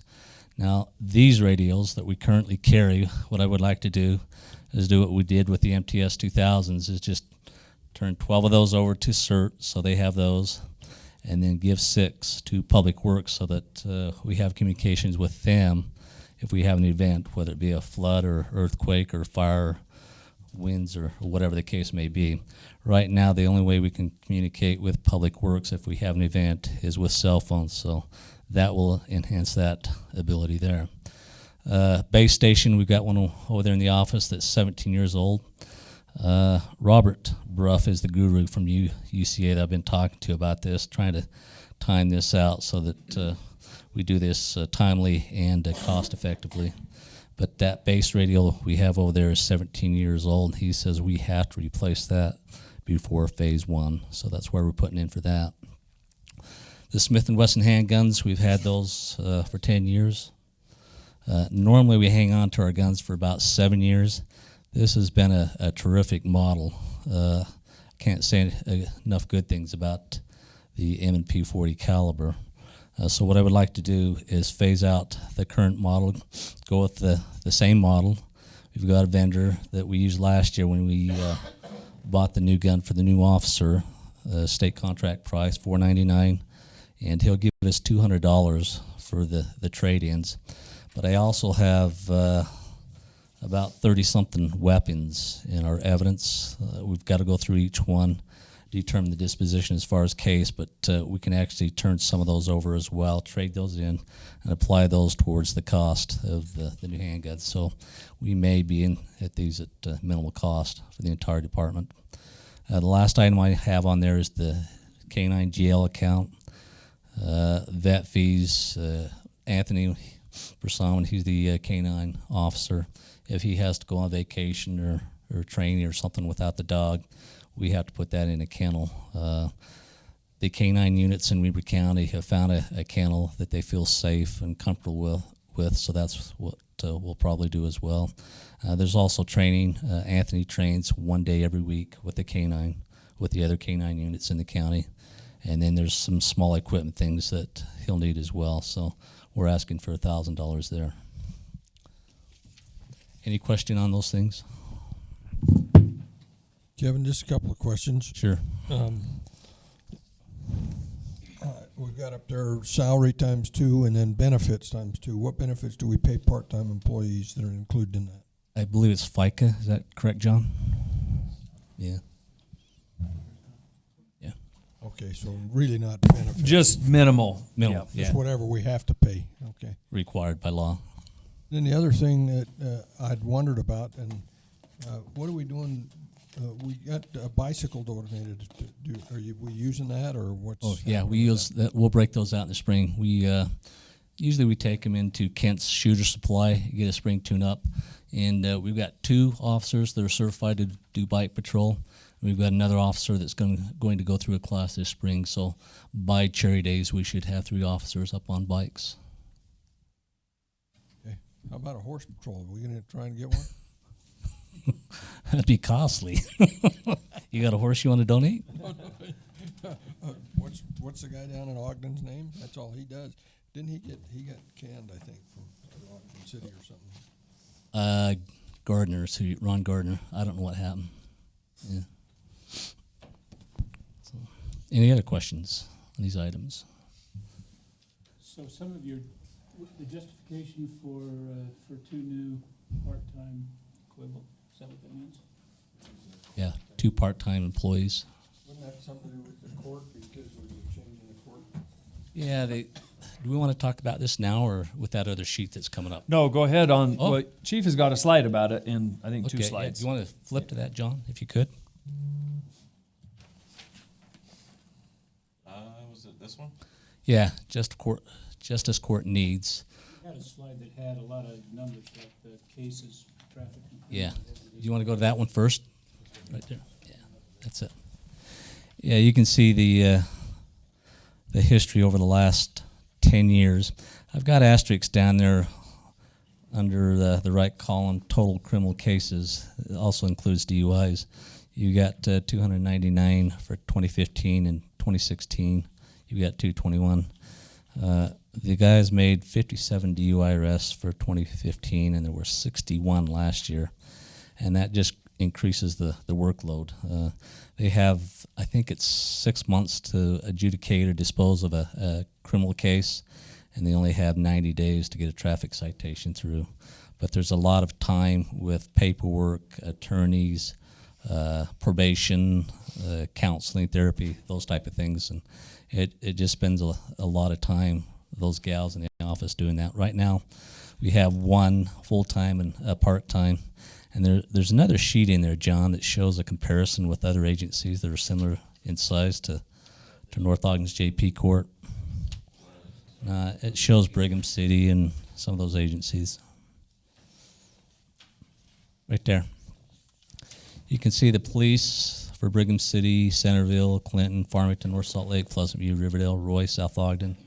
I threw Pleasant View in there, even though they are, less than half the size of North Ogden. But the one that caught my attention was Riverdale. So I had a conversation with the retired chief, Dave Hansen, who lives in our city, and the current chief, Scott Brinkman, who incidentally started out with North Ogden his career. And the reason he wants more manpower for his police department, but his elected officials told him that if he puts in for manpower, it's going to compromise raises. So his goal is to get his people raises rather than manpower. You can see their justice court has 2.5, where we have 1.5. So, Kevin, as I looked at that chart, John, that other chart that you had, it helped me understand back in 2010, 2009, 2011, we had more cases than we have now. Yeah, there were a lot more traffic citations then. Back then, we had Jason Child was in patrol. His assignment now is resource officer up the junior high school, full-time as of this last spring. So you can see that Jason was working nights, and he made a lot of DUI arrests as well. So when he got the assignment to go into the school part-time, that kind of changed things with regards to the volume of citations that are going through our JP court.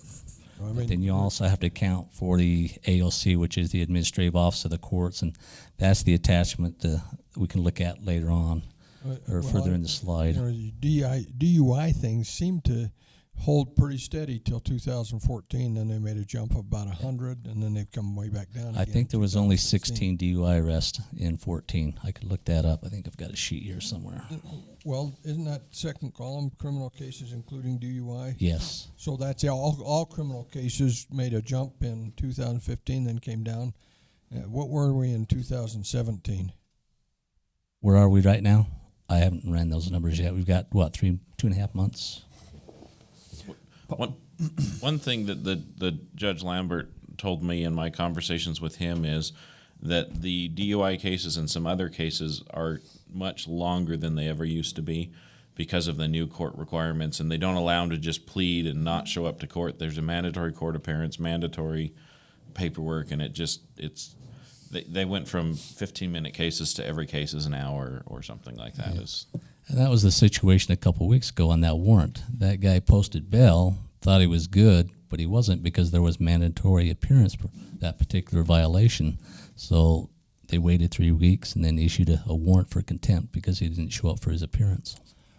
One thing to think about, too, in the last 2 years, it was after Justice Reinvestment Initiative, JRI, was passed by the state legislature that reduced a lot of criminal penalties for drug use from felonies to misdemeanor, which has increased the number of drug cases we have in our court that previously would have been prosecuted at the county as a felony. So that's a trend we're seeing as well that has increased the workload. Some very complicated cases that previously would have been a felony. Right, and that's where the switch the batteries again, maybe, Dave. That's where the canine officer has come into play, because part of those cases for 2015 and 2016 involve Cyril, the new canine officer, because the officers are making traffic stops, specifically officers that are assigned to work overtime DUI shifts. They'll make a stop, and if they think it's a metabolite, which involves narcotics or prescription drugs, things like that, he'll call the canine officer. He'll come over and do a sweep of the vehicle, and a lot of times he'll find the drugs or paraphernalia inside the vehicle for the officers. I was just going to ask you if our canine dog is getting better, because the night he came in here, the officer was pointing like that to where the drugs were, and then the dog could find him after he pointed. And I just wonder if he's getting any better. Can he find him on his own now? Yeah, in fact, he's been passing his certifications with flying his colors. Maybe what we ought to do when he's finished with his certifications, we'll bring him in for another demonstration, so you can see how he works. Yeah, he's volunteered to do that. I am looking forward to it. We're just going to put the baggie in your pocket. Taste Bill and then have him fight that dog. Have him sign a waiver. I'm ready. While he's jumping in the pool in the ice water. There you go. You only live once. Anything else on this slide? Yes, I got a couple of. Okay. So, quick observation: if I average all the numbers in the left column, and then look at what 2016 amounts to, that's about 90% of the average. So we're down. So that doesn't necessarily justify, except for the fact that maybe there's additional requirements of paperwork. But the other thing you said that gives me a little concern is that those numbers are high up in 2008, 9, 10, 11 because of a particular officer, and now he's not on the roads. Are our roads safe if we're not issuing those citations? We're finding that we got one, maybe two guys that are kind of picking up the slack right now. They're the newer guys. One of them really focuses on DUIs, and the other guy is focusing on traffic. So we're hoping that those numbers will hold true for the next few years. We'll watch that. We did have at one time under Polo's administration 2 full-time traffic officers. Now we have 1, with the addition of these officers that are kind of focusing on DUIs and traffic enforcement. So where would you consider the most risk to the residents of North Ogden? The traffic citation group or the DUIs? I would say both. Both can be a risk, especially with the accidents down here at 25. I want you to decide which one's the most risk. I don't think you can really say. I mean, obviously DUIs would have a greater impact because there's potential accidents. Yeah. But so is speeding, so is running stop signs, so is failure to yield right away. I mean, they can all produce accidents. Well, I mean, I think I can speed safely. I know you're not on my tail. But if I'm impaired, I'm not sure I can do that safely. And so I guess I just throw out the question, should we be having officers that are maybe both? I would hate to report that, well, we have DUIs, more DUIs out there now than we did in 2009, 10, 11, because we're just not trying to find them, get them off the roads. It's really been a goal of mine to get them to comply rather than punish, and that I think that's why I was a proponent of the solar speed display signs, and we put those in the problem areas, so that's going to bring the numbers down as well. I like that approach for sure, but if we think that we got DUIs out there that are going undetected because our numbers are down that far, I think we ought to take a closer look at it.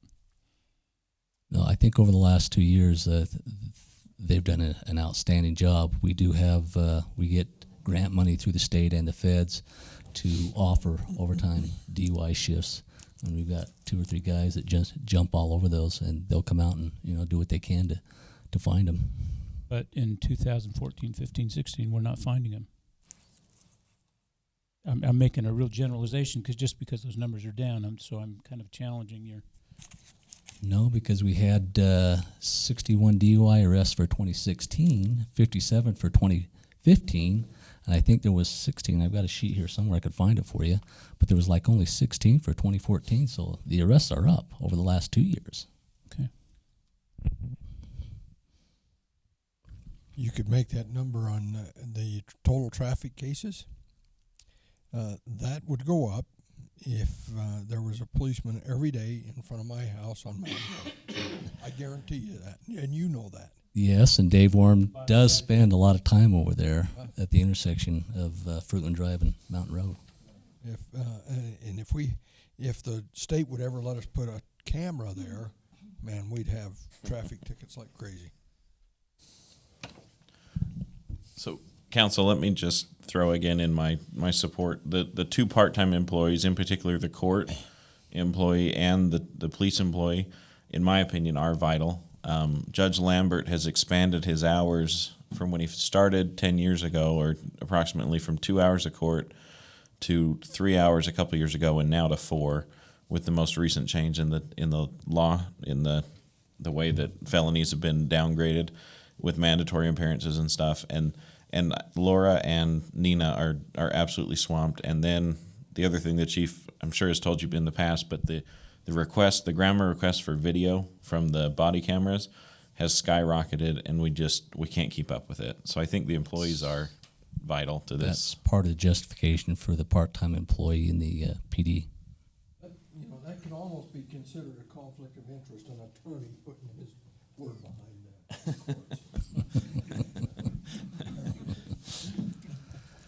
Okay, any other questions about justice court needs? Judge Lambert twice as much now as we did back when he was doing 2 hours? Nope. Yeah.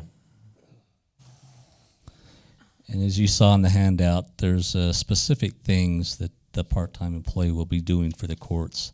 One of the things to note is Brandon Miles, the prosecuting attorney, because of the increase in criminal cases that are going through the JP court, he needs help with preparation with regards to letters, phone calls, subpoenas, and getting ready for pre-trials and trials, and this new person will help with that.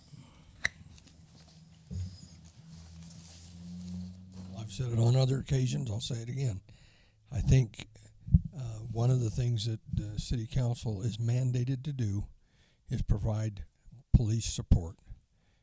We're not mandated, and sorry, Tiffany, we're not mandated to to provide recreation for people, but we are mandated to make sure we have a safe community. So I support you. Except for AYSO. Oh, they're not, no, AYSO. We We're gotta- safe. we gotta support them. It's coming up tonight. John, if you could go to the chart that shows the number of calls for service Good. for the police department, please. Oh, you just passed it. This one calls for service? Yeah, let's go back one. You can actually see the numbers. Oh, okay. This is the number of calls for service. Just a side note on the year 2016, we switched over from the Versaterm software. That was a county-wide deal. This last March, we're now all operating off of Spielman. And Debbie usually keeps track of our records, and she had a problem going from Versaterm to Spielman. So I'm not sure that number 13,150 is accurate, but next year we'll have a true account. One thing that Spielman wasn't doing that we decided as a group of chiefs and sheriffs in the area was to include traffic stops in the number of calls for service, because there's a lot of things that evolve out of traffic stops. But you can see the increase over the years. We haven't had a new person in the PD since 1999. And to go back to the Justice Court, they haven't had any additional help since 2004. But some of the things the new employee, part-time employee in the police department will be doing is the grant request that John was alluding to, body cam videos and in-car camera requests. This is astounding. I had no idea until I asked Debbie to run the numbers, but there were 370 requests for videos last year. And it takes time for that person to go in to that officer's particular camera, his server, pull that information, find it, pull it, and then burn it to a CD, and then get it ready to mail. And right now, I've got my animal control officer doing that. I just don't have anybody to do that, and that's what I want this person to do. And photos, there were 490 requests for photos last year, cases, and that would be attorneys and judges and insurance companies as well. Can we charge for those requests? We do. We charge $25. And so then the question is, do the charges support the service we have to provide? Oh, absolutely, because like I said, it takes time for that person. It's really delicate to go in and actually find that piece and just cut it from beginning to end, because there's stuff before it and there's stuff behind it that we can't put in that particular. But the question is, Should it be a higher fee than $25? does $25 cover our costs? And that should be a more general question. It's not just for grandma requests, but all these services. I would like to do a comparison with other agencies to see what they're doing to make sure that we're in line before I answer that. Now, how many of those, Chief, are there ones like for a trial that is not going to pay the fee? Yeah, if the public or prosecutor requests Okay. a video, he's not going to. Or how about the public defender? Yeah, public defender, we will charge. You will charge, Yes. okay. And then some of the other things that person will be doing is fingerprint requests. Right now, my evidence custodian, we had a history where Jeremy Hines was promoted to sergeant here a few years ago. He was our evidence custodian. So we transferred that responsibility or duties to Jason Child, because he was part-time up at the junior high school as resource officer. But last fall, of course, he went full-time, so we kind of lost him. So again, Colton Ney, our animal service guy, is doing that. But I want this new part-time person to be in charge or take that over. Lieutenant Crowther oversees that to make sure that everything's running smoothly and efficiently. But we can use a part-time employee to document the evidence as it comes in, put it where it needs to be, and then if there's a request for court or destruction or whatever disposal, they can take care of that. And then one of the other items I would like this person to do is we started the youth court here last year, and we need this person to assist with filing the court documents and scheduling the trials and things like that. In fact, they had court in here last week, had 3 cases that came before the youth court. Any questions about that position? Can I take us back to the radios, which I Sure. apologize, had to step out of the call. So you say that the phase, we're gonna go to a new phase, and it's it's a couple of years, but you weren't real definite. And our old radios, while they tune in and transmit on a wider band, Right. will still be compliant. They with will be compliant. the new phase for a while. But the problem is, within the next 2 years, Motorola's not going to provide parts and service support. So within the next 2 years, I want to get these replaced. And again, we'll just have them sitting there. When they break, they break. We'll hang on to them like we did with the MTS 2000s, so that when we get ready to replace the model we'd like to migrate to now, which is the Apex 6000, when we get rid of the Apex 6000, hopefully these will be worth $500 or more, so that we have a trade-in value.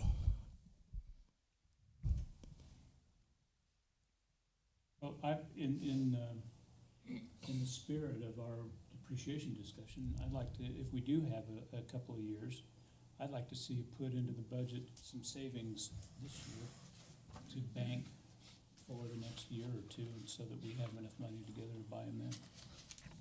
Right. As I mentioned earlier, I would like to do 5 this year, 6 next year, and 7 the following year, and that will take care of our entire department.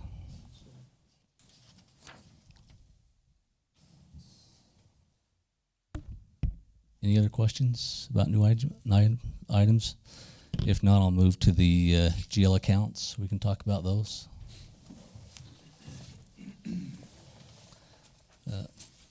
Maybe because of the time or lack of time that we have, I'll just focus on those things where we have increases, and maybe just touch briefly on a couple areas or items that we have decreases. Travel and training, that's the GL accounts 10/54/230. I'm asking for $1,500 more in that account.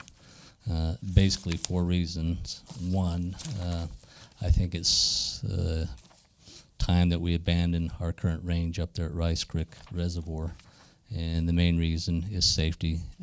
We've got that shoreline trail up there. We qualify 3 times a year, one night shoot. What we usually do is we'll put a barricade at each end of the trail just to give the people heads up that we have a qualification going, and then we'll have a spotter there to watch before we actually fire rounds. But I still don't feel good about that, because the way that trail wraps around the range, I think there's a risk, a safety risk. So what I want to do is migrate to Weber County's shooting complex. And I'm working with the range master right now on a price. They want $70 an hour, and we're probably looking at about 16 hours annually to be out there with our department. So that's a little over $1,000, but I'm going to see if I can get that down a little bit. Another reason I've raised that or asking for an increase is per diem has gone up. Another reason is post. Police officer standard and training is not providing the training that they provided in the past. In fact, I just got this printout, usually years past, and it's been quite a while, but they would have a nice manual, a thick manual with training that they would offer statewide. I got this the other day, and there's actually 15 classes that they're offering, and it's just, they put the responsibility on the individual departments for training. As you know, in order to keep our certifications, officers have to at least attend or perform 40 hours of in-service training annually. I don't think that's enough. I like our officers to get between 60 and 80. I just think the officers become well-rounded, a better police officer, and I'm sure it helps with liability. And the last thing is we've got a couple new officers. They're still on probation, and there's some training that they need to attend when they go off probation. That would be your critical incident training, which is SIT training, verbal judo, and interview and interrogation. So that's why I'm asking $1,500 more in that area. Anybody have any questions on that account? Yes. I'll just talk loud.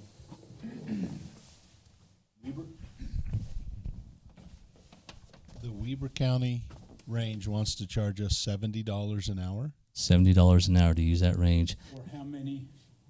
As many officers as we get there. There's I know for actually one, it's only there's two sections to that range. The right side is for the public, and the left side is for law enforcement. The left side allows us to use our long rifles, and that's why we went out there last fall, because I didn't feel good about using the long rifles up there at Rice Creek. Just seems odd to me. The taxpayers pay $11 million for a publicly funded shooting range, and then they want to charge our police department $70 an hour to use it. To charge our public how much? I think it's $5. $5, because I went out there. It's $5 to use the public side. So we're not done with that. I'm still working with him, so hopefully we can. I'm just going to get reach that. out to him, because Yeah. that's ridiculous. Yeah. We already paid $11 million for that thing. So There's no reason that our police department should be paying anything. So could our policemen go and shoot their pistols on the public range for $5 an hour and then go over to the other shooting? Huh? Zero. They have to go in and not, can't be in uniform. I can go off duty and use the public side for no cost. Yes. Was that right? Law enforcement Yeah. can use the other side for no? Well, that's a nice. So why the charge for the other side? Because you got long rifles, you got a steady stream of officers that use that for, like in our case, we have to do it two different segments during the day. We do a block in the morning and a block in the afternoon so that we can provide coverage during those time periods. So we tie up that range pretty much for a day. Still seems crazy. What does I'll what reach does out. long rifle mean? That's your AR-15s, semi-automatic. You can shoot AR-15s on the other side. Right.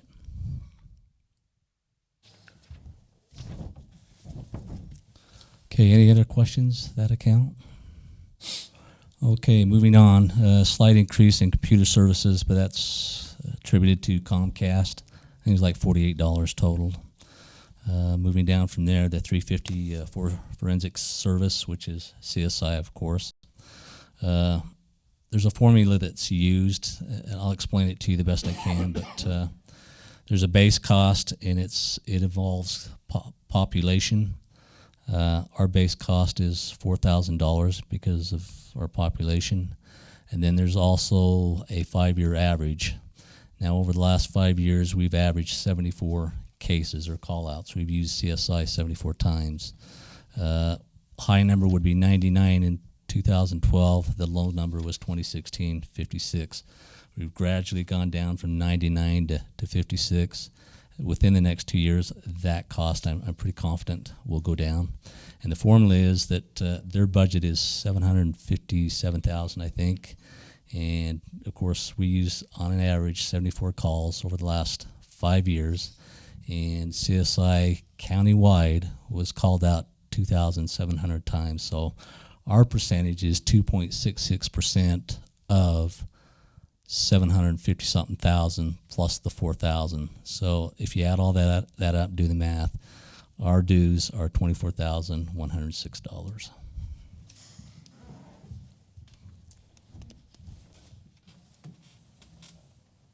Any questions on that one? Okay. Again, I've already addressed the 395 account, the K9 equipment training. And then the last page would be, we've talked about the radios, we've talked about the base station, the handguns, the CD burner. Because of the number of requests we've had for body cams and in-car cameras,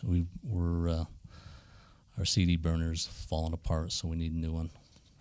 And then the other items are just standard. Every year we rotate laptops, desktops, and tasers to keep them fresh because of technology and use. Trade the other ones in, or the old ones, or what do you? We've hung on to those, but eventually we're going to try to trade those in towards the new ones.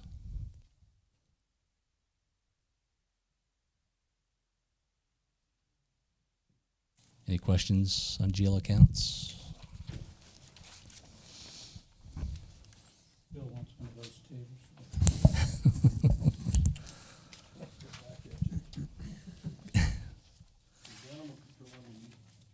Yes. Yeah.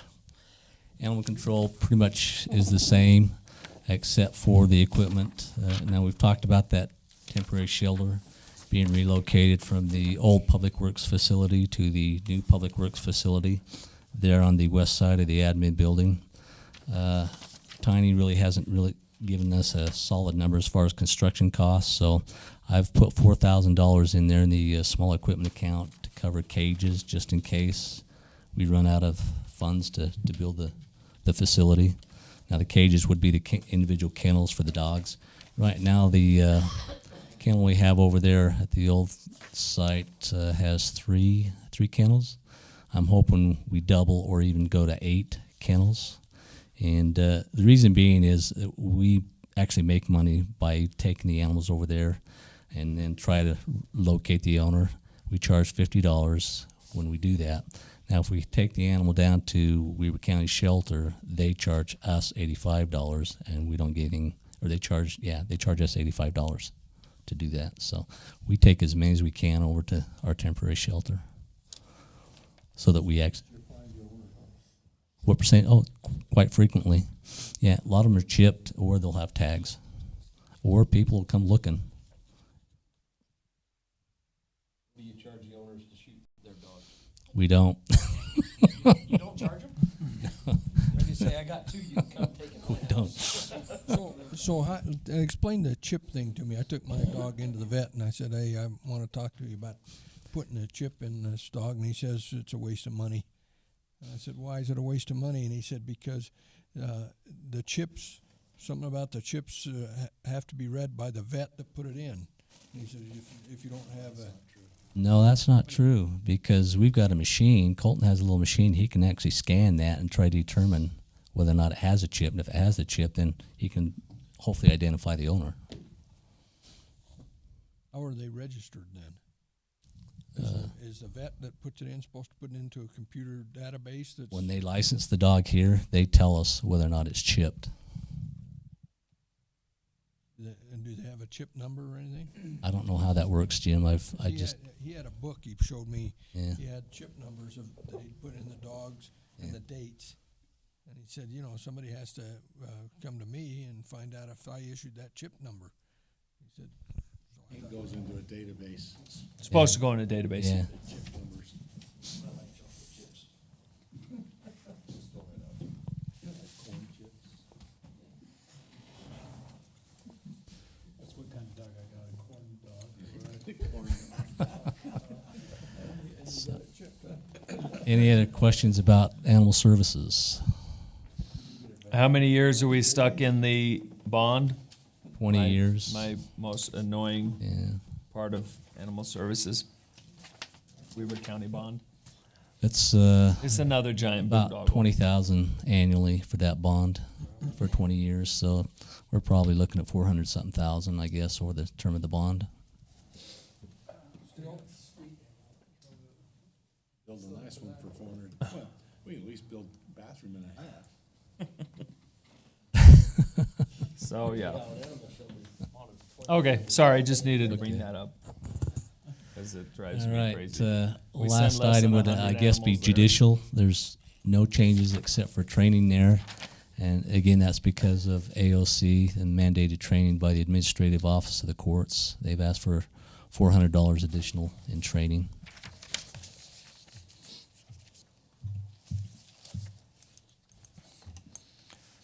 Okay, questions or discussions for police? So, on your strategic plans and goals, Okay. you got the bike rodeo barbecue. Is that what you did in the Smith's Yeah. parking lot before? Or No. No, that was something different. wasn't it? Yeah, our plan was to do another skate park barbecue, but if the skate park is not there, we'll fall back on the bike rodeo barbecue. And then when will that be, you think? Summer, June. Do you have I have barbecue into the opening of that. There we go. Skate park. All right. Do you have a date in mind, having that finished, completed, or okay? That's fine. So my wife was on I think it was on Mayor's Facebook page the other day, and I guess there's reports of shooting up on the Rice Creek Range or something like that by, I don't know if it was police officers. Do people go up there and use that and they're not supposed to, or what do you know about that? No, that range is secure. It's got fenced. It's locked. I think Yeah, it it's was in the just reservoir. along Yeah. Mountain Road, east Yeah, on Mountain Road. It some was private a parties. family. I think it was a brother and sister locally that found a spot up there just where Ron Brown lives, just east of there. Had walked up and was cranking off some rounds into the hillside there. All right, just curious.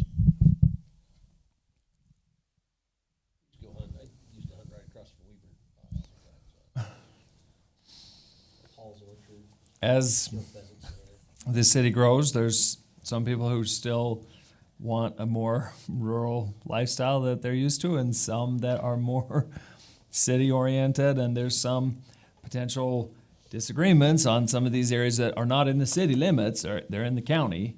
So technically, firearm usage is legal within certain parameters, and we'll go out and take a look at it on behalf of the county if we're called. I just one more question for you. Are we still doing the VIPs? Because I haven't seen it in the budget in the police thing. Yeah, we do the VIPs. We primarily rely on Homeland Security to fund that, but there's not a lot of funding. Maybe shirts and hats from time to time. We've got all the equipment we need.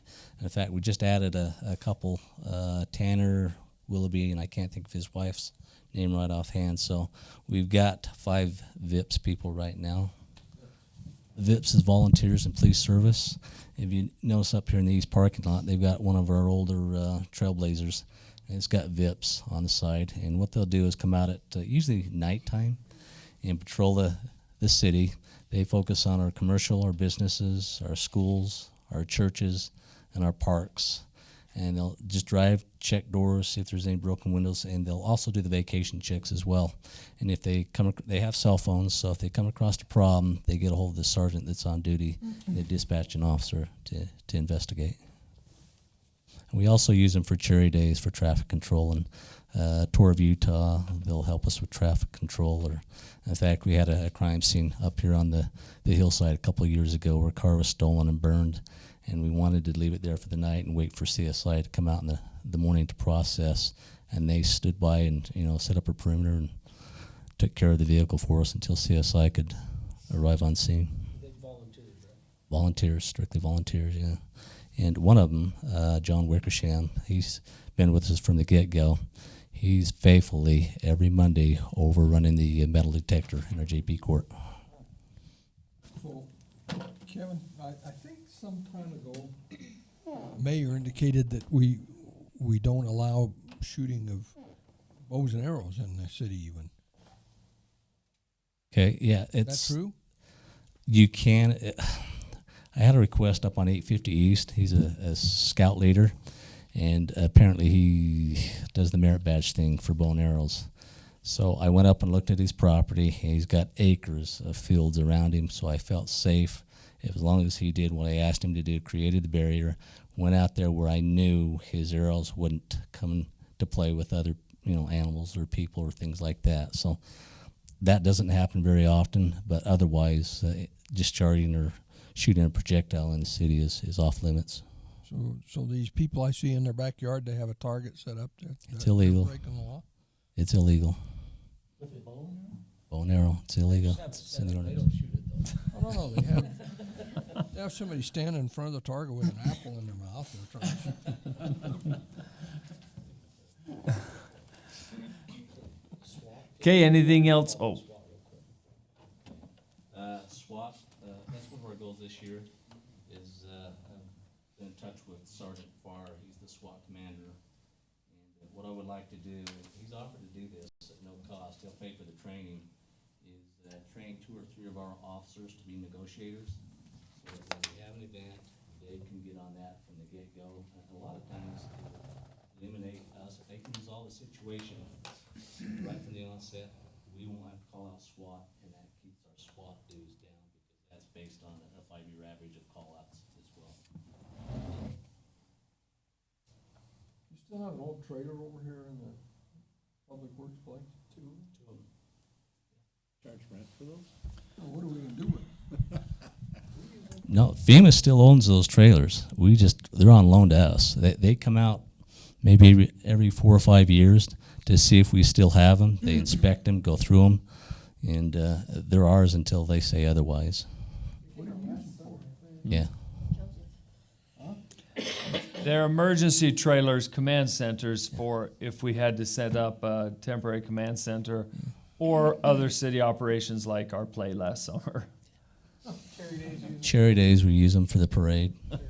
Someone lived in them. Command post. We gotta rent them out for people going hunting.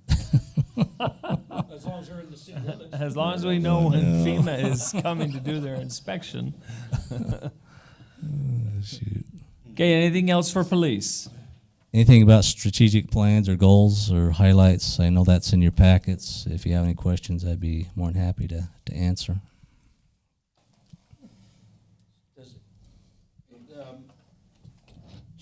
John mentioned body cams. Do we get body cams for all of our officers now? And because one of the emails that we got said that the officers weren't wearing body cams on that one warrant. That one email that was kind of interesting. Not ultimately accurate. Thank you. Yeah, every one of our officers have a body cam. The key is getting them trained to remember to flip it on. But sometimes things are happening so fast in front of them that it becomes a safety issue to try to think, okay, I got to turn this on.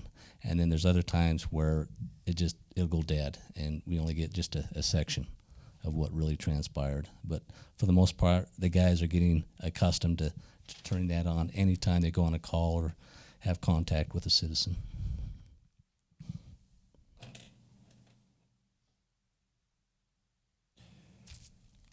Okay, anything else for police? Okay, thank you, Chief. Excellent presentation. Let's take a 7-minute break, and then we'll come back for parks. We'll take an hour there, and we're doing good on time. It's only 6:35, so. Yes, we want dinner since 8. Or if nobody wants a break, we can keep going, but. I'll just stand in place. Okay. Show us our quick video to break it up till the next session, then we'll go. Well, we're not trying to rush her if she's got a lot to talk about this time. Here's some video about teamwork.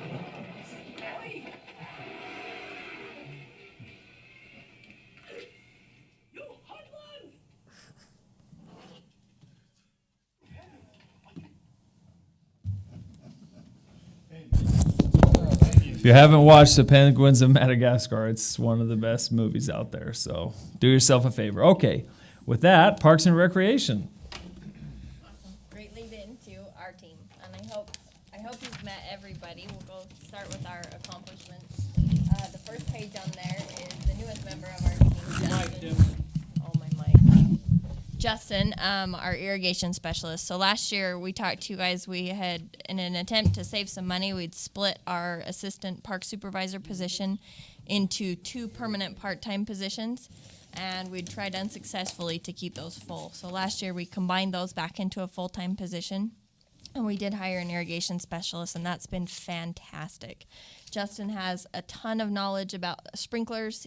He's learning our system, and it's been really helpful for preventative maintenance, and he's an all-around great guy. On the next page, another of our accomplishments is the new North Ogden Park playground. We've been able to get that put in with the help of RAMP and coordination with the elementary school to do that. It's a very unique playground to North Ogden City. The nearest one similar is down in Ogden, and it's heavily used. So we were able to put that in there, and you can see the kids playing on it. They love it. Another of our accomplishments is the production of Joseph that we did, and I hope you got a chance to come and see it. It turned out really well. Mark Daniels did a great job helping us with that and to get it going. And this chart here on the bottom is just the kind of community involvement that we had. We had about 100 people involved, 31 cast members, 36 kids in the children's choir, some builders, tech crew, and volunteer parents that put in almost 3,000 hours of volunteer time to help pull this event off in the city. So it was well supported by the city and the residents, and a lot of people helped participate to make it such a success. So Tiffany, did we, the dollar-wise, I know Jim was asking about that, how did we end up on that? So it cost us about $16,000 to put on, and we brought in about $12,000. We learned a few things along the way, as well as because of our change from Sound of Music to Joseph, we didn't have enough time to put together the kind of fundraising committee that we would have liked. Mark Daniels ended up doing a lot of this on his own, whereas if he would have had someone to help him with fundraising, someone to help him with advertising, we would have been able to generate a little bit more revenue from that. Our next one of our accomplishments is the polar plunge. We had a good time with that, and we have a picture here of the mayor and Councilman Swanson here that attended. And this ended up being quite a blessing in disguise, and we'll talk about that in a minute. We discovered a pool leak that we didn't know we had because of this event. It was there before I jumped in. It's true. It was, and it was. I wasn't even going to question that. There was, I could feel it coming from one of you. It was. I wasn't gonna blame you, I was gonna blame him. Oh, okay. It was nice and cold. And then one of the last things I Went put in on. twice. It's true. No one's leaking. Next year, high dive. Now I know it was you guys. You went in twice, then that's right.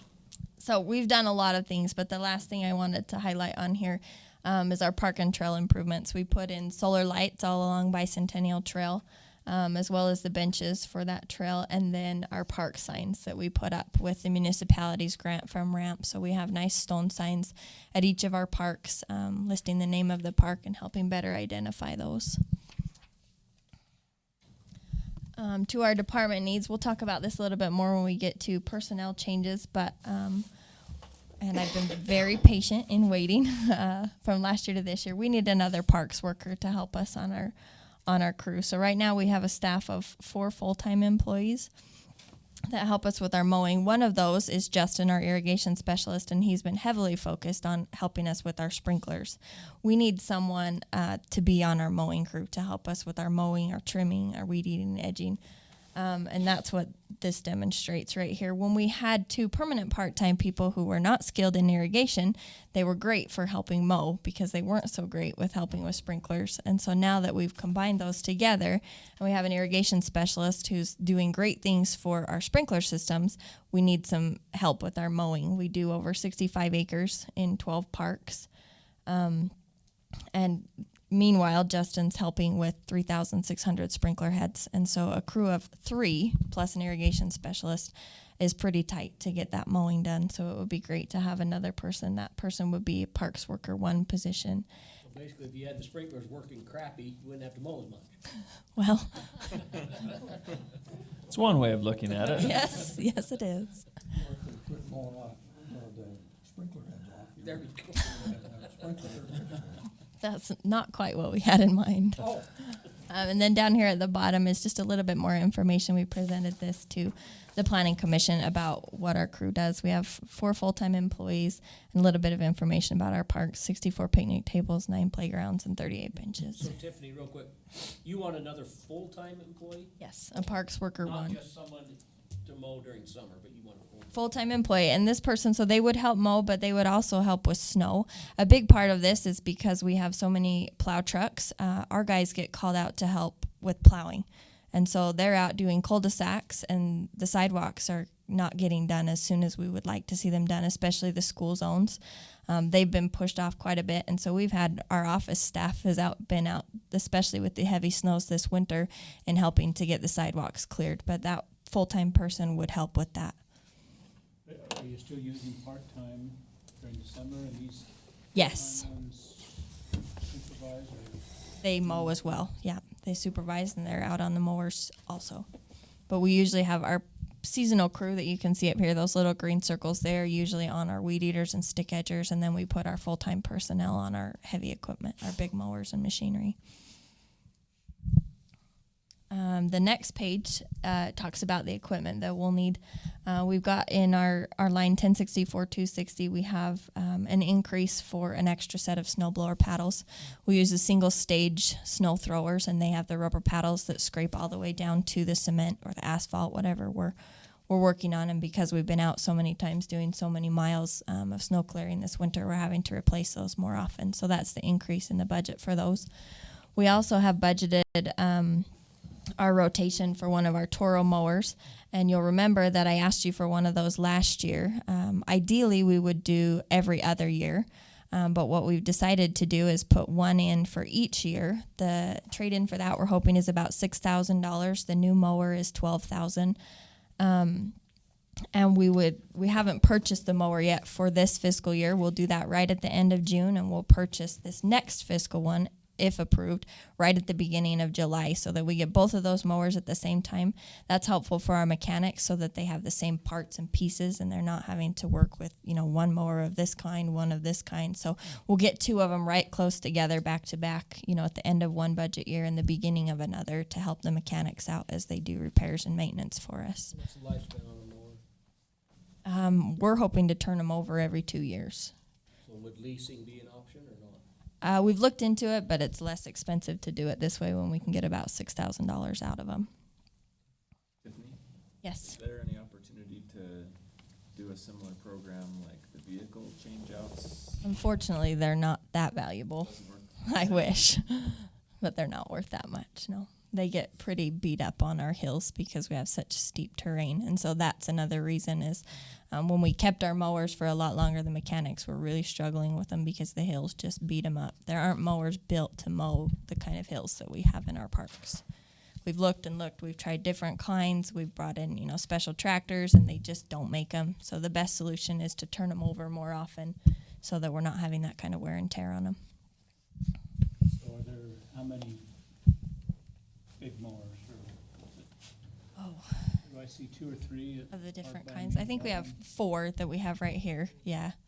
So the 4, and what they cost $12,000, we're going to turn them over. We're going to turn them over every 2 years, so we can calculate pretty quick what the It's $6,000 a year. per. We're not turning so we're turning over 1 a year every year, but back to back. So it's almost like 2 every other year. That's 1 a year, right? Yes, 1 every fiscal We just year. do it. Okay, so $6,000 a year is kind of just what we should plan on to repair, replace, or maintain mowers. Depression thing again, Yeah, it is. right? Oh, sorry. A different term. It's not really accurate. Yeah, R&R, repair and replacement. Not rest and relaxation. Okay, John, if you go to our next slide. That's what you do in parks. This is our beloved Parks and Rec truck, our rec truck. So why are you getting It's rid of from, well, it's 18 years old. I think your mic is. It's older than most of the employees who drive it. Okay, so this truck's 18 years old. It's It's ancient. It's the hand-me-down. It goes down and down and down and down, and it's ready to go out. So we're going to replace it with a truck that will cost $40,000. We don't think there's much resale value for this, but we'll replace it with a truck for about $40,000 that's on the same kind of cycle as Dave's. So we'll replace it once and then replace it every couple of years, hopefully at no cost. We also would like to do phase 2 of our irrigation conversion. So this is the Rainbird IQ system that we've talked about and the sprinkler maps that we've shown you. We did our test. Right now our Parks and Rec building is on this system, and we're still working out a few kinks, but it's working great. We just purchased for this fiscal year phase 1 of the conversion, and then this would be the next phase 2. Let me pull out really fast. It's $10,000 each year for these phases, and we phased it out into 3 phases. So we would have one more phase to go next year that you would expect, and we would have been able to convert all of our 22 clocks into this Rainbird IQ system that's able to be controlled remotely from phones or computers, so that we can turn things on and off without having to send somebody out. We talked last year, it takes just over 5 hours for one of our guys on a call out to go out and hit each of these clocks to get them shut off. So, you know, if it starts raining heavily and our sprinklers are on, we get calls and people say, well, your sprinklers are on, we can get them shut off, but it's probably going to be done raining by the time that we get them off. So with this, they can get on, and within 10, 20 minutes, whatever it takes to cycle down through each of those 22 clocks, they can shut them off from their phones. I can call Jesse and say, hey, get these sprinklers off, and he's got them shut off from his house. It doesn't cost you the call out to have somebody come out and do it, and we're able to be more responsive. So this is phase 2 of that 3-phase sprinkler conversion, and Justin's helping us with that as well. You'll see that in 1064-440. So how long? 3-phase or 2-phase? Or 3. 4-phase? 3 phases. 3 phases. Okay. $30,000. Yes. And then once we get through the 3rd phase, how long will this last?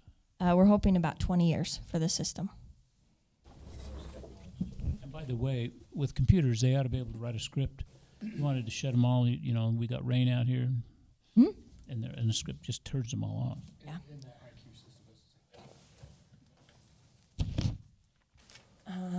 One other thing to note while I'm at it on the conversion system is because the clocks are run off of a cell card, a SIM card, so we do have the service fee for that, and that is written in here, but because we haven't started it yet, you'll see that in next fiscal year's budget. So I will start to add that service fee. It's about $1,400 for next year. Well, 2017 it'd be $1,400, $2,000, and by the time we have all of our clocks online, it's about $3,000 a year to maintain those SIM cards for each of the clocks. So you'll start to see that, and it will increase as we increase our clocks, but you'll start to see that in next fiscal year's budget under irrigation. The next slide, for some of our department needs, you'll see in a couple of different places, both in Parks Administration and Recreation, we've increased our travel and training budgets. These are for a couple of reasons. If we do get this new parks worker, they will be attending training with the rest of our parks department to the Green Conference and a couple other pesticide trainings that they go to. We also have Jesse and Justin that are working on improving our irrigation system with their certified irrigation technician and certified landscape irrigation auditor certifications, so we've budgeted for those in there. And then for our office staff, we've increased the amount of training on the office system, so Word, Excel, PowerPoint, and those, and so that's the increases in there. We also certify all of our department in CPR and first aid, and that's through American Red Cross, and we do that in-house. Both Nigel and I are certified to train in CPR and first aid, so we do that in our office, but we do have to pay the registration fee through Red Cross. So when you certify them, do you certify other people in the city that would like to? we can, if we're on a different rotation for expirations, so. Mm-hmm. How about here? Yeah, we can take anybody that wants to be in the class. We usually do let everybody know we're holding it, and then if anybody wants to participate. Have somebody here. Have those machines, Kevin, in all these buildings? Just in the police building. Do we have any over here? No. We have one in Public Works. We have both. We have the administration and the shop now. We have one at the Aquatic Center, and so it comes up to our building when we're closed for the We winter. have one in this building. They're, what are they, $1,500? Are they more than that? We've gotten ours for the most part on grants. Yeah, we got ours on. Chief, yeah. Let me have Paul check and see if there's something out there right now. You could spend up to 4,000. Yeah, but just, if you get one for here, we ought to have one here. I think ours was right around 1,200. If you don't get a grant for it, the system that we're using at the pool is we're leasing it through Cintas. It started at $90 a month, and after 3 years, it dropped down to $60 a month, which we found to be very reasonable for the life of those. And it's brand new equipment as it comes out, so you never have to deal with expired equipment. And do they cover the pads as well? Because those They do. pads expire. Yep, they cover replacement pads, batteries. They check it monthly and make sure it's up to date. So that's worked really well for us. Our next slide, some increases that you'll see. These are smaller increases, but they're to be noted. For our uniforms for the pool, you'll see that's increased a little bit. We have a set of these jackets that we keep at the pool.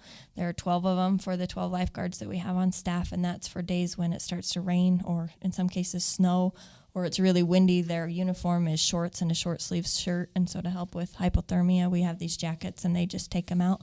When they're done, they bring them back into the pool, and these are 4 or 5 years old, and so we're going to get a replacement set of those at a couple $100. The top picture up there is of a computer. We purchased all-in-one computers, meaning the computer, the processor is actually in the monitor. And these work great, but both of these, we have 3 of them at the pool. One of them is for the outdoor table, the kiosk that's out there for the person checking receipts. And the other 2 are by our front windows, but they get hammered with the sun as it comes through there. And so they've worn out. We need to replace all 3 of them.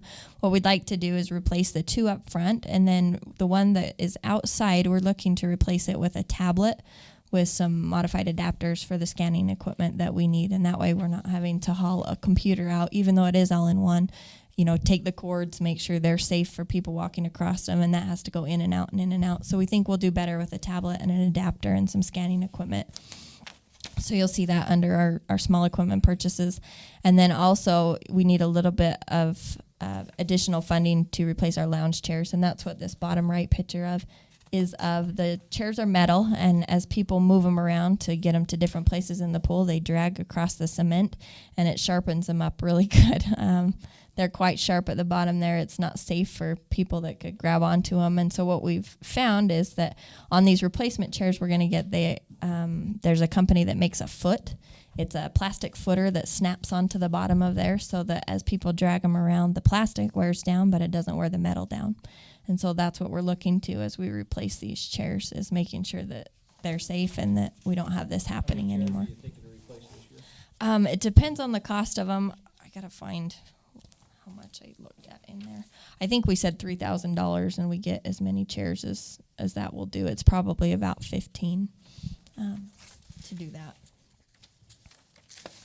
Okay, our next one, I talked about when we had our polar plunge, we found out we have a pool leak, and it's quite extensive. I can't exactly tell you how extensive it is at this point because we're still searching it out. But as we were filling the pool, making sure it was ready for the polar plunge, we found that we couldn't get it to hold water. And when we got it up to about 4 inches of the top, our pump house was flooding. I mean, it was all coming back in. The water that was leaking down around the pool was being pumped through. The sump pump was pumping it back in, and it was flooding the pump house. And so we are working with Leak Detection is the professional company, and CEM, the builders of the pool. And then also Dave is helping us. We're hoping to be able to TV these camera lines. But in order to do it, the pool fills from a massive surge tank, a big cement tank. And you can't really get it. Last time we had to check a leak, we had to bring a scuba diver in because this tank doesn't ever empty all the way. So we're hoping with Dave's guys to be able to take our TV equipment that we have and run it through the lines and see if we can see the break that way and figure out where it's at. We've done dye testing in the past where you bring in, drops and you put them around and see where they're sucking at. But we're not sure what's causing the leak or where it came from, but we did find out about it, and we're working to figure out what we have to do to repair it. In the budget, I put $30,000 for repairs. That is a complete guess because at this point I don't know the extent of the leak, but I did want you to know that it is there. It is a large leak, and that we are planning to do something about it, and I'm hoping it will be much less than a $30,000 repair, but I really don't know. On the left here, last budget year, council asked for our estimated cost to have a quote-unquote brand new pool out of the funding that we have in the next couple of years. And so working with Ken and with CEM again, these are the items that we feel that we would need to either repair or replace to have be brand new in order to have a new pool. And I would add to that the cost of whatever the pool leak is once we figure that out to get it repaired. This picture is not of the pool leak, but I put it on here because this is about the level that the water drops to. So after the polar plunge, we never got the pool all the way full for the polar plunge. It came within about those 4 inches again, and we couldn't get any more full because of the flooding in the pump house. So we just stopped filling and we let it drain, and it drained to about this point. And that gives us somewhere to start in wondering where that leak is at, because it will hold about this much water. And this, council, if you remember, the budgetary estimate for pool renovation is based on the idea that at the end of the lifespan of the redevelopment agency, which has built and paid for the pool, we would apply the remaining funds in there for improvements to the pool as an economic development driver for the city, using those RDA funds that remain in the account at that time. And this is a very, I think, a reasonable amount to expect will be in there at the end. Now, some will have been loaned out to the CDA and will need to be repaid. So exactly that timeline, may be a little different based on getting those repayments from the CDA. But I would expect there's going to be at or near this amount in the RDA at the end of it. So how long before we pay off that loan? Is it 9 years? I'm sorry. So let's. I think 8 or 9. We just redid the loan. We used the interest rate, but would you? We need to fix this leak this year soon, right? This current budget. Yeah, it's going to have to come out of this. That'll be a budget amendment that'll come back to you because, it can't wait till the next budget year. One other thing to note is that these dollar values are in this year's dollar amount. So if we weren't to fix these or fix them along the way, I'm sure they'll increase as we go. Well, the question I have is do we need to address, start doing these kinds of things now, or can we wait the 8 or something closer to the 8 years we have left in order to do these? I think a lot of these you can wait on. I wouldn't replace something that's still working until you needed to. Plus, we might need the money in the RDA for a large project that comes. So I would recommend not using it either until the end of its life, when we can no longer do projects. And it's basically we need to liquidate the remaining funds in the RDA. Smart, she wants to get that lawnmower guy. She doesn't want to get this. We do need another mower. So you'll see that $30,000 increase in GL 2269,550 as we go through. On the next slide, we have all of our playgrounds now are wood chipped for safety. We use a certified playground wood chip, and we have to fill those as kids play in them, and as they get kicked out and what have you, they get depressions in them. We have to bring in new wood chips and fill those, and we're on a couple year rotation. So this is our year to put in wood chips, and you'll see an increase in that budget for that reason. They just get compacted into the ground. We don't take them out. We just add on top of them. So we have just in the budget a few thousand for that, for wood chips. So in the park at Ogden. Oh, that's the only one that's not. Yeah, that's true. Is that a more economical thing? Did they put the rubber mat type deal in there? Because of wind. Yes, because of wind. So that's the only reason I wouldn't recommend those at the other parks. But we did put it in there because we were a couple times a week going over to pick up wood chips out of the neighbor's yard because the wind blows so bad right there. we would prefer wood chips. The next slide in recreation, 1068-230, you'll see $500 that we're putting in for a multi-city initiative. We're working with the surrounding cities. And I've talked with Councilman Swanson about this for coach and parent training. We're going to call it our Respect the Game initiative. And we're hoping to come up with a program with these other cities to help encourage respect during our games. Our parents are the biggest problems of our recreation programs. Their profanity, their disrespect for the kids that are playing and for others. So we're hoping that with the training that Annette has through our insurance, as well as, the posters we'll put up and hopefully a voluntary program that parents can participate in, that they will be good sports, that they will support the kids and respect the game. We're hoping to come up with a program that will help certify a team to be Respect the Game certified, and that will be shown with a t-shirt and a lanyard that the coach will wear or that the kids will wear, something that we're hoping with these other cities as we work together, that it will help people realize that they need to play nice. And so that's what that is. So we're going to get started on that. It is. It's a sportsmanship program, and it's to help the parents. It's not the kids that's the problem.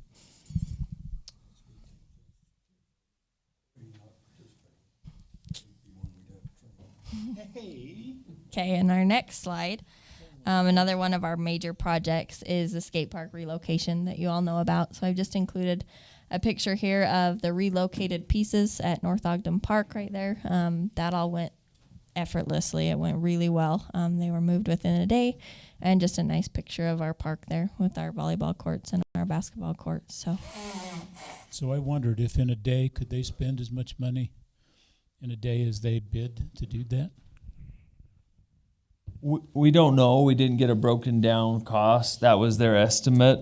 It'll be part of the larger 194, so we don't know what actually they ended up spending. At least I don't. John or Tiffany, do you have any further details? No, but the budget that you did see, they did send out that cost breakdown, included more hours than I think they spent on site. So I think that they're, in talking with Jason, he said, that's just kind of an overestimate, and we'll scale it back to what it actually costs. That's what his email says, is the actual cost. So it's not like they're going to count the 36 is spent already. They're going to count what they've spent in time and effort already, if that makes, if you can. If what? We're paid ahead a little bit. Well, we haven't actually paid them yet, but now that the contract's signed, we will. We'll pay them the first, 30%, I think. Yeah. And but, they were, sorry. I think the proof will be once we see their design. If it, looks like they did absolutely nothing besides move them over there, we'll probably have some questions for them. If they did a nice design and added a few things in, we'll be happy. So the proof will be in the pudding once that design comes. Kind of how I'm looking at it. And I was just going to say, they've been waiting on us to get going with that design process. They've contacted me a couple times, probably John a couple times, and said, we're ready to go. So they've just been waiting. Now they have that signed contract, so we'll be setting up those, and we'll get a schedule of design meetings back to you here shortly. We'll be pushing for them to do, not saying they're not going to, but that's what we're looking for, is something besides just pick the items up and move them over there.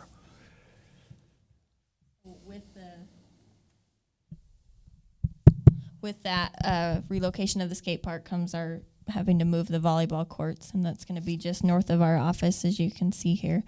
We're going to add an additional court, so we're taking the $20,000 from the money from Weber County, and we're going to add just about $18,000 to that with the municipality's ramp grant that we receive every year, and we're going to use that to build our third court here up above our offices and just below the museum, and Public Works Tiny is going to help us build that, so it'll just be the cost of the materials.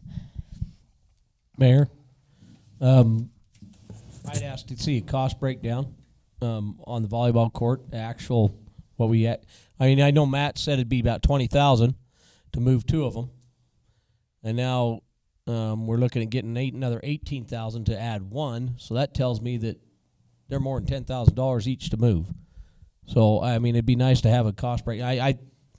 You know, I voted against putting this park there, skate park there. That's not why, but I mean, we already missed the estimate on the moving the equipment. So I'd like to see I know we're volunteering some of this, or not volunteering it, but we're doing it in-house.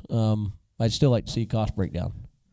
We will get that. Let me ask Dave or Tiffany if you can give any update to that so far from your plans for the moving, or if not, we'll work on it. No, except for that I did pass that on. I heard that you were looking for that breakdown, so I did pass that on to Matt. He said he was I had a comment on that. I was talking to Matt about it, and he explained to me that you have to buy more sand, and that was the difference in cost. Removing. Where we're going to be able to use a lot of the same sand for the first two.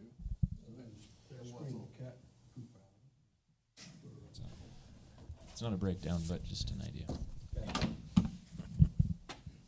Okay, and then our next slide here, with how successful Joseph was, we wanted to continue that and heard from the council that you would like us to continue that.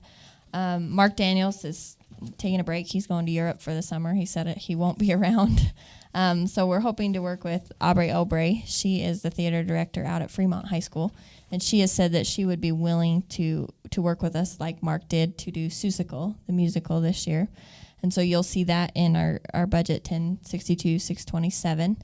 We've also applied for a ramp grant to help us out with this. We asked for $10,000, and they called last week and said they would give us $5,000 of the $20,000 that we're hoping to have for that. So we're hoping that to work with her to make this kind of a kickoff to our Barker Park Amphitheater project that we hope to have. So we'll have, if approved, we'll have this show, and then hopefully the day after actually start construction for the new facility if that gets approved.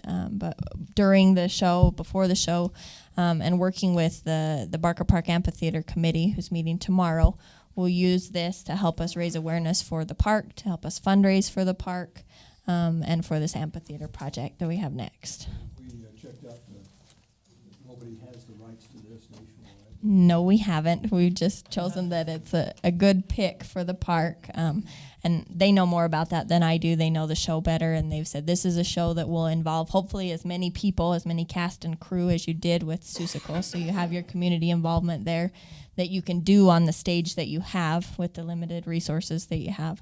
And so we'll get into that, but we'll do it a little bit quicker than we did with the last one.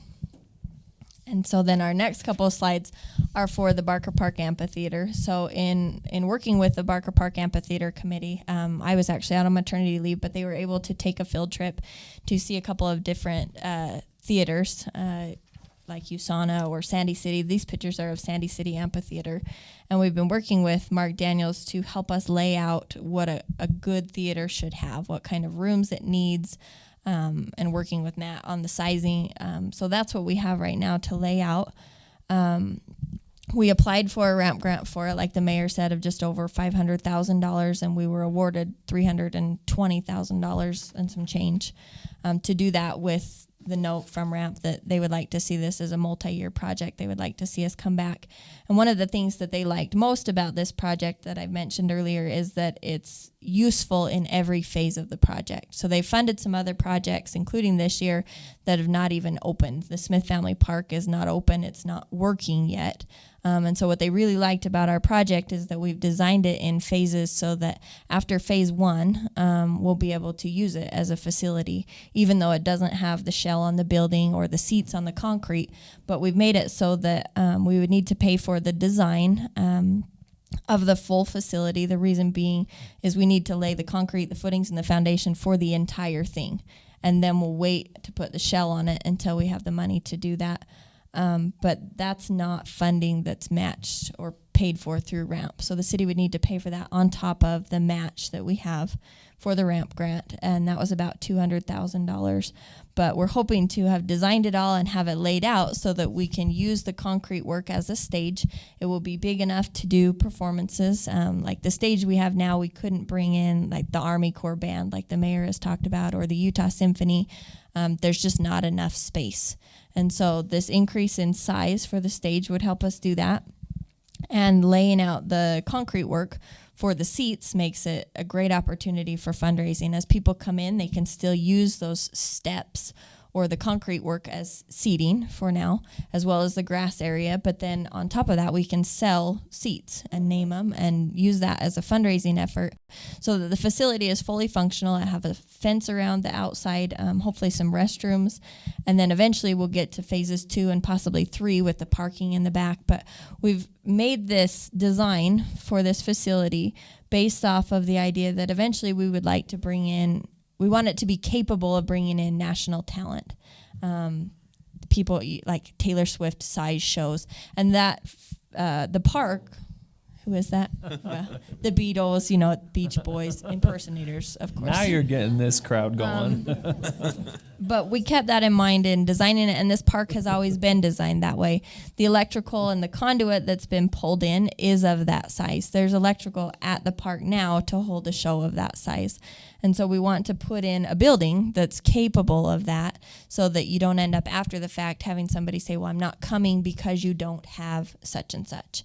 And so on this field trip, we were able to find out a lot, especially from Sandy City, about what people and groups of this size request when they come in, whether they require a green room that they can have their talent be in, whether they require parking stalls for their trailers. And we've made it so that you can see on the left side of the screen here, there are a couple larger stalls that will accommodate the semi-sized trailers, and they have a loading dock right there that goes into a screen shop that would be able to hold all of this, all of the equipment. We would also be able to use this facility not just for large productions, but for smaller things, dance recitals, community events, youth theater programs. And we've looked into coordinating with Weber State Theater Department as well. Sometimes they come into facilities like Sandy and they actually have classrooms where they hold some of their classes there and they coordinate with them on those efforts. So this was all of what we thought about as we went into phasing this project out.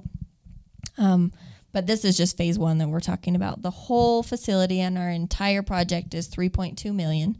But phase 1 that we're talking about is about $1.1 million, and that would take care of the groundwork and the concrete work and the fencing to make it a usable facility with some restrooms so that we can continue to have shows there and to hold shows, but hopefully get the ball rolling for some future funding and private donations to help finish off the project, as well as hopefully have some continued support from RAMP for the next couple of years. So when we do this full plan on this, we need to make sure, and I'm hoping that we're thinking about parking. Because right now, if you're going to have a facility that size, there's no way that parking is going to be sufficient. Yep, we are looking at that. Right now, our parking at the bottom is not sufficient, so we've looked at ways to increase that, as well as, with the top portion of Barker Park. We do have parking planned in up there, so we're looking at incorporating all of that as we do our phasing to make sure that there's parking for a facility of this size. The nice thing is there's more stalls than I thought. We counted them, and was it 225? I don't remember.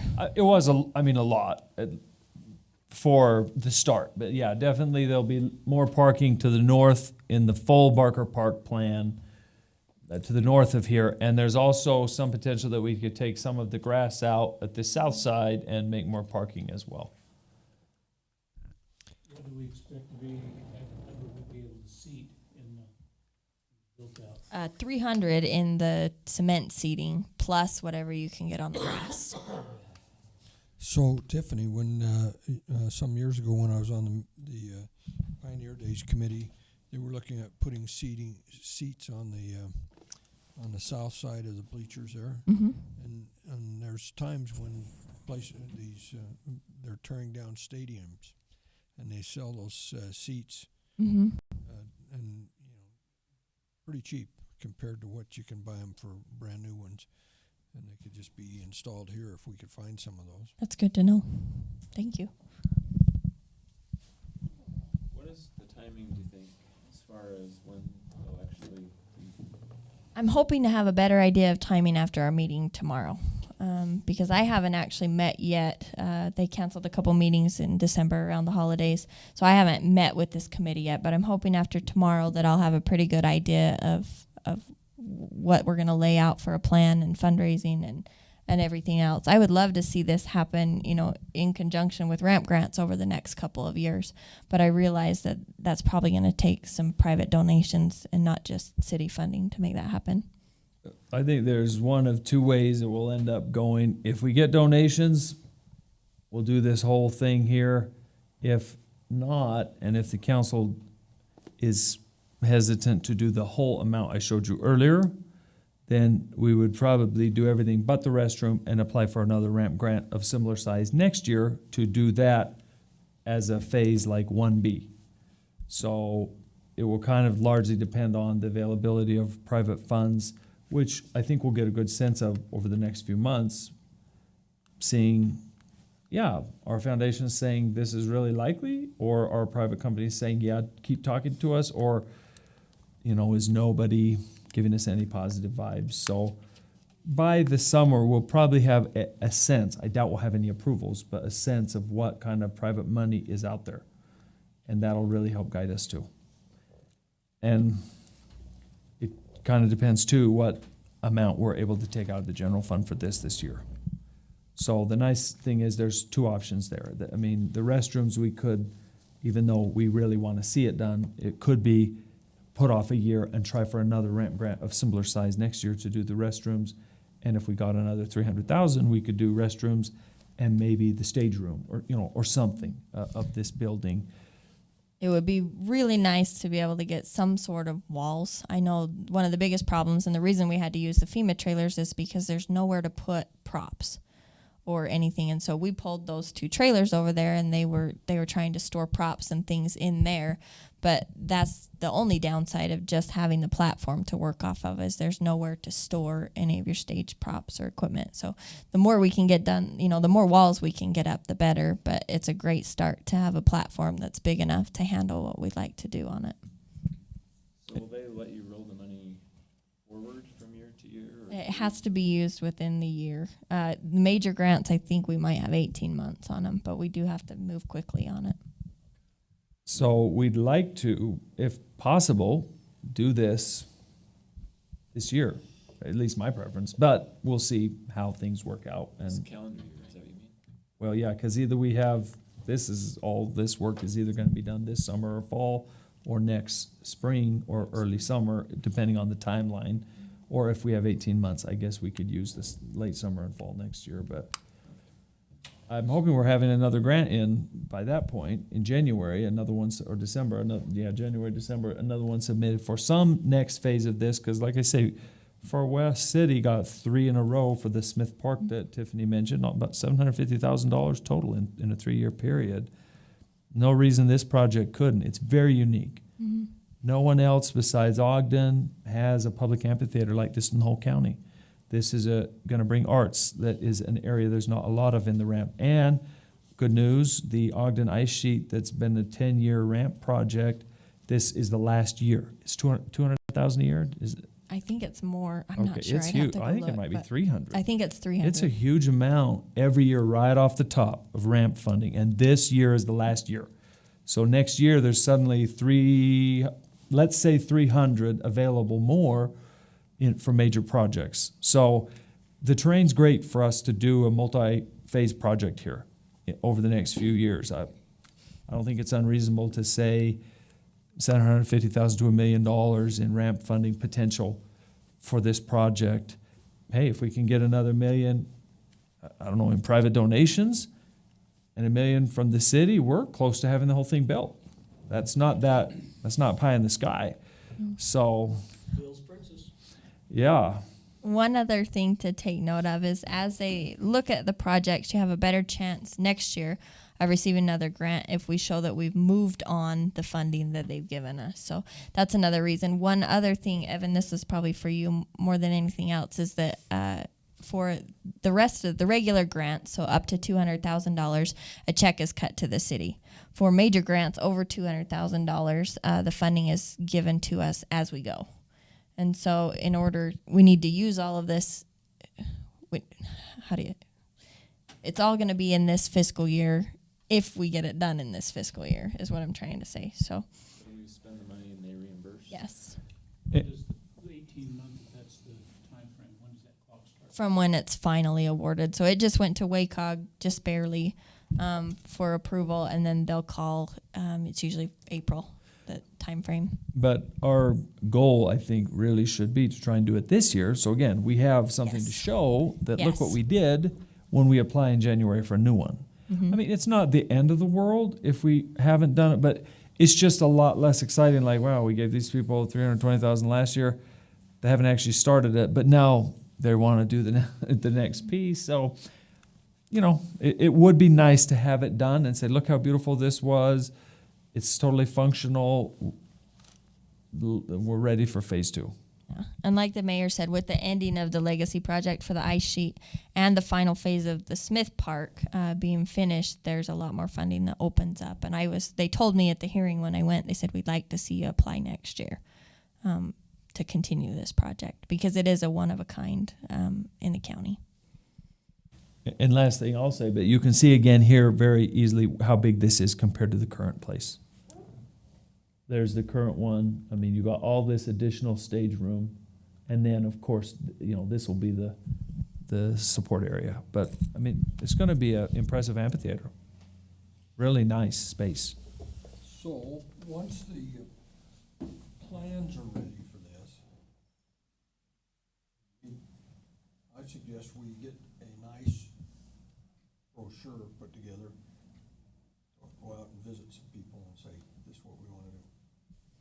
Absolutely. Take some money to get that done. And that'll be part of our discussions tomorrow. We'll have a fundraising committee we've got some people that are good at this. And if you're saying we should do that and spend a little money on it, then I'm sure we got the green light for it. So I think this can be, we can probably get all the money to do this if we approach the right people. We've got a lot of people in this I community. agree.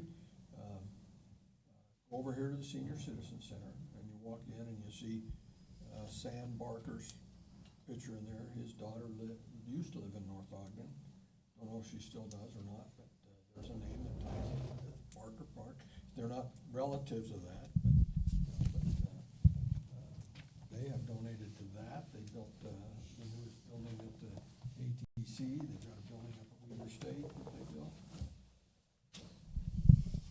Okay, any other questions before we go on to my last slide here? We always have to talk AYSO at least once a budget season, right? Yeah. Okay, so I'm passing around here a budget spreadsheet and also a letter that I hope you've taken a look at. But AYSO is run through volunteers, and their regional commissioner, Mary Beth Ford, is at the end of her 3-year volunteer contract. Believe it or not, they have those. And she is not going to be their commissioner again. She's not running for another 3 years. She has posted to their AYSO website for the region that she is finished and that there's an opportunity if anyone would like to volunteer. And she's posted this back in November, and there has not been a single soul willing to sign off on 3 years of their life as a volunteer for AYSO. And so she came and mentioned this to me, and I said I would bring it to the council. Because of this, if there is not AYSO in this region, it provides an opportunity for the city to look at taking the soccer program. And I know we've mentioned this in our soccer discussion, so I wanted to bring the information to you so that you could talk about it together and see what you thought about it. We've looked at AYSO's budget, and they pay, a high amount to AYSO National. And so we've taken a look at that. And if you want to just look at the spreadsheet that we've got here, I've done a comparison of AYSO's budget that they've given us from the last year, as well as what I estimate it would cost for the city to run a soccer program, so city soccer, of a similar size for this upcoming year. And just looking down at the bottom, AYSO was actually about $1,600 in the hole from what they had budgeted. And I estimate that the city would make about $600 off of it the first year. I think there are ways for the city to cut costs, but I wanted to be pretty conservative in estimating it so that if you decide that city soccer is something you want to take on, that it's not something that we're surprised by. So I just wanted to go down through these really quickly with you. AYSO has a contract with SCORE, uniform provider in California. and they have to purchase their uniforms through them. So they do that, but it also comes with a $10,000 shipping cost. I've talked to some suppliers, and I think that we would be able to purchase the uniform, shirts, socks, and the pants for about $26 per uniform or less. Can I stop you there for a minute? Yes, you can. Okay. I have 3 granddaughters that participate in Logan, Mm-hmm. doing comp and those kind of things. Their fee is $35 a year to participate in the soccer. And one of the ways that they saved some money there is they have those reversible jerseys. Each kid gets the reversible jersey, carries it forward from year to year, doesn't have to buy a new shirt. So one team could wear the red side, the other side, the other team the blue side, and they don't have, and they can just wear those each game instead of having to buy a new jersey every year. Yes, and I did talk to Mary Beth about that. I asked her because when I played, it was the same way. You had a blue and white reversible jersey. I said, how come they changed? And she said the reason is the kids would hang on to their jerseys from year to year, and there was no way to tell if a kid was registered or not. So they would be playing a game, and somebody would grab their jersey from 2 years ago, and they would go hop on a team, and they would play, and there was not a whole lot that anybody could do about it.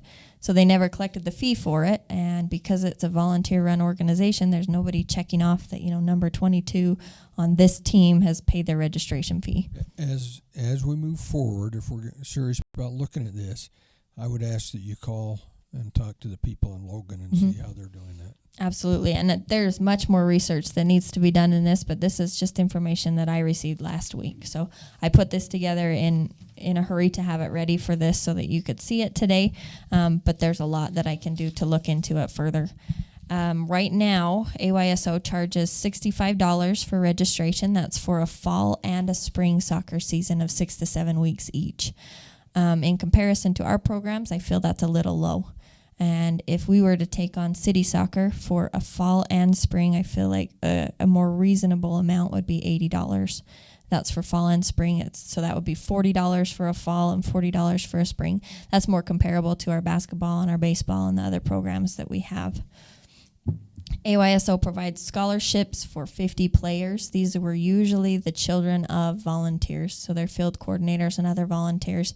In not knowing what that entailed, I left that scholarship in there, but I assumed that with the change from AYSO to city soccer, that we might lose maybe 150 kids out of the almost 1,300 that there are, and so that's kind of a conservative number in the revenues for registration fees. Another thing to note is that they take all of their registrations on paper, and we would use the registration software that we already have. We would be able to take those registrations at no additional cost because we pay a flat fee for our registration software. We don't pay a transaction fee. So there's no additional cost to the city to take those registrations online. So uniforms, I think we could get them for $26 a uniform, and I think we could get a much, much lower shipping cost, if not free, because of the quantity that we'd be ordering. The city would not have to pay, $22,000, $23,000 to AYSO National, so there's a savings there. Phone, internet, and website, we already have those. The only thing that I held on to was I think we would need a dedicated phone line, a hotline, if you will, for soccer. And so we would hang on to that cost there. They had $1,300 in office supplies. I hung on to about $800 of that. We're already running through our office, but there would be additional paper copies, etc. Their park fees, this included fees to North Ogden City as well as Pleasant View, so I left in the $350 cost park rental fees to Pleasant View to continue to use those facilities. And then on the line below, field maintenance, I included the $1,000 that would be paid to ourselves for the additional fertilizer, sod, etc. that we have to maintain the field. So that would stay. There's a couple $1,000s in field equipment, stripers, and paint to mark out each of the fields. And then field equipment purchases. This is one line that it could go down in future years. So it's to purchase nets, balls, bags, whistles, cones, flags, basically what you hand a coach and say, here, take your team. Go out, this is what you need. For a lot of our other programs, we hand out ball bags, but they also return them. So AYSO is handing out a couple brand new soccer balls, some pumps, whistles, and all of this to their team, and they never come back. And so I think if you were to collect your soccer balls and some of your other things, you'd have a significant drop in that cost in years to come as you continued with your soccer. They pay $600 in storage expenses for a rental unit, which we would not have. We have storage in our facility. Where would you put it? In the basement of our building. Don't you have all the football stuff down there too? We do. So you have room though. We do have room. Yep. Coach expenses. I put an increase on the North Ogden side for coach expenses just to provide the training that I feel we would need to have it as a city program to make sure our coaches were ready to go, as well as background checks and the other things that the city needs to make sure that they're safe around the kids. Referee training and referee uniforms. I increased the cost of that. AYSO does not provide those like we would. We want clearly identified referees for those games that do have them, and that's the older kids. Referee awards and incentives. Because they're a volunteer program, AYSO cannot pay their volunteers, but they would gift them like Walmart gift cards, Chili's gift cards, or what have you for their games. In order to have it be a city-run program and be able to depend on those referees, we would need to pay them similar to how we pay our basketball referees or others. So in talking to, Nigel's actually a referee for comp soccer. In talking to him, we came up with an amount that he feels is adequate for AYSO referees, knowing that they're not comp referees, but it would be about $40 per game, but it's only for the U10 and up. So the way AYSO works is U10 means under 10. So for the under 10 league and up, and they go up to U19, those are the ones that would need referees for their games. So the city cost for that would be about $9,000, which is higher than the AYSO cost. We would not have the travel expenses of their national meeting. It's about $4,000 that they go to. And then down below, I had put in, if the city decides to take on this program, you need an employee to run it. It's not something that can be just run out of the employees that we have, because it is an all-year program. So I think that a part-time employee working 20 hours a week, year-round at $17.50 an hour, I think you would be able to get somebody that would come in and that would do that. They would also have the line below 2 part-time employees that would help them with field marking to go out and mark all of the different fields. It has to be done weekly and they have to be painted. And so I think those are expenses that the city would have. And I worked with Evan to come up with costs for those. And that's how you get down to the totals that you see there. So that's the information that I have for you on AYSO. One other thing that I do have to say is if the city decides not to take on a city soccer program this year, I think you miss your window of opportunity, because if there is no AYSO and there is no city soccer, these kids will go somewhere else. They will go to a different league, to surrounding regions to play, and you will have missed the opportunity you have to capture those registrations from a transfer from year to year. So I think if you do take on city soccer, this is the year to do it. But obviously that's up to you. One question before we turn over for discussion.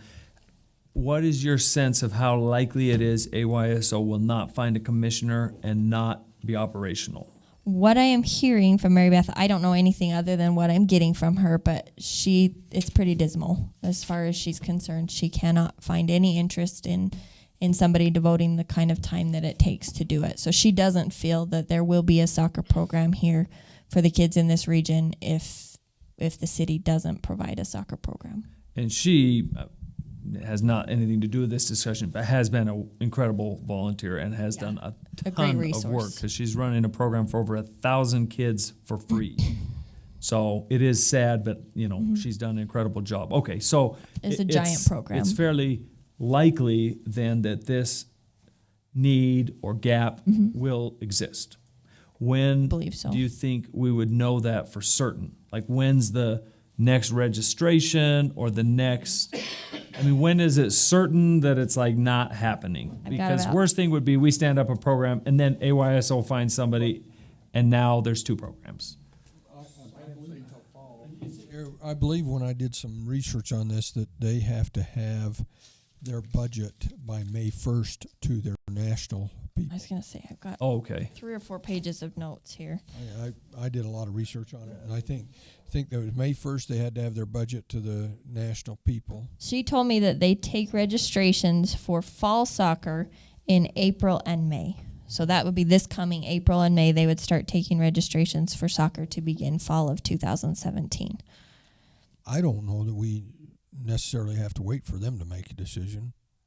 The opportunity is for us to make a decision.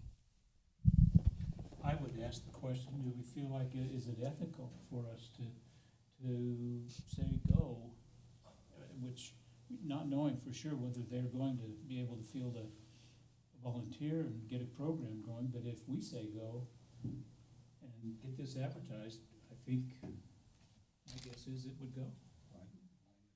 And I love it's self-sustaining. And I would have a better idea after a year what it really takes to run this program. I'm taking these numbers and going off, sitting down with her for 2 hours and what I've gone through with her. So I would have a better idea after we ran it for a year if we could continue to do it at that. If there really was, a cost savings to the city, is it a money-making program? I would have a lot better idea after a year.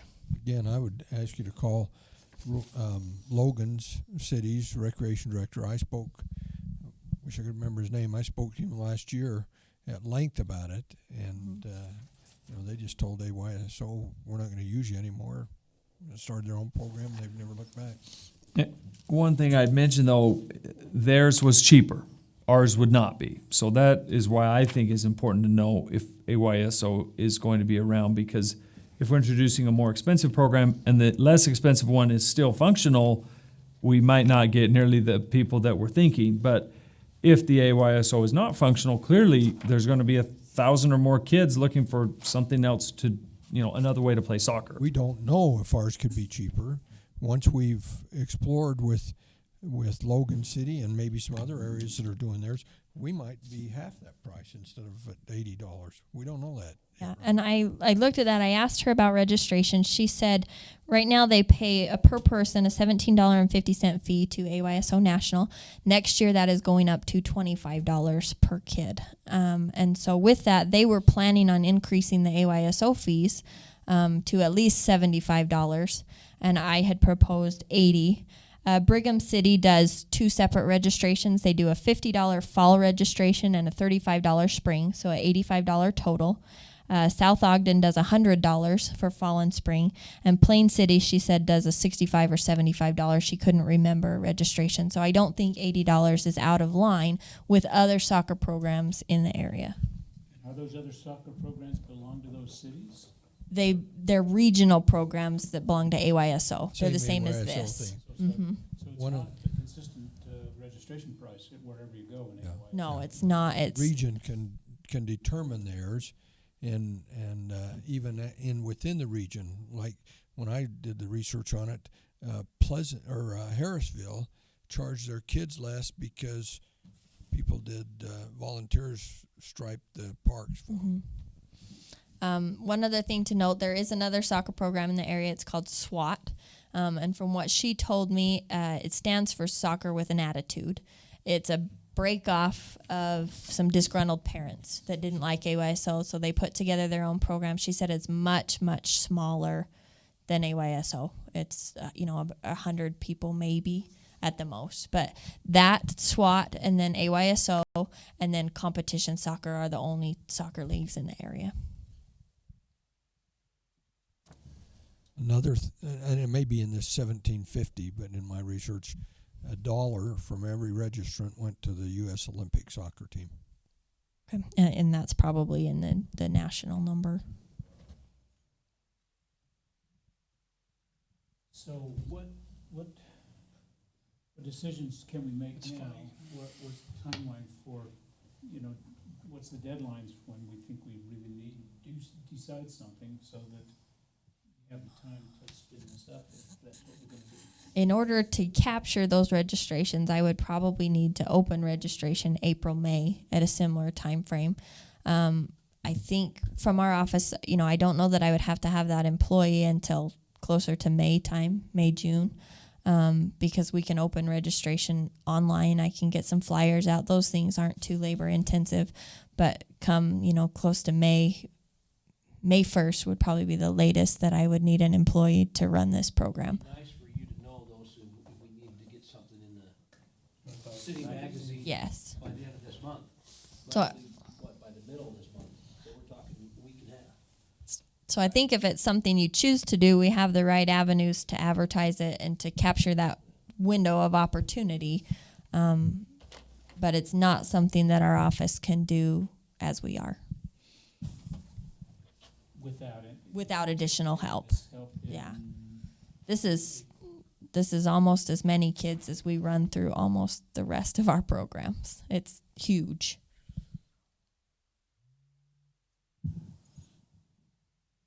And you'd have the staff to get that registration going before you actually.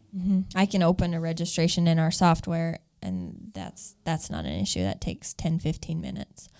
So John, is there anything these kids would have to do I mean, like with football, they have to have physicals and all this other stuff. Is there something that we would require with them from the? Because I don't think AYSO requires all that. AYSO does require a signed concussion form. We'd have to establish something in the city for that too, correct? Yes. From soccer than there is from football. So AYSO does require a signed concussion form, and then she told me the other thing they require is that each of the coaches has a copy of the player's emergency contact information there with them at the game, so that if there's a problem, they know who they can contact and get a hold of. But as far as other paperwork, it's just that concussion form that they have. So would we have to generate our own, or would we? We'd probably just use the same forms we use for football and just scale them back. So. As you're thinking about it, I'm going to look through here and see if there were any other notes that I had that I need to mention. So we're paying, you say they were paying Pleasant View? Yes. So I'm assuming Pleasant View kids are participating in AYSO. Yes. You started charging them $100 an hour to use their parks. And they backed out of most of the Backed out Pleasant of View most parks. of, Pleasant View's parks. The exception is Shady Lane, and that's used for the younger kids, the 5 and 6 year olds. They play exclusively at that park. So I'm just wondering, would Pleasant View be willing to participate in any cost in this? If they're not using AYSO, it's not over there anymore. Or do they care? Yeah, that I don't know. They would be involved. It's regional ball, so the kids that would attend Weber High School, it's similar to football. The kids that would attend Weber High School are the kids that would participate in this program, although they don't have exclusive boundaries. So if somebody from North Ogden wanted to go down to Roy and participate in their region, they could do that. They just sign up at that cost and play their games down in Roy.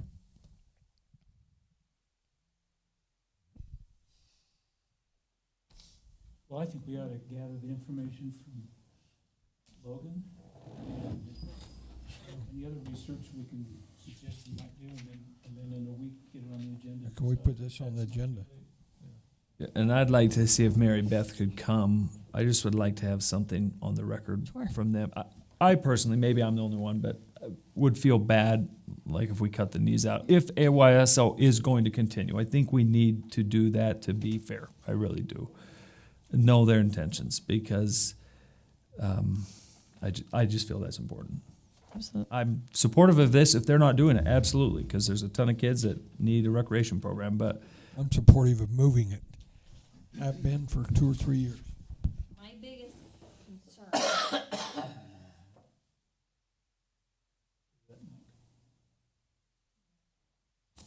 My biggest concern with this program is finding the referees, the staffing for it. It's not in the operation of it. I'm not worried about the registration. I'm not worried about uniform purchases, equipment purchases, field scheduling.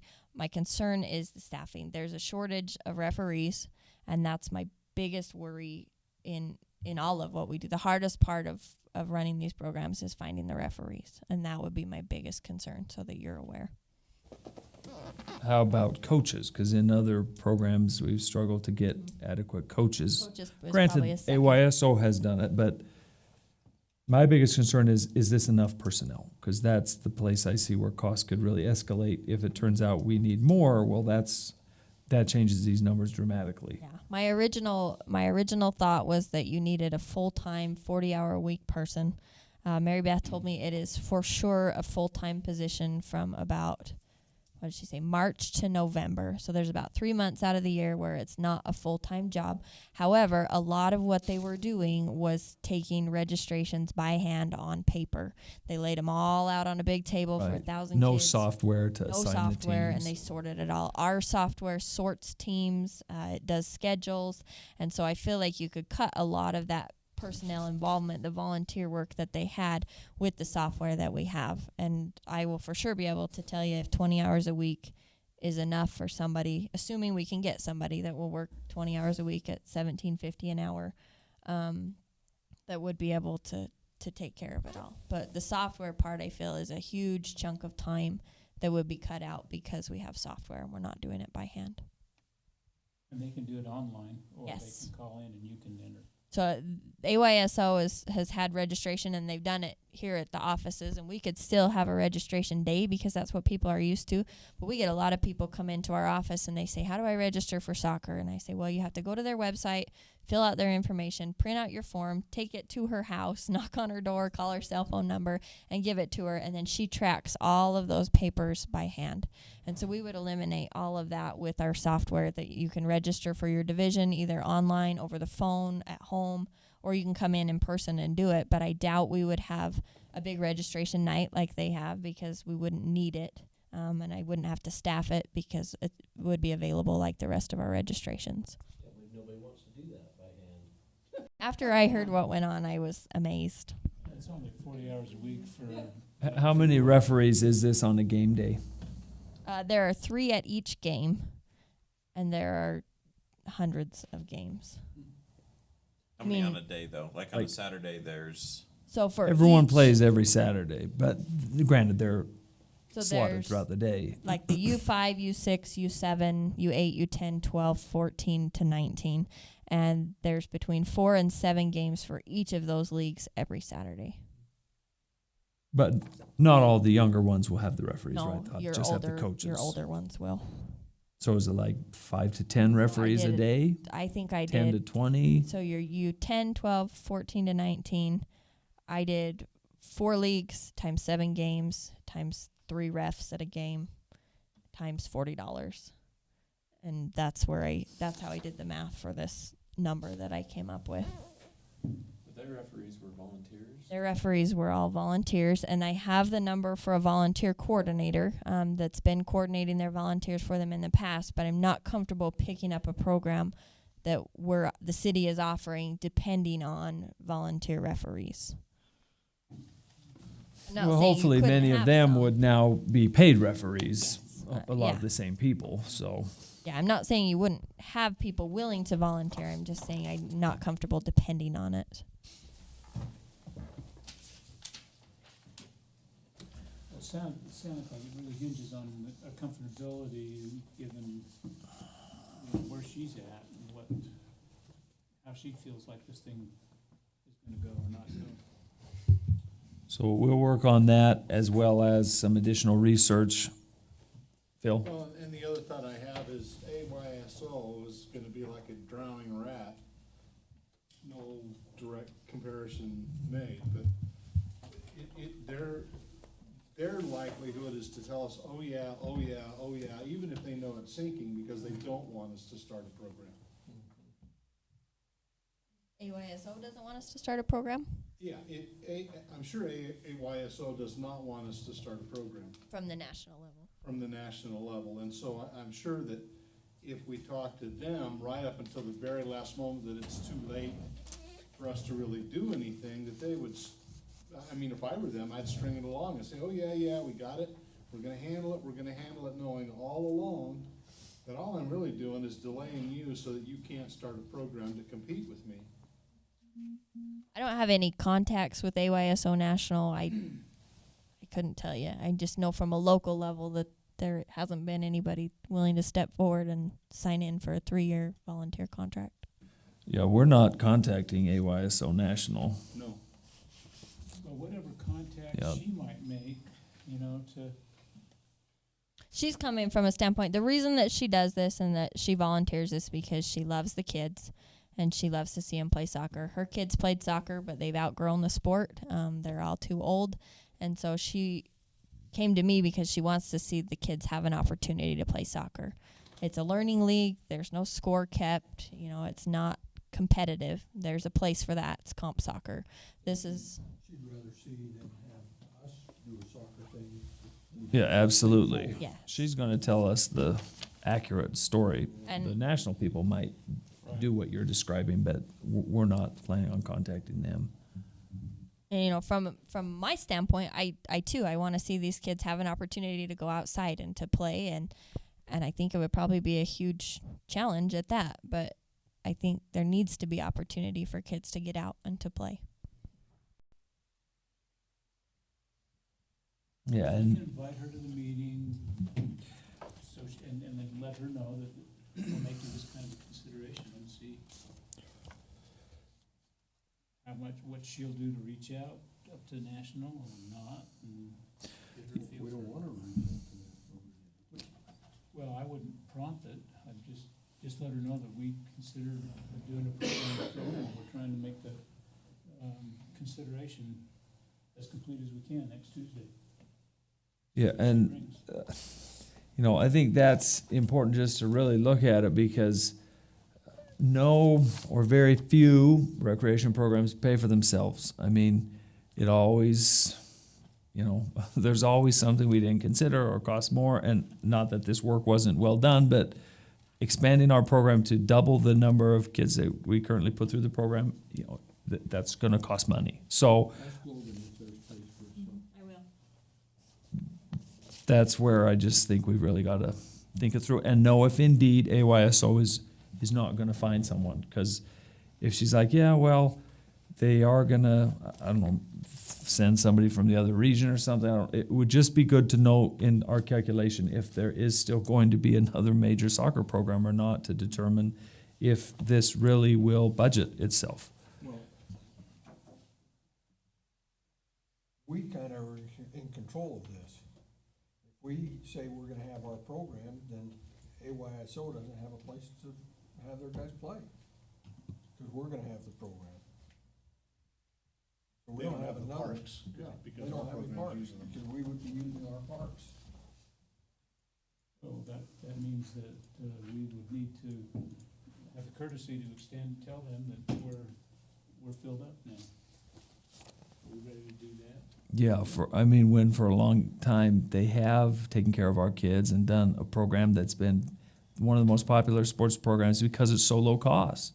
Parents absolutely love it. I know all my kids have gone through AYSO, so I just, again, even if I'm the only one, I think we just do not cut them off at the knees after all they've done for the kids of our community for many years, unless we truly know that it's not going to happen this year from AYSO. That's my feelings. And I think that's wise. I'll disagree with you on that one. I think it's time we did our own deal. I'll make sure to invite her to this next council meeting and see if she'll come and say something. Okay, anything else on this one? Okay, anything else, Tiffany? Thank you.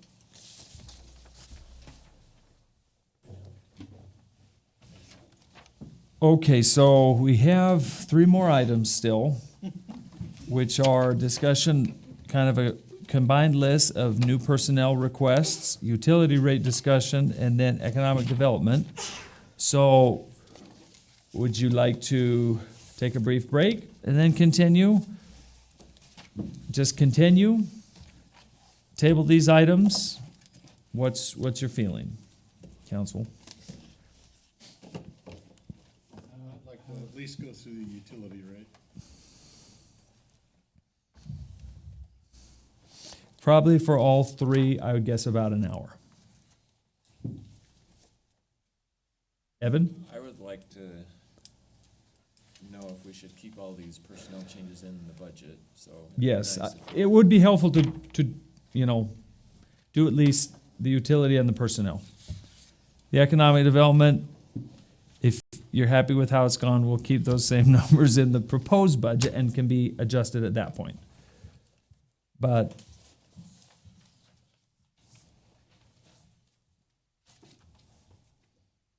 so, I just wondered. break or no break, just keep going. What is everyone feeling?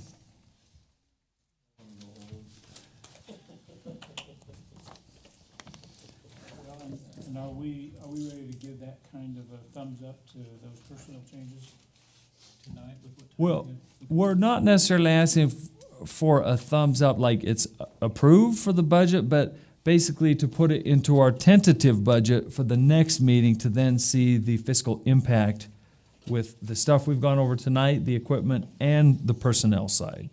So it's kind of like an initial, at least keep it in the running so we can look at the impact of everything together next month.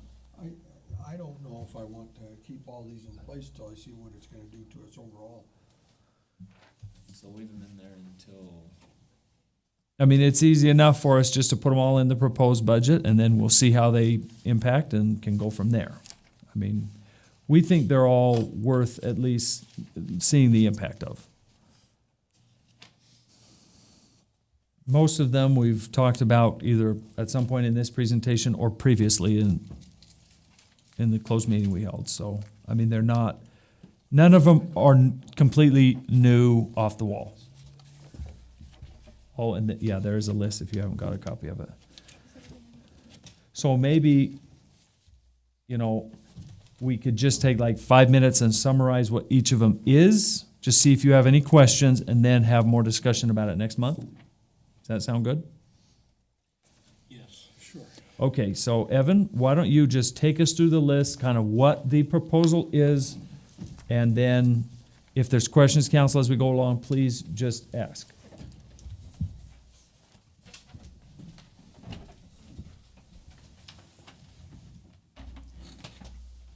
does everyone have a copy of that list?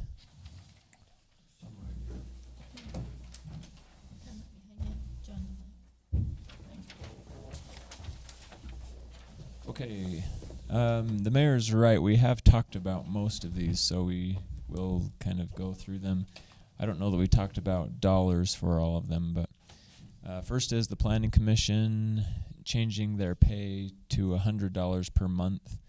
Previously, it was $25 per meeting,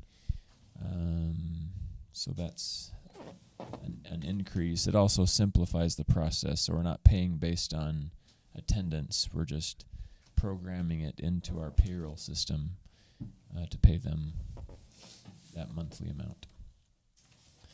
The next is Jamie Jones, City Treasurer.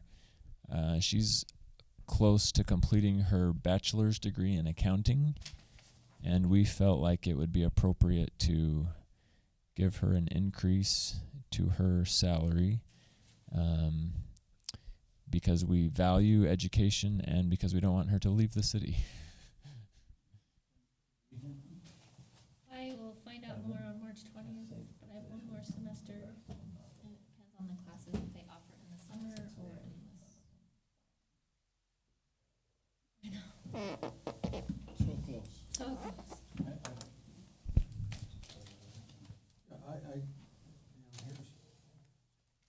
one of the things I would ask about all of these that we're already employed. Are we talking about an increase plus a cost of living adjustment? So in this case, we propose a 3% along with a citywide 3% is what we've programmed for the cost of living. And then this would be an additional 5%. In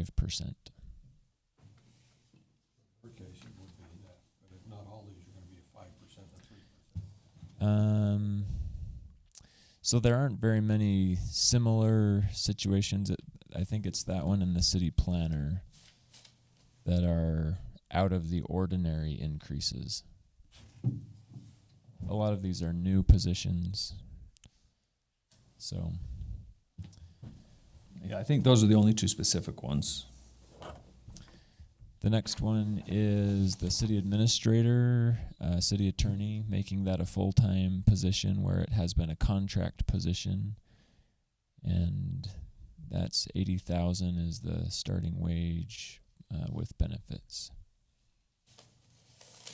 The next one is a part-time administrative assistant in the administration department, 29 hours per week. This is part of the reconfiguring of office spaces, plus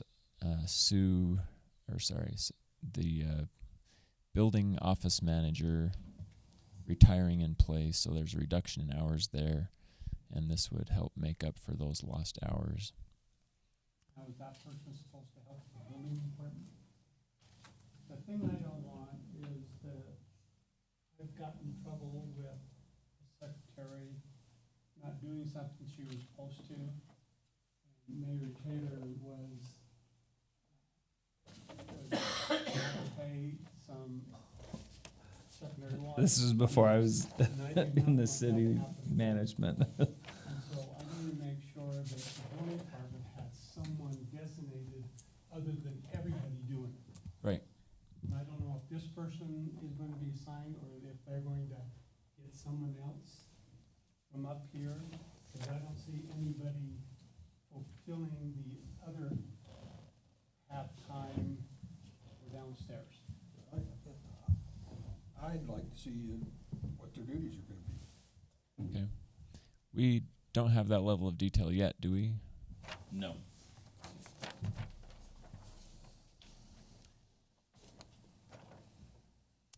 The next one is increasing the hours for our intern or interns in the administration department up to 20 hours per week.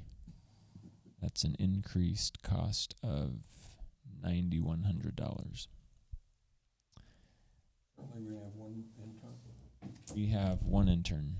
and we're going to increase that intern's hours plus hire another intern. Are you looking at the line further down? So, yeah, the line further down is an intern for the planning department. So, yes, the proposal would be to increase the administration intern's hours and add a second intern in the planning department. Again, I'd like to see what the responsibilities are. Okay. The next is the part-time court clerk that the chief discussed, and the part-time administrative assistant in the police department that he also discussed, $15,350 for each of those. Next is a building inspector. This proposal is in connection with the building official retiring in place, and then we would hire this part-time building inspector at 20 hours a week to fill in the gap created there.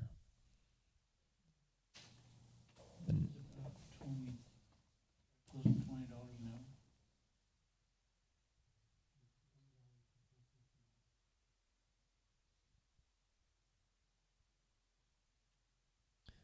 The next one is the planner.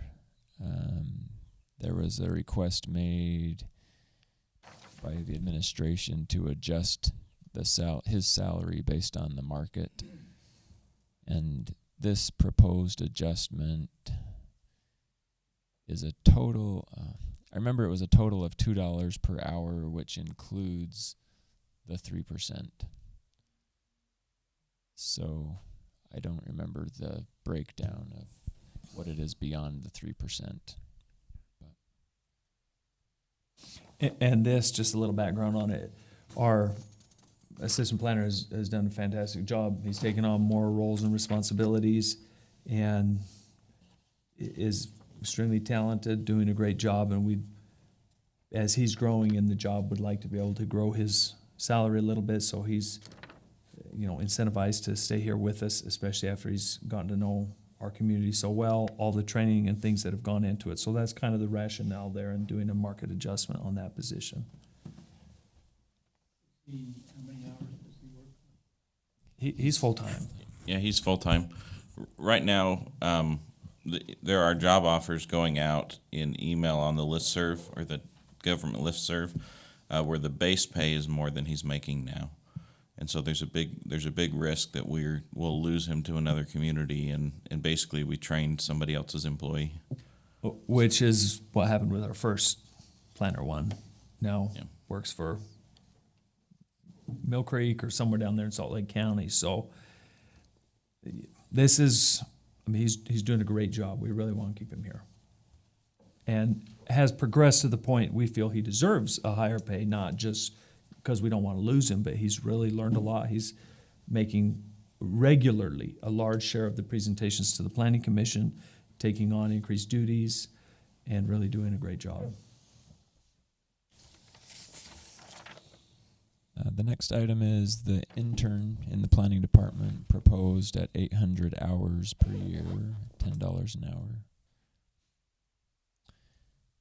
The next one is the Parks One worker that Tiffany talked about, full-time position, $49,300. The next two after that are seasonal parks positions who would be hired to take care of the flower baskets along Washington Boulevard.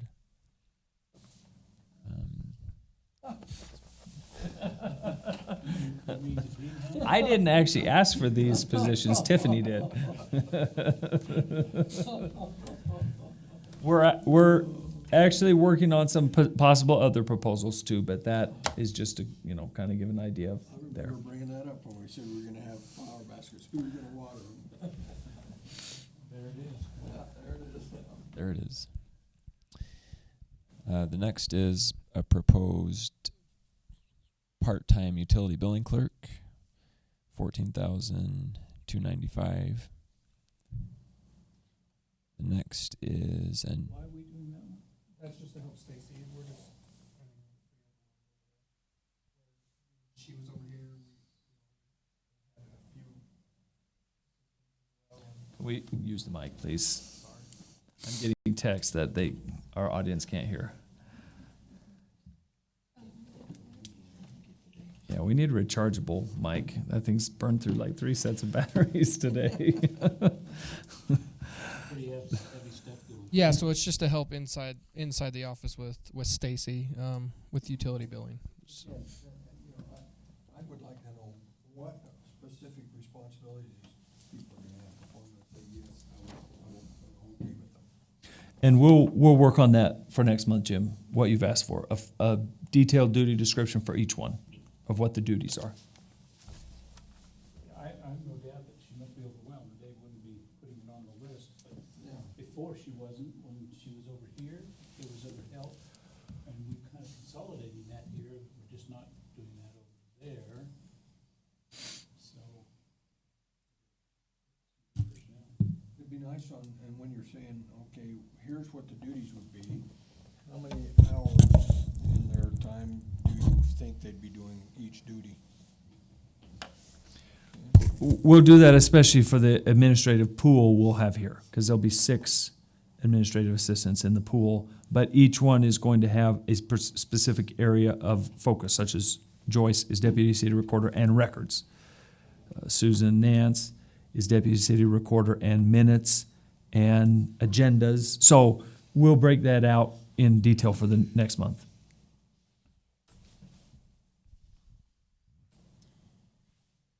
the next two new positions are utility maintenance workers, one in the sewer department, one in the storm water department. 50,197 for each of those. And then the next two is the two employees in the building department that are interested in retiring in place. And I put the current salary and benefit expenses that would be eliminated essentially by them retiring in place in there. So when they retire in place, there's a limitation on the amount of salary they can earn in a year, which is $15,000 per calendar year. So we've put $30,000 for each of those retiring in place, $15,000 for the first half of the fiscal year, and $15,000 for the second half of the fiscal year. Full-time per year. It's just we're going to spend 2 calendar. Well, the 30,000 is a maximum dollar amount. So one employee currently has a higher wage than the other, so it wouldn't necessarily be full-time. I mean, would max out the dollar amount before they could really be full-time. So we do a specific hourly rate? I'm thinking, if I understood what you just said, you said the maximum they can earn is 15,000 per calendar year. So we're saying they would make 15,000 from July till December, and then another 15,000 the next year. Correct. And what they made before July of the year they start in this position doesn't count. That's my understanding. It's the new retire in place program that allows someone to be receiving retirement benefits but work part-time with no benefits, no retirement accrued, but it's very limited on the dollar amount to 15,000. So in the one case of an administrative assistant position, it will be much closer to full-time because the hourly wage will be lower. In the case of a building official position, since the wage is a lot higher, that 30,000 will equate to less hours.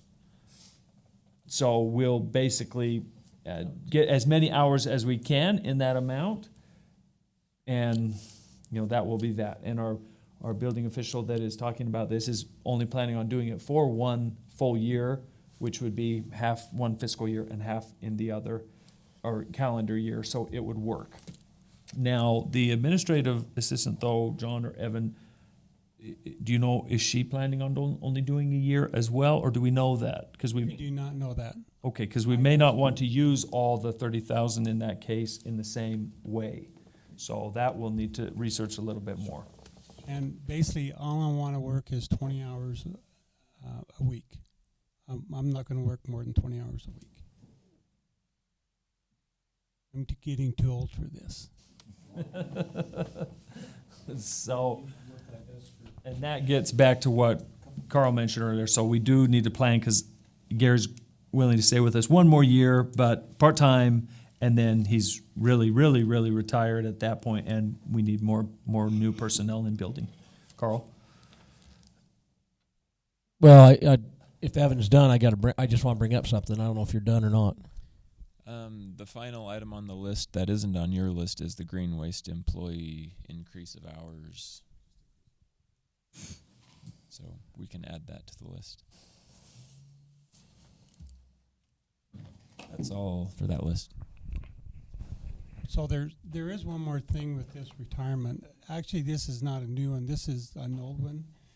And what the policy basically says is that when a person retires, if he separates himself for 60 days, he can come back with that stipulation that all he can make is $15,000 for each calendar year. And that's the one that Sue and myself was planning on doing.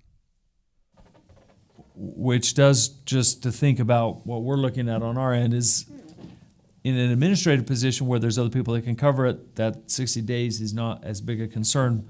But if it's our plan checker, we're going to need to have a contingency plan during that 60-year period. So we're trying, that's kind of what we're syncing up to. We don't have a final answer on that yet, but we're looking, okay, we're talking about it. So just kind of heads up there.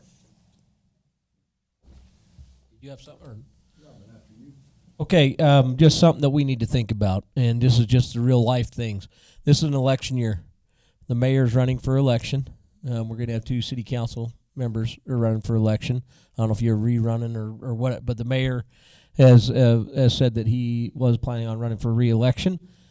For for me personally, I helped him run. My wife and I helped him with his campaign last time. We voted for him last time. I'd do the same thing this time. But there's a possibility this gentleman won't make the election. Right now, he's a paid full-time mayor. If for some reason he doesn't become the mayor in 2018, we'll have somebody else sitting in that seat. Are we going to have a different budget amount for a mayor, or do we need to consider something there, or just at least talk about it or think about it? I don't know if that's even something that we need to discuss or not, but just something we ought to keep in our mind. Personally, I hope Brent's our mayor. I really truly do.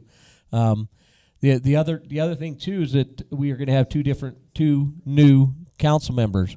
I don't know. I mean, we decided last time on the budget was we're going to get some money towards electronic devices, like iPads or whatever they are. I don't know if you guys have city iPads or not. I know some of them you were. I was never given one. We were supposed to have some money that went towards the purchase of some, and then we were going to get a monthly stipend to have them work. And I don't know if that's how it works with your departments. But is that going to do we need to relook at that in this budget year for, again, when the new council members come up? So those are just some things I've been thinking of that we probably need to at least discuss or have in our mindset that the reality is Brent may not win, and we are going to have two other council members. You scoff at me, my friend, but I know I voted for him, so my vote doesn't hold a lot of weight. Well, no, I think our electronic device, we'd have a policy that's in place that would handle anybody that would be elected. And yes, we ought to have that planned in there. I'm not going to run for re-election, so I don't. And then let me. My understanding, I thought I understood, Mayor, that with Sue retiring in place, that she was going to be a part-time administrative assistant. In that case, do we have that position listed twice? That's actually something we're discussing right now as well. That other one may be eliminated after we've made the assessment of what all the positions will be assigned. So yes, very well, that may be off the list next month. So we just aren't quite done with our assessment of what each position would be doing. John and Annette are working closely on that. And lastly, I think, again, we need to see this in conjunction with what our 3%, our raise in insurance, all of that stuff, because some of this stuff we may say we can't afford this because we want to give them a 3% increase and pay the insurance.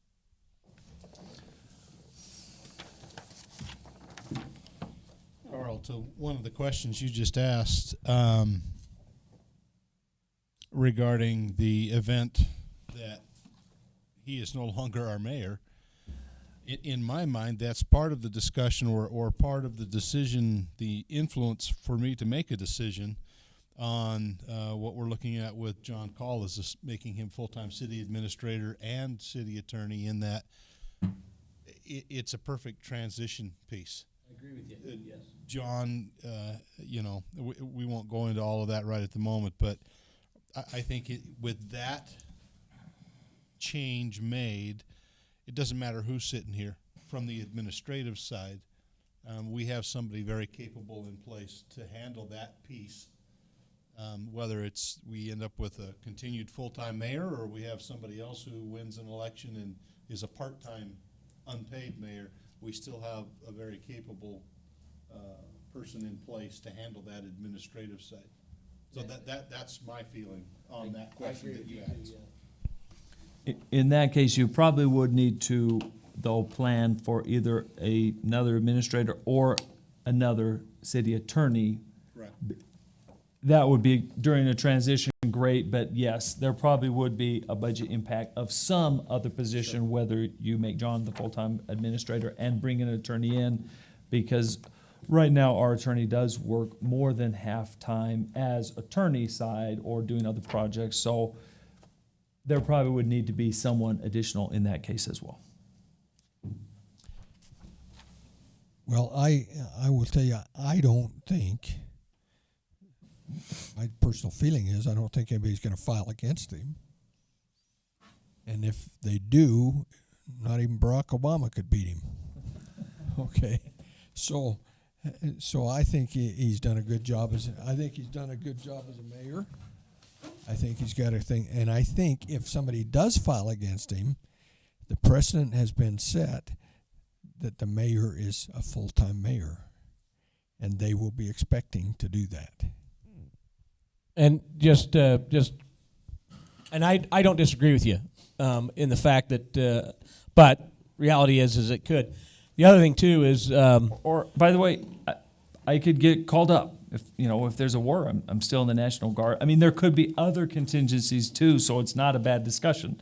So, or, I could do a different civilian job, even not just Army. I mean, so there's possibilities where that could happen, and yes, it would cost, a lot more because. So, and I just want everyone here to know, and everybody else, that I think Brent's done a fantastic job, and I like him as the mayor, and I hope he stays on. But the reality is in 4, 5, 6 years he may be gone, and we still need to, as a city, plan for that time.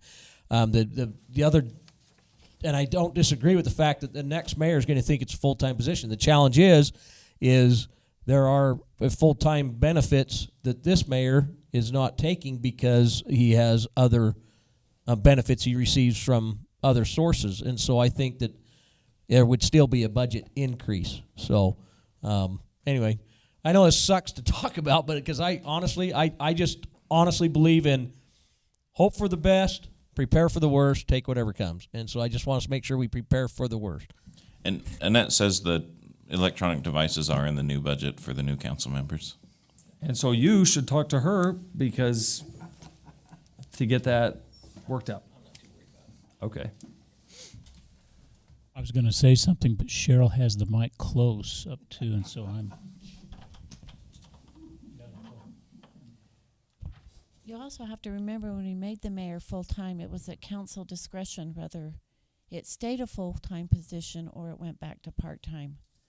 So I think that could be made known to the if somebody runs again, that is not necessarily a given.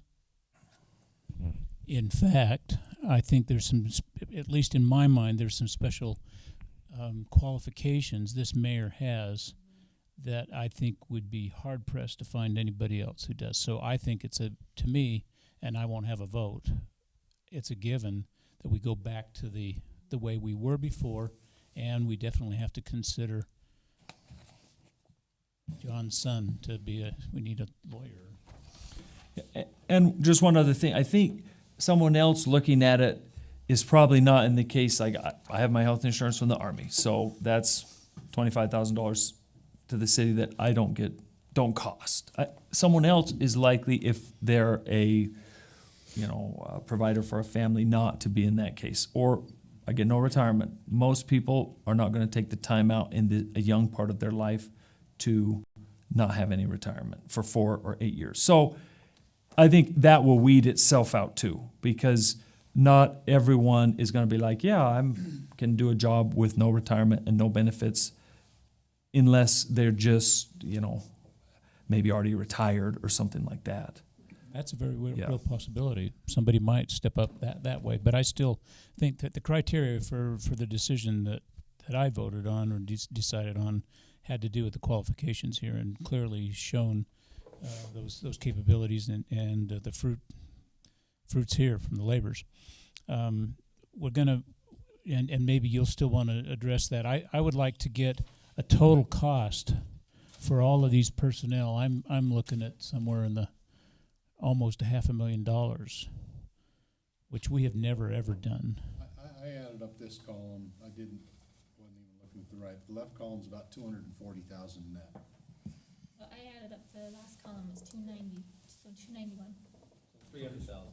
300,000. So about 500 and some odd thousand. No. If you get 300. Well, you're gonna have those ones that are. The final column is the total. Was that taking out the positions that were eliminated? Yes. Okay, but then there's also Get added we- back we in at some point in currently time. pay our city attorney contract roughly 70,000, It's programmed in the budget at 55. 55. So that would need to be pulled out too. That's not on here as a minus. So. Well, that's before benefits. So just one other thing to know. And again,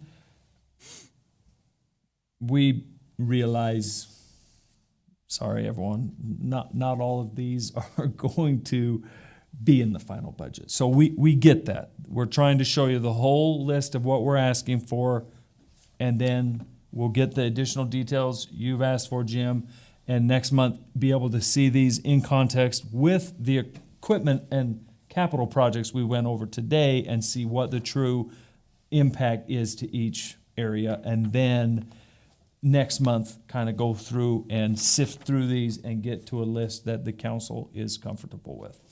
So that was what we're kind of planning to do. So just to finish that request, we need a total, and then we also need what the cost is going to be for the 3% across the board.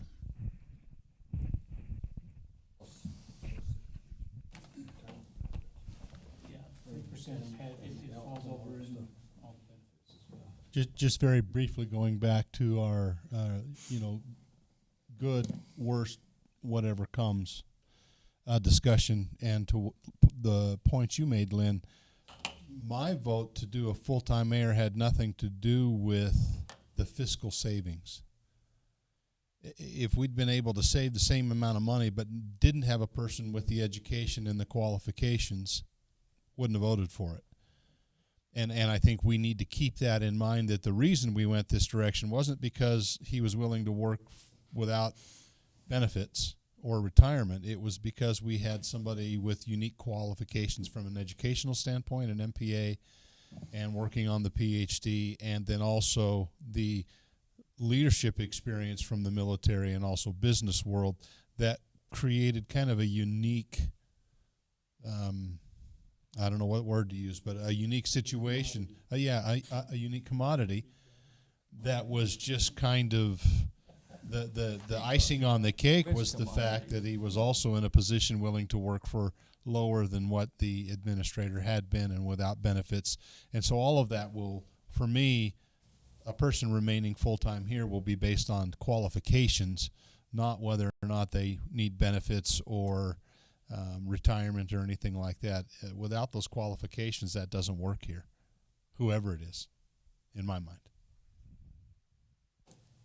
So now at least two of us are on record for. I thought there was three. There are three. Did you say? Yes, you did. Yes, you did. I'm like that No, it was person you in two. the video, the mute. Okay? Any other discussion on the proposed personnel changes? Okay. Then last thing, at least can we give you the utility rates? And then this is the last thing. To take and study the next month, we'll push the RDA and economic development to the next month because there's no major changes. It's kind of just the same thing. No, it's it's we got to spend money to make money. So, okay, utility rates. Let's go then to that, John. Page 116.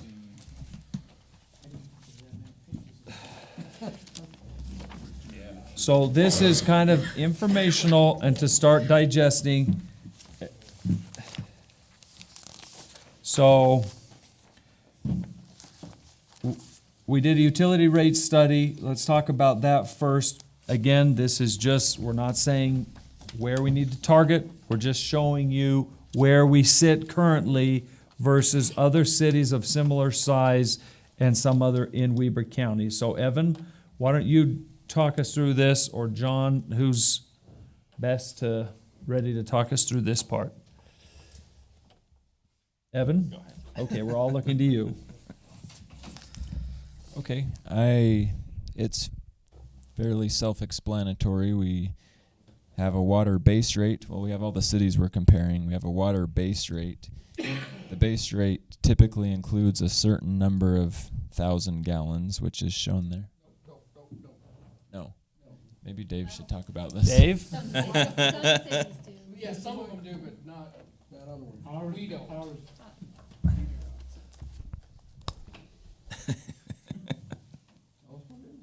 Well, so ours isn't. I don't know which ones we should have. So all I know is North Ogden and Ogden City do not. There's just a base rate, and then you pay Per 1,000 gallons. Per thousand. Oh, okay.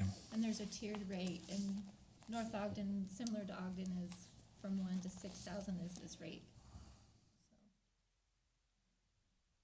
Okay. So, but there are some. significance of those numbers all through down through here. South Ogden has 4,000, what does that mean? So some of them are that exactly what Evan was saying, that you do get 4,000 as part of your base rate. Some of them, that's the cutoff point where the next tier begins. Start paying for every 1,000 gallons. So, so we pay a base rate plus so much per 1,000 gallons. Yeah, which is most people. I mean, across the board. Over 6,000, we start paying. No. base rate. No. You We pay pay per 1,000. per But at 1,000 6,000, Oh, okay. the rate jumps up Okay, again on alright. that It second was tier. designed so that when somebody did 6,000 gallons, that was the average cost before we made those rate adjustments. Now, right off the top, we needed $3 in the other category. Do we have a utility fee? Transportation utility fee. Blue Star's total at 56, 17. Right. We are the only ones in this slide. I don't know why it's not on there, but we're the only ones in this slide that actually have the. Yeah, but some have other fees. No, absolutely not. Yeah. So looks like we need to relook at this to make sure we're comparing apples to apples. The sewer rate, I'm thinking, is probably a fairly good comparison, though. There are some sewer rates that are based on water usage, but most of them are not. South Ogden is an example of that. But Centerville's sewer rate is really $5. It might be based on usage or something. I can't imagine It could be. it would be that low. Most don't use Weaver. Or No, maybe but they're in better. North Davis Sewer District, and it's similar. Septic tanks. the garbage rate is the charge for the first garbage can. The recycle rate is the charge for the first recycle can. In North Ogden, we don't charge for the first recycle can, but we do for the second. Do you charge for the first one? Sorry, this is the monthly. Yeah, that's just for the cost of the can. The storm drain, 61. I think those are. 61 cents. I think those are reliable, except Brigham City does charge a storm drain fee, because I live there and I pay it.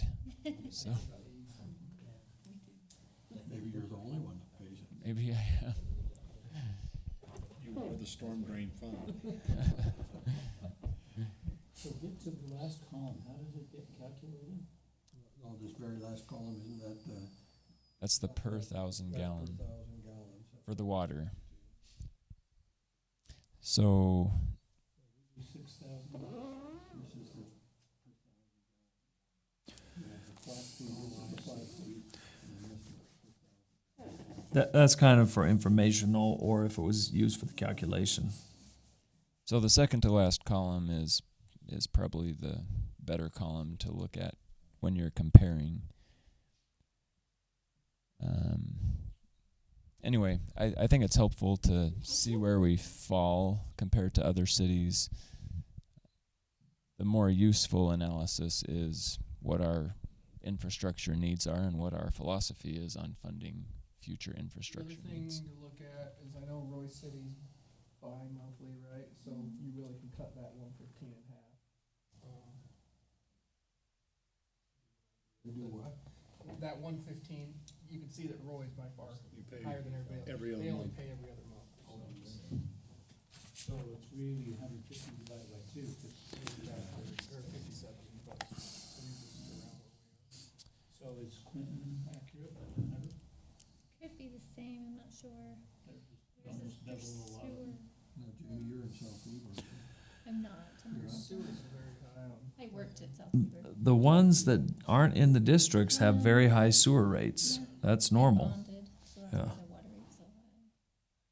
So, and there's, little ins and outs here with these a lot that make hey, yeah, we're missing the sewer rate here or there, but this still tells us some really good information in general that our rate is certainly among the lower rates for cities of our size. So again, what you want to take from there is up to you, but that's where we're sitting right now. And I think a reasonable extrapolation is we're probably not saving enough to never bond for future infrastructure at these current rates as well. Comparing to our peers, who many of them are not saving enough to avoid bonding, well, we're probably not either, if that's our long-term intent. So that's kind of a conclusion I would draw from this. We're at the very low end of the spectrum of utility rates. So chances that we're therefore also saving enough for all of our future infrastructure needs is probably not high. Any questions or discussion on this before we go to the next one? Are multifamily the same rate, right, on water? People live in apartments, duplexes, fourplexes, these multi-family units we're gonna build down here on 1700, are they gonna pay 1092 for water, or are they on a different rate? They typically get a different rate, in particular for water meters, because the meter usually is a larger meter that serves several units, and so it's paid by the HOA or the landlord as opposed to the individual tenants. So the rates are different for water and sewer, and garbage, because usually we require them to have their own on-site garbage taken care of. See what their water rates are. I'm kind of familiar with the impact fee differences, but I haven't a clue how we charge water. Yeah, some of the smaller ones, like a duplex, might just have 2 meters and it's the same in that case. But then some of the larger ones that share a meter, it's going to be based on the use of everybody in one big pool, and the HOA pays it. We just don't have a ton of those, just so I could think on 20, 50 there. There's some apartments there that share. Share one. But these ones right on 2550. They all have their individual meters. Have their individual meters. Except for Three Fountains is the only one that does, or that has a big Shared. master meter for the whole complex. But Sunbrook and some Browns farm, Farm, they they have have their individual meters.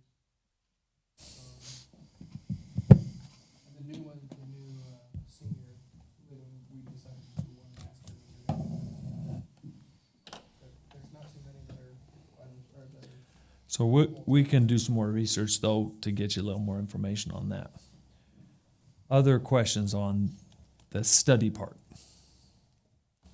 Okay, let's go then to what if there's some increases we're recommending no matter what that are related to items out of our control, like the garbage rates from Weber County, the Central Weber increase, and stormwater to comply with the EPA plan that we presented to you a couple weeks ago.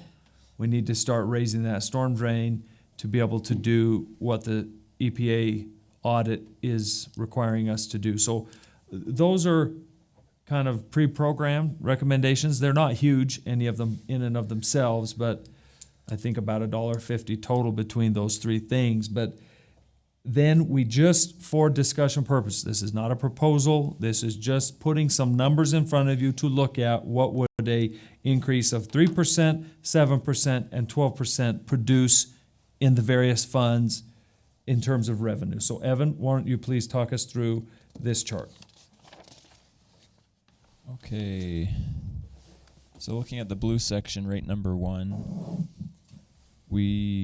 in this section, you can see Central Weber is increasing by 2.7%, and that was based on their calculation of their increased fee to us. So it's basically a pass-through where the ratepayers would cover the cost of the increase. So 2.7% comes out at 41 cents per month per account. And that generates $30,000, which we would, send to the Central Weber. Looking at solid waste in rate number 1, we put in there a 6.2% increase, and our intention there is to cover the 20% increase to tipping fees. We still don't know if the 20% is accurate, but it's an estimate. And so we calculated that a 6.2% increase to the monthly rate would break even on covering that increased expense for our tipping fees. So that's a 66-cent per month increase per garbage can. Is that right, Jamie? Per garbage can. The other rates, we just put in a 3% as an inflationary increase to show the amount of revenue that would generate. Moving on to rate number 2, the green section, we put in a 7% increase. Central Weber we held the same at 2.7%, and solid waste we held the same. And if I could just add real quick why we did that.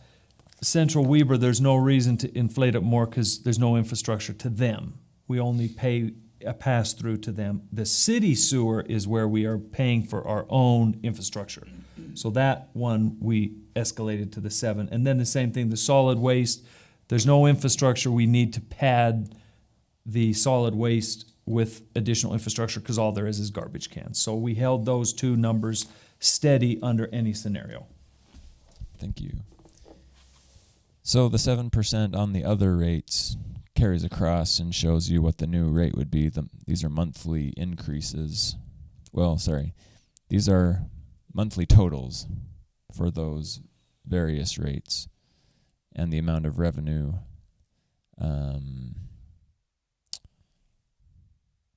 That's the revenue increase that is generated by the 7%. And then the same with 12%. So I guess the monthly increase would be $298 for rate number 2 versus $434 for rate number 3. The revenue generated by the increase, $215,000 for rate number 2, $314,000 for rate number 3. However, both of those numbers would be minus 30. If we were trying to know what amount we'd realize as a city, you got to take the 30,000 going to Central Weber out of there. Yes. And the 47 to the county. Solid waste. So 77 taken out.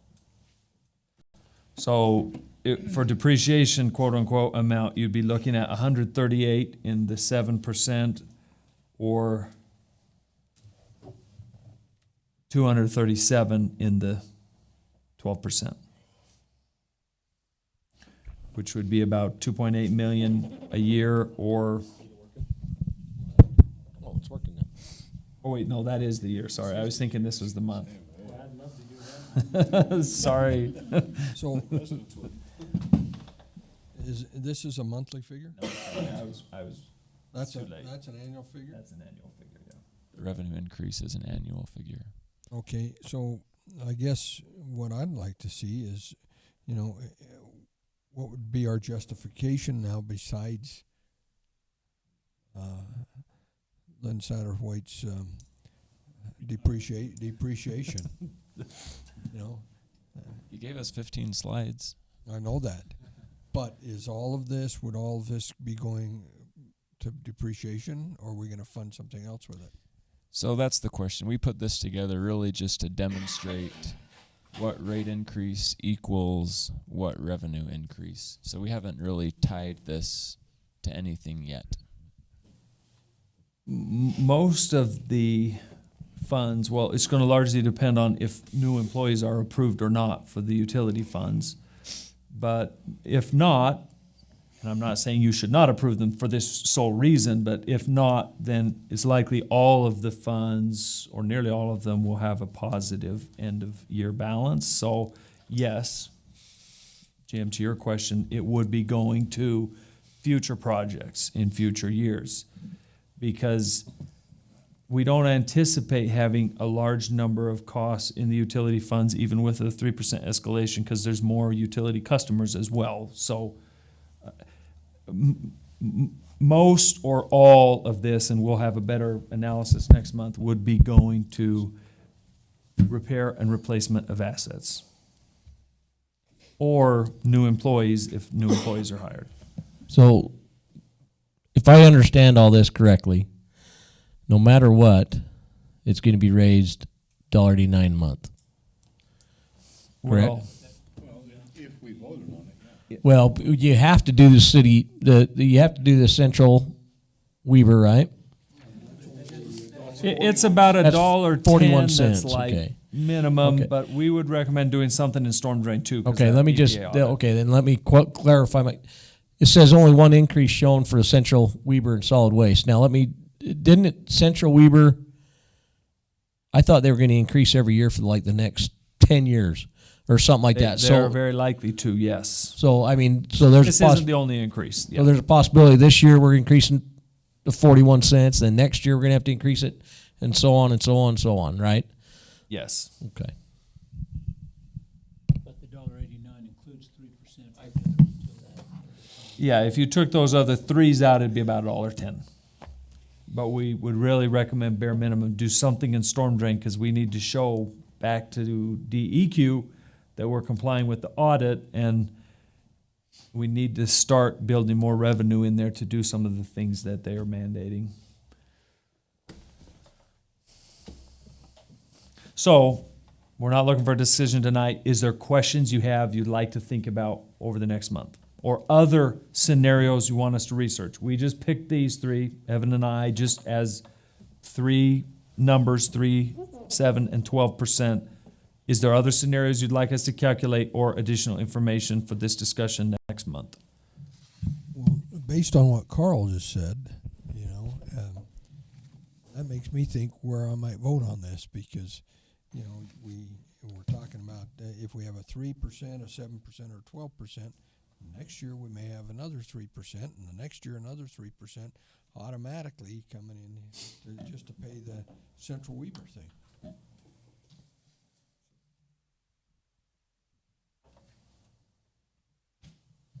And their thing, just reminder and for the record, is because of EPA requirements as well.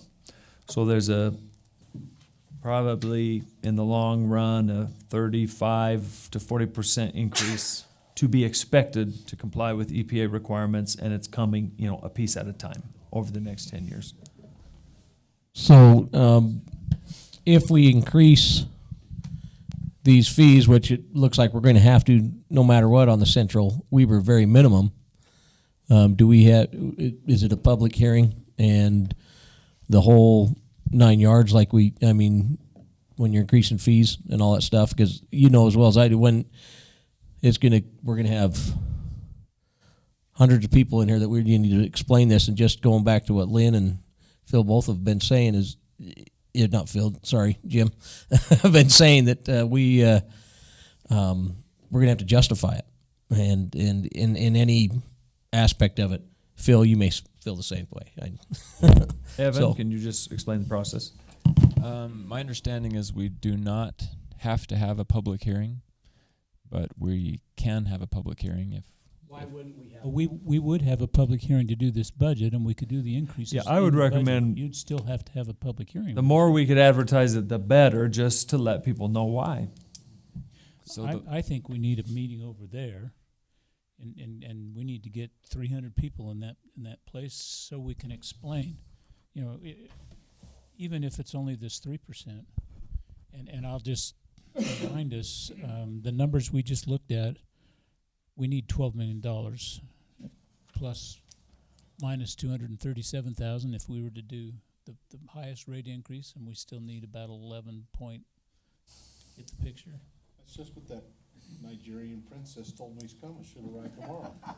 It's $12.7 million. Put Phil on the agenda in the senior center to talk about the Nigerian princess and how we're counting on. And this is really where we need the council members to give us your philosophy and guidance. We are not shoving one way or the other down your throats. We're very open to what you feel is the best approach to this.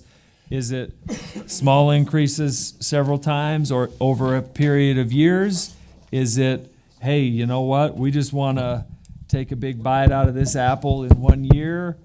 So that's what we need from you over the next month or two so we can get a proposal that you're comfortable with.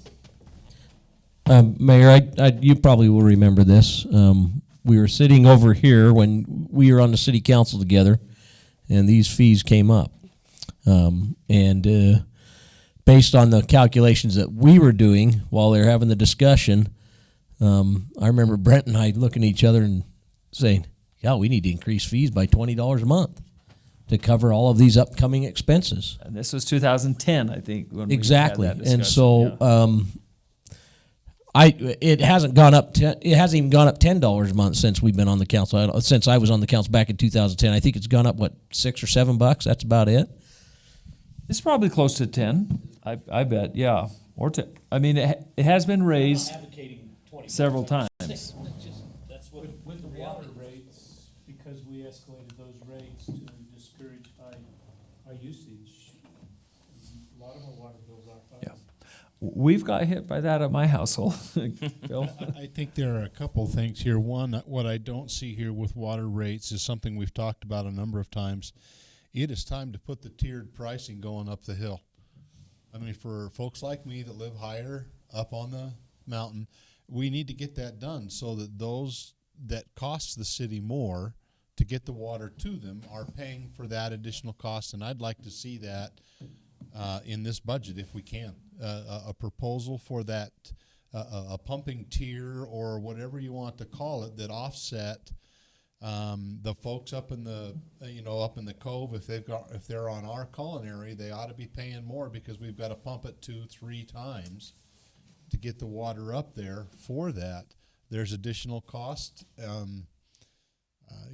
I'm with Jim. If you can get away with, if you live down here and you don't have those pumping costs, you shouldn't be paying for it. And I think that's the equitable thing to do. And I think the rest of this is just a big old double-edged sword. I think it's going to hurt no matter which way it gets swung. If we take a big chunk, it's under the assumption that there isn't some unforeseen need that arises next year. And so we take a big hit, and then we come back next year when we were sure we weren't going to, we really need to, and we've got yet another increase. If we do it a little bit at a time, is death by 1,000 cuts, and then it's every year you're raising my rates, every year, every year, every year. So I don't know that there's an easy way to do this at all. Yeah, good points.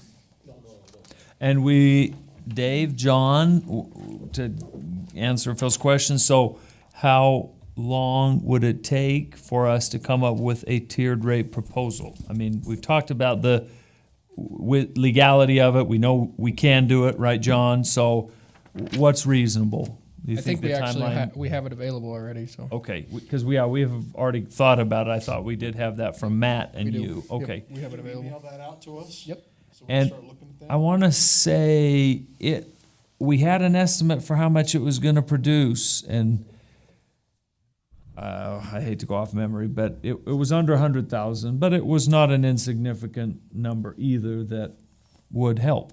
Is it like So- a pumping surcharge?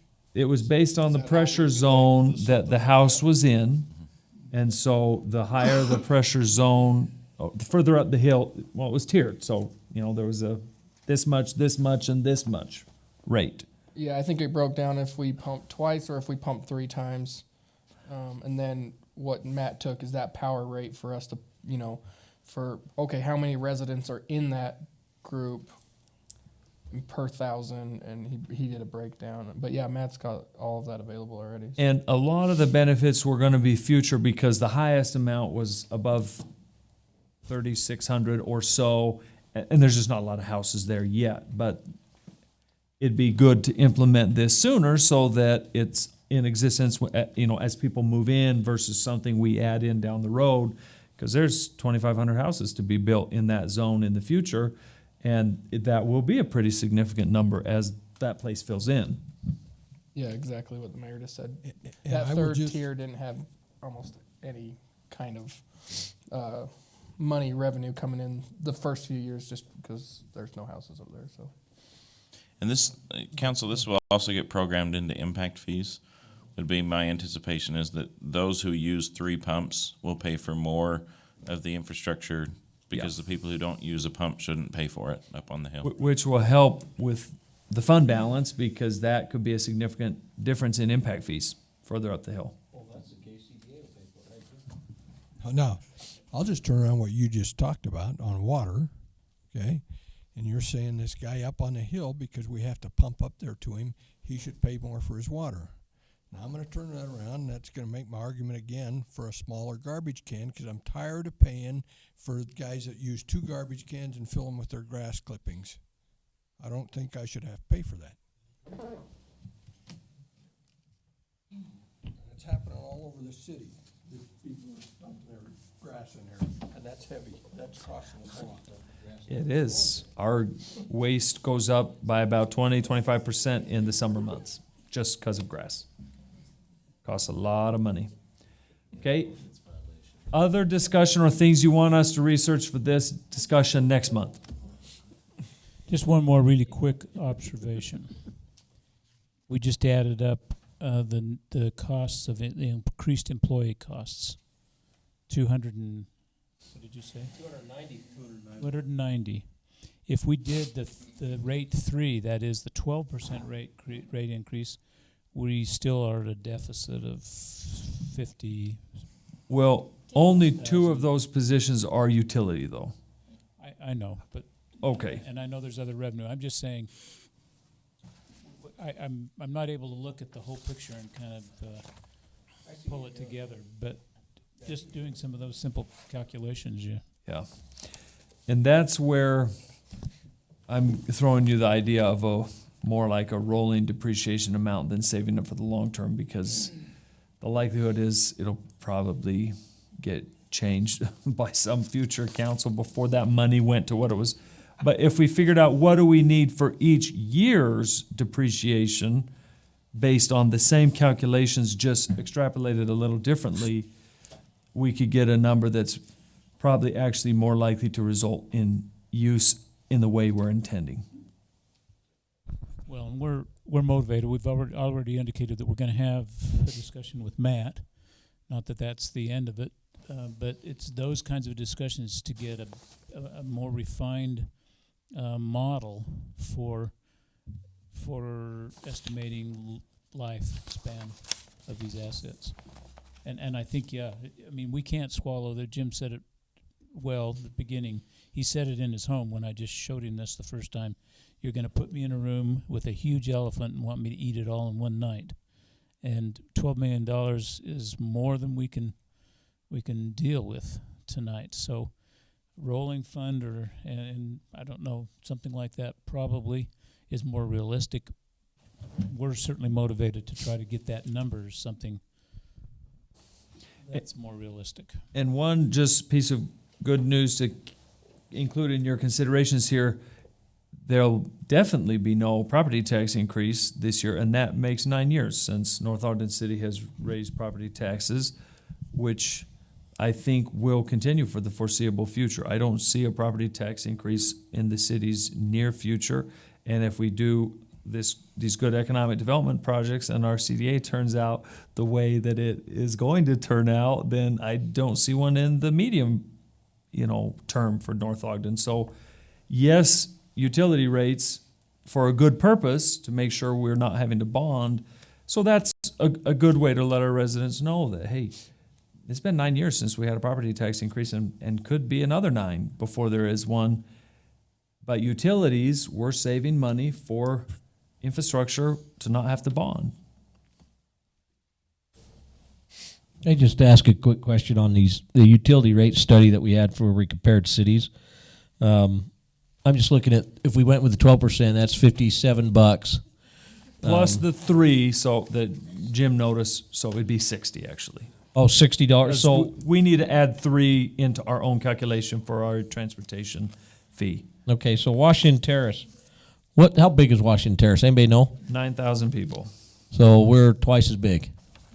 And they pay I know the population of every city in this county. Okay, but we're twice as big, right? Yes. And they pay $60. Pleasant View pays 64. How big is Pleasant View? 6,000? It's also about 9,000? 8,000 actually. Yeah. I'm just. What's that? The other thing about Washington Terrace, you got to look at that per thousand rate. It's $5. So I mean, you use 5,000 gallons. Their water goes up very quickly. So I'm just trying to compare to apples to apples. I mean, because Ogden City's a little.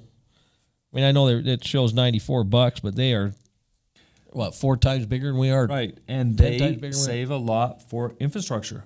Like they just had in the paper this week, some multi-million-dollar sewer line, have to do it on an emergency, and right there on Ogden North. City, Yeah. and they had all the money in their sewer fund to do it. And it was $3 or $4 million, and they had it on hand. So they have very high rates, but I know they're saving more, in my opinion, than probably we are towards infrastructure. I think they bonded for $30 million. They do bond a lot too, yes, and that's another reason they have high rates as well. But they do have a fund that had enough to do a multi-million-dollar repair, on hand.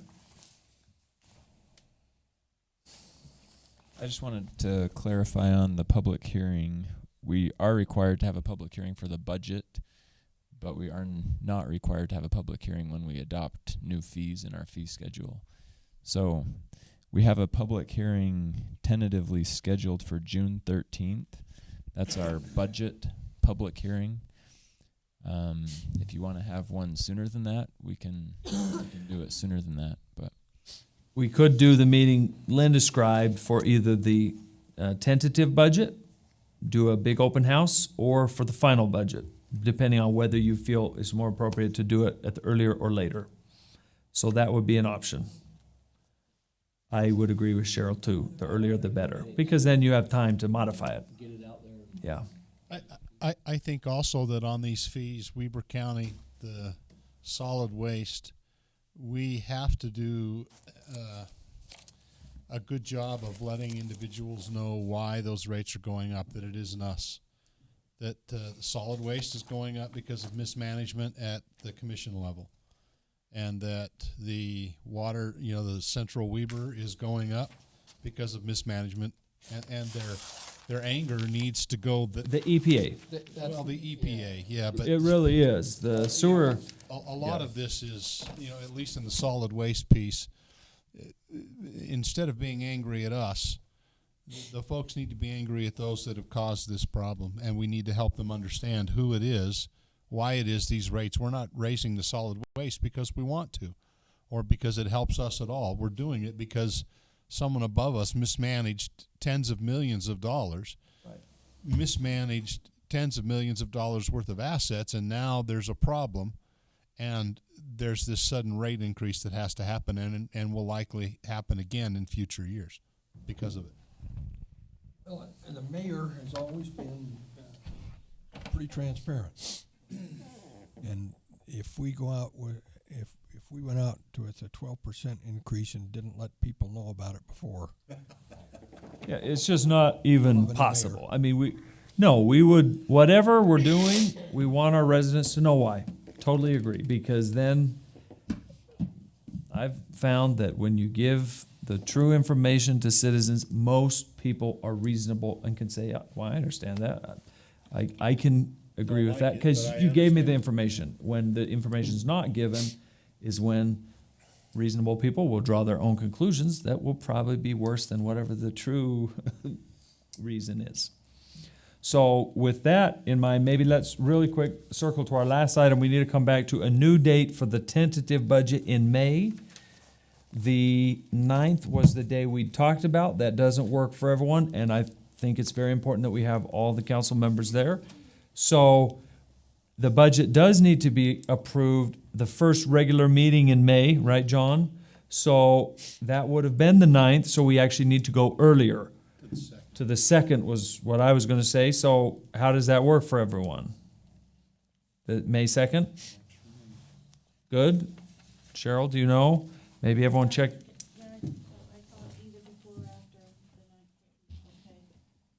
That's 4 days before my birthday, so please bring presents. It's 2 before mine. So Yeah, bring them both. Wow. Maybe we'll do a birthday party. And question, And Cheryl's is the following week. would you like to do a budget open house that night? Let people know, put it in the magazine, absolutely. Advertise on our website and Facebook page and let everyone know we know there's a lot of meetings.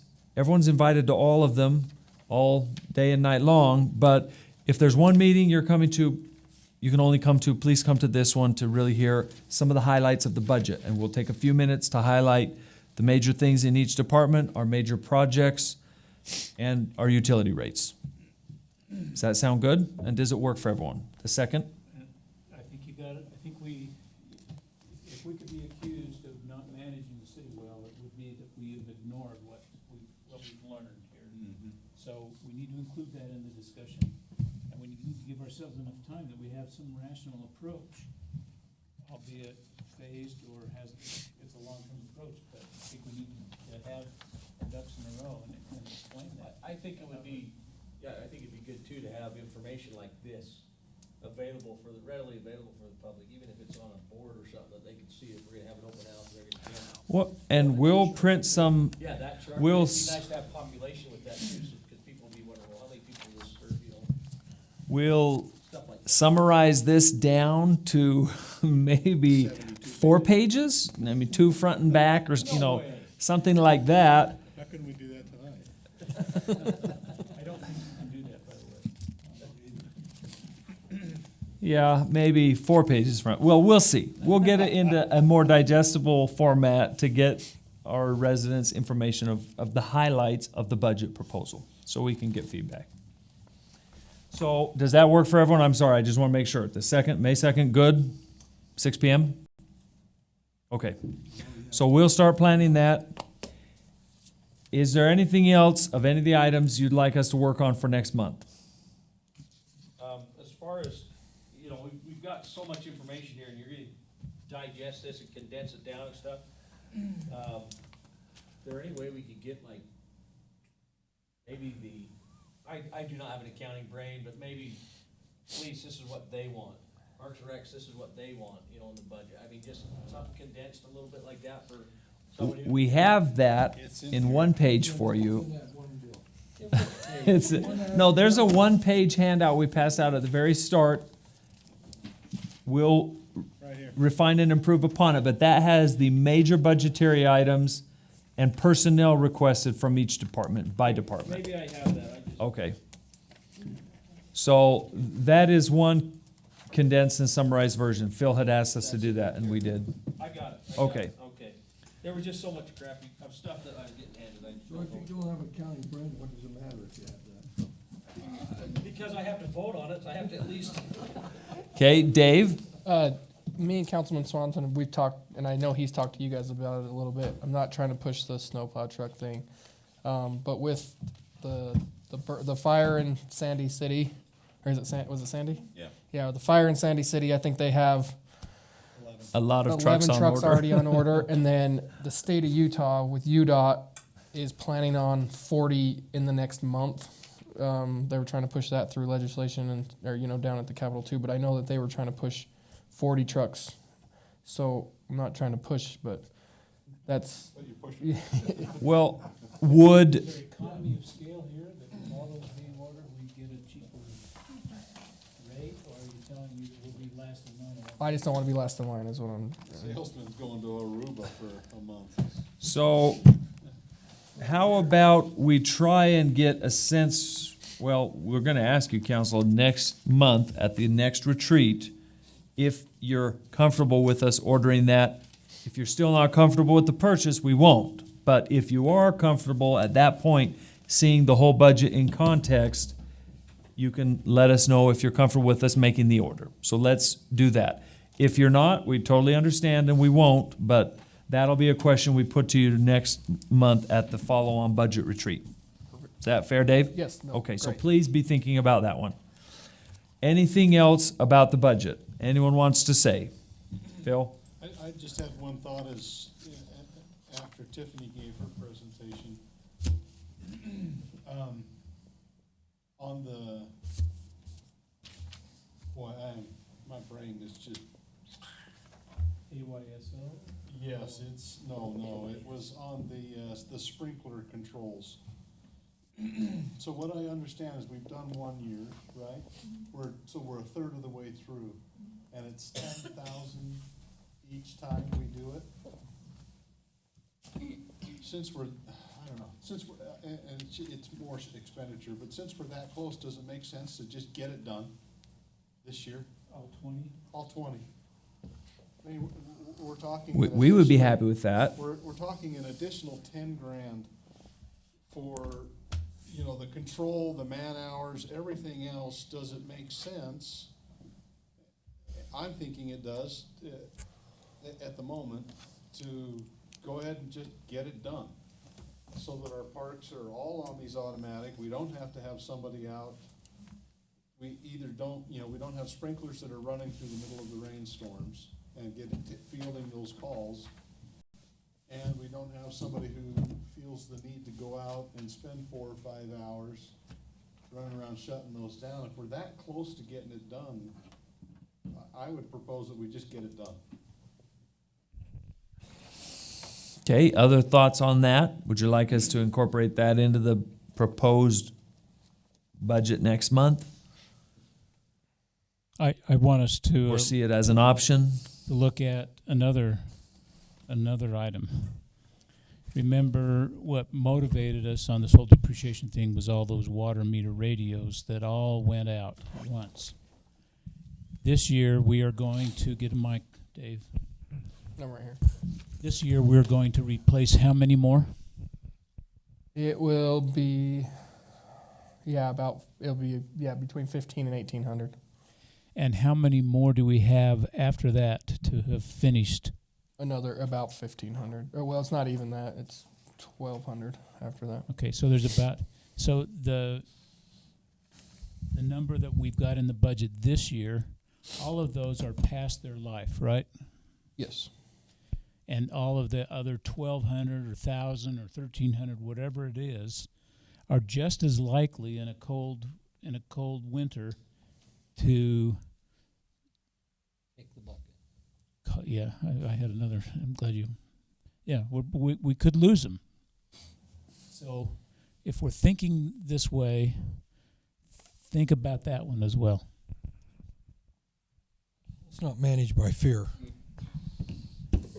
I would like to see where it affects Tiffany, what she wants more, to see the sprinklers all done at once, or she wants that full-time employer more.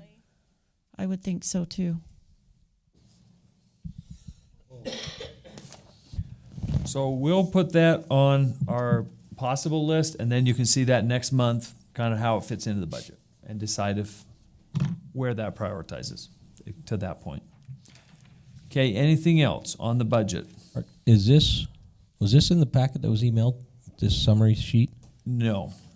Okay. That we got done yesterday. So Could you Evan could send it out though. If you could email it out and then total it up. There's probably some things we're going to add on there actually. That'd be fine. So Just- yes, yeah, and just then we'll something. send an updated one out. Okay. Anything else? If there's more, send us an email. We're going to start working on the budget proposals for next month. Appreciate everyone, appreciate Evan, Jamie, great work. All the department heads have put in a lot of work on this. Appreciate all the council having studied the materials and been ready today. I think it's been a great meeting. It's gone a long time. So closing comments, we'll just do by exception, whoever'd like to make some. Carl? Do we need to make an official motion to table the RDA economic development discussion? That would probably be good since it was on the agenda, yes. Thank you for I that. so move that we table that till next week, or do we? The next budget retreat. Next budget retreat? We have a motion and a second to table item 11 till our next budget retreat. Any further discussion? All in favor, please say aye. Aye. Any opposed? Okay, that's unanimous. Then that item's tabled. Our public comments, seeing no members of the public. Council, mayor, staff comments, again, we'll just do by exception. I'll just go around the horn. If you have something, raise your hand. Joyce, back there? Okay. Anything? Okay, great. I only have one thing. Annette has asked, and she couldn't be here. There's an event Friday night for the youth council, the dinner up in Logan that happens every year, the recognition dinner. All the youth councils from the state go up. Carl and his wife are going since she's our wonderful advisor. My wife will be there, so me and one of my children are going. Okay. And then I think they paid for 6. Right, there's some more There'll be 4 tickets, left. There'll be 4 left. which I wasn't aware of, so I'm gonna check if I can go, but any other council members, if you know right now you can go, we'd love to have you and your wife. I'll send an email about it tomorrow too, but start thinking about that. If there's someone else who could go, we'd love to send you. Phil went last year with us. It's always fun. Yeah, I Those kids are went so 2 much years fun. ago, it was great. So that is Friday night, so just be thinking about that. I'll shoot an email out, but if you can go, we'd love to have you. You think my wife would like to go? Or spouse. Thank you, Cheryl. Well said. I stand corrected, your spouse. We don't even know who she is. I want to know if Lyman knows who she is. Maybe it is Lyman. Oh, my goodness. Okay. Is there a motion Move to adjourn? Second. All in favor, please say aye. Any opposed? Okay, we're adjourned. 13 and a half hours, that's not bad.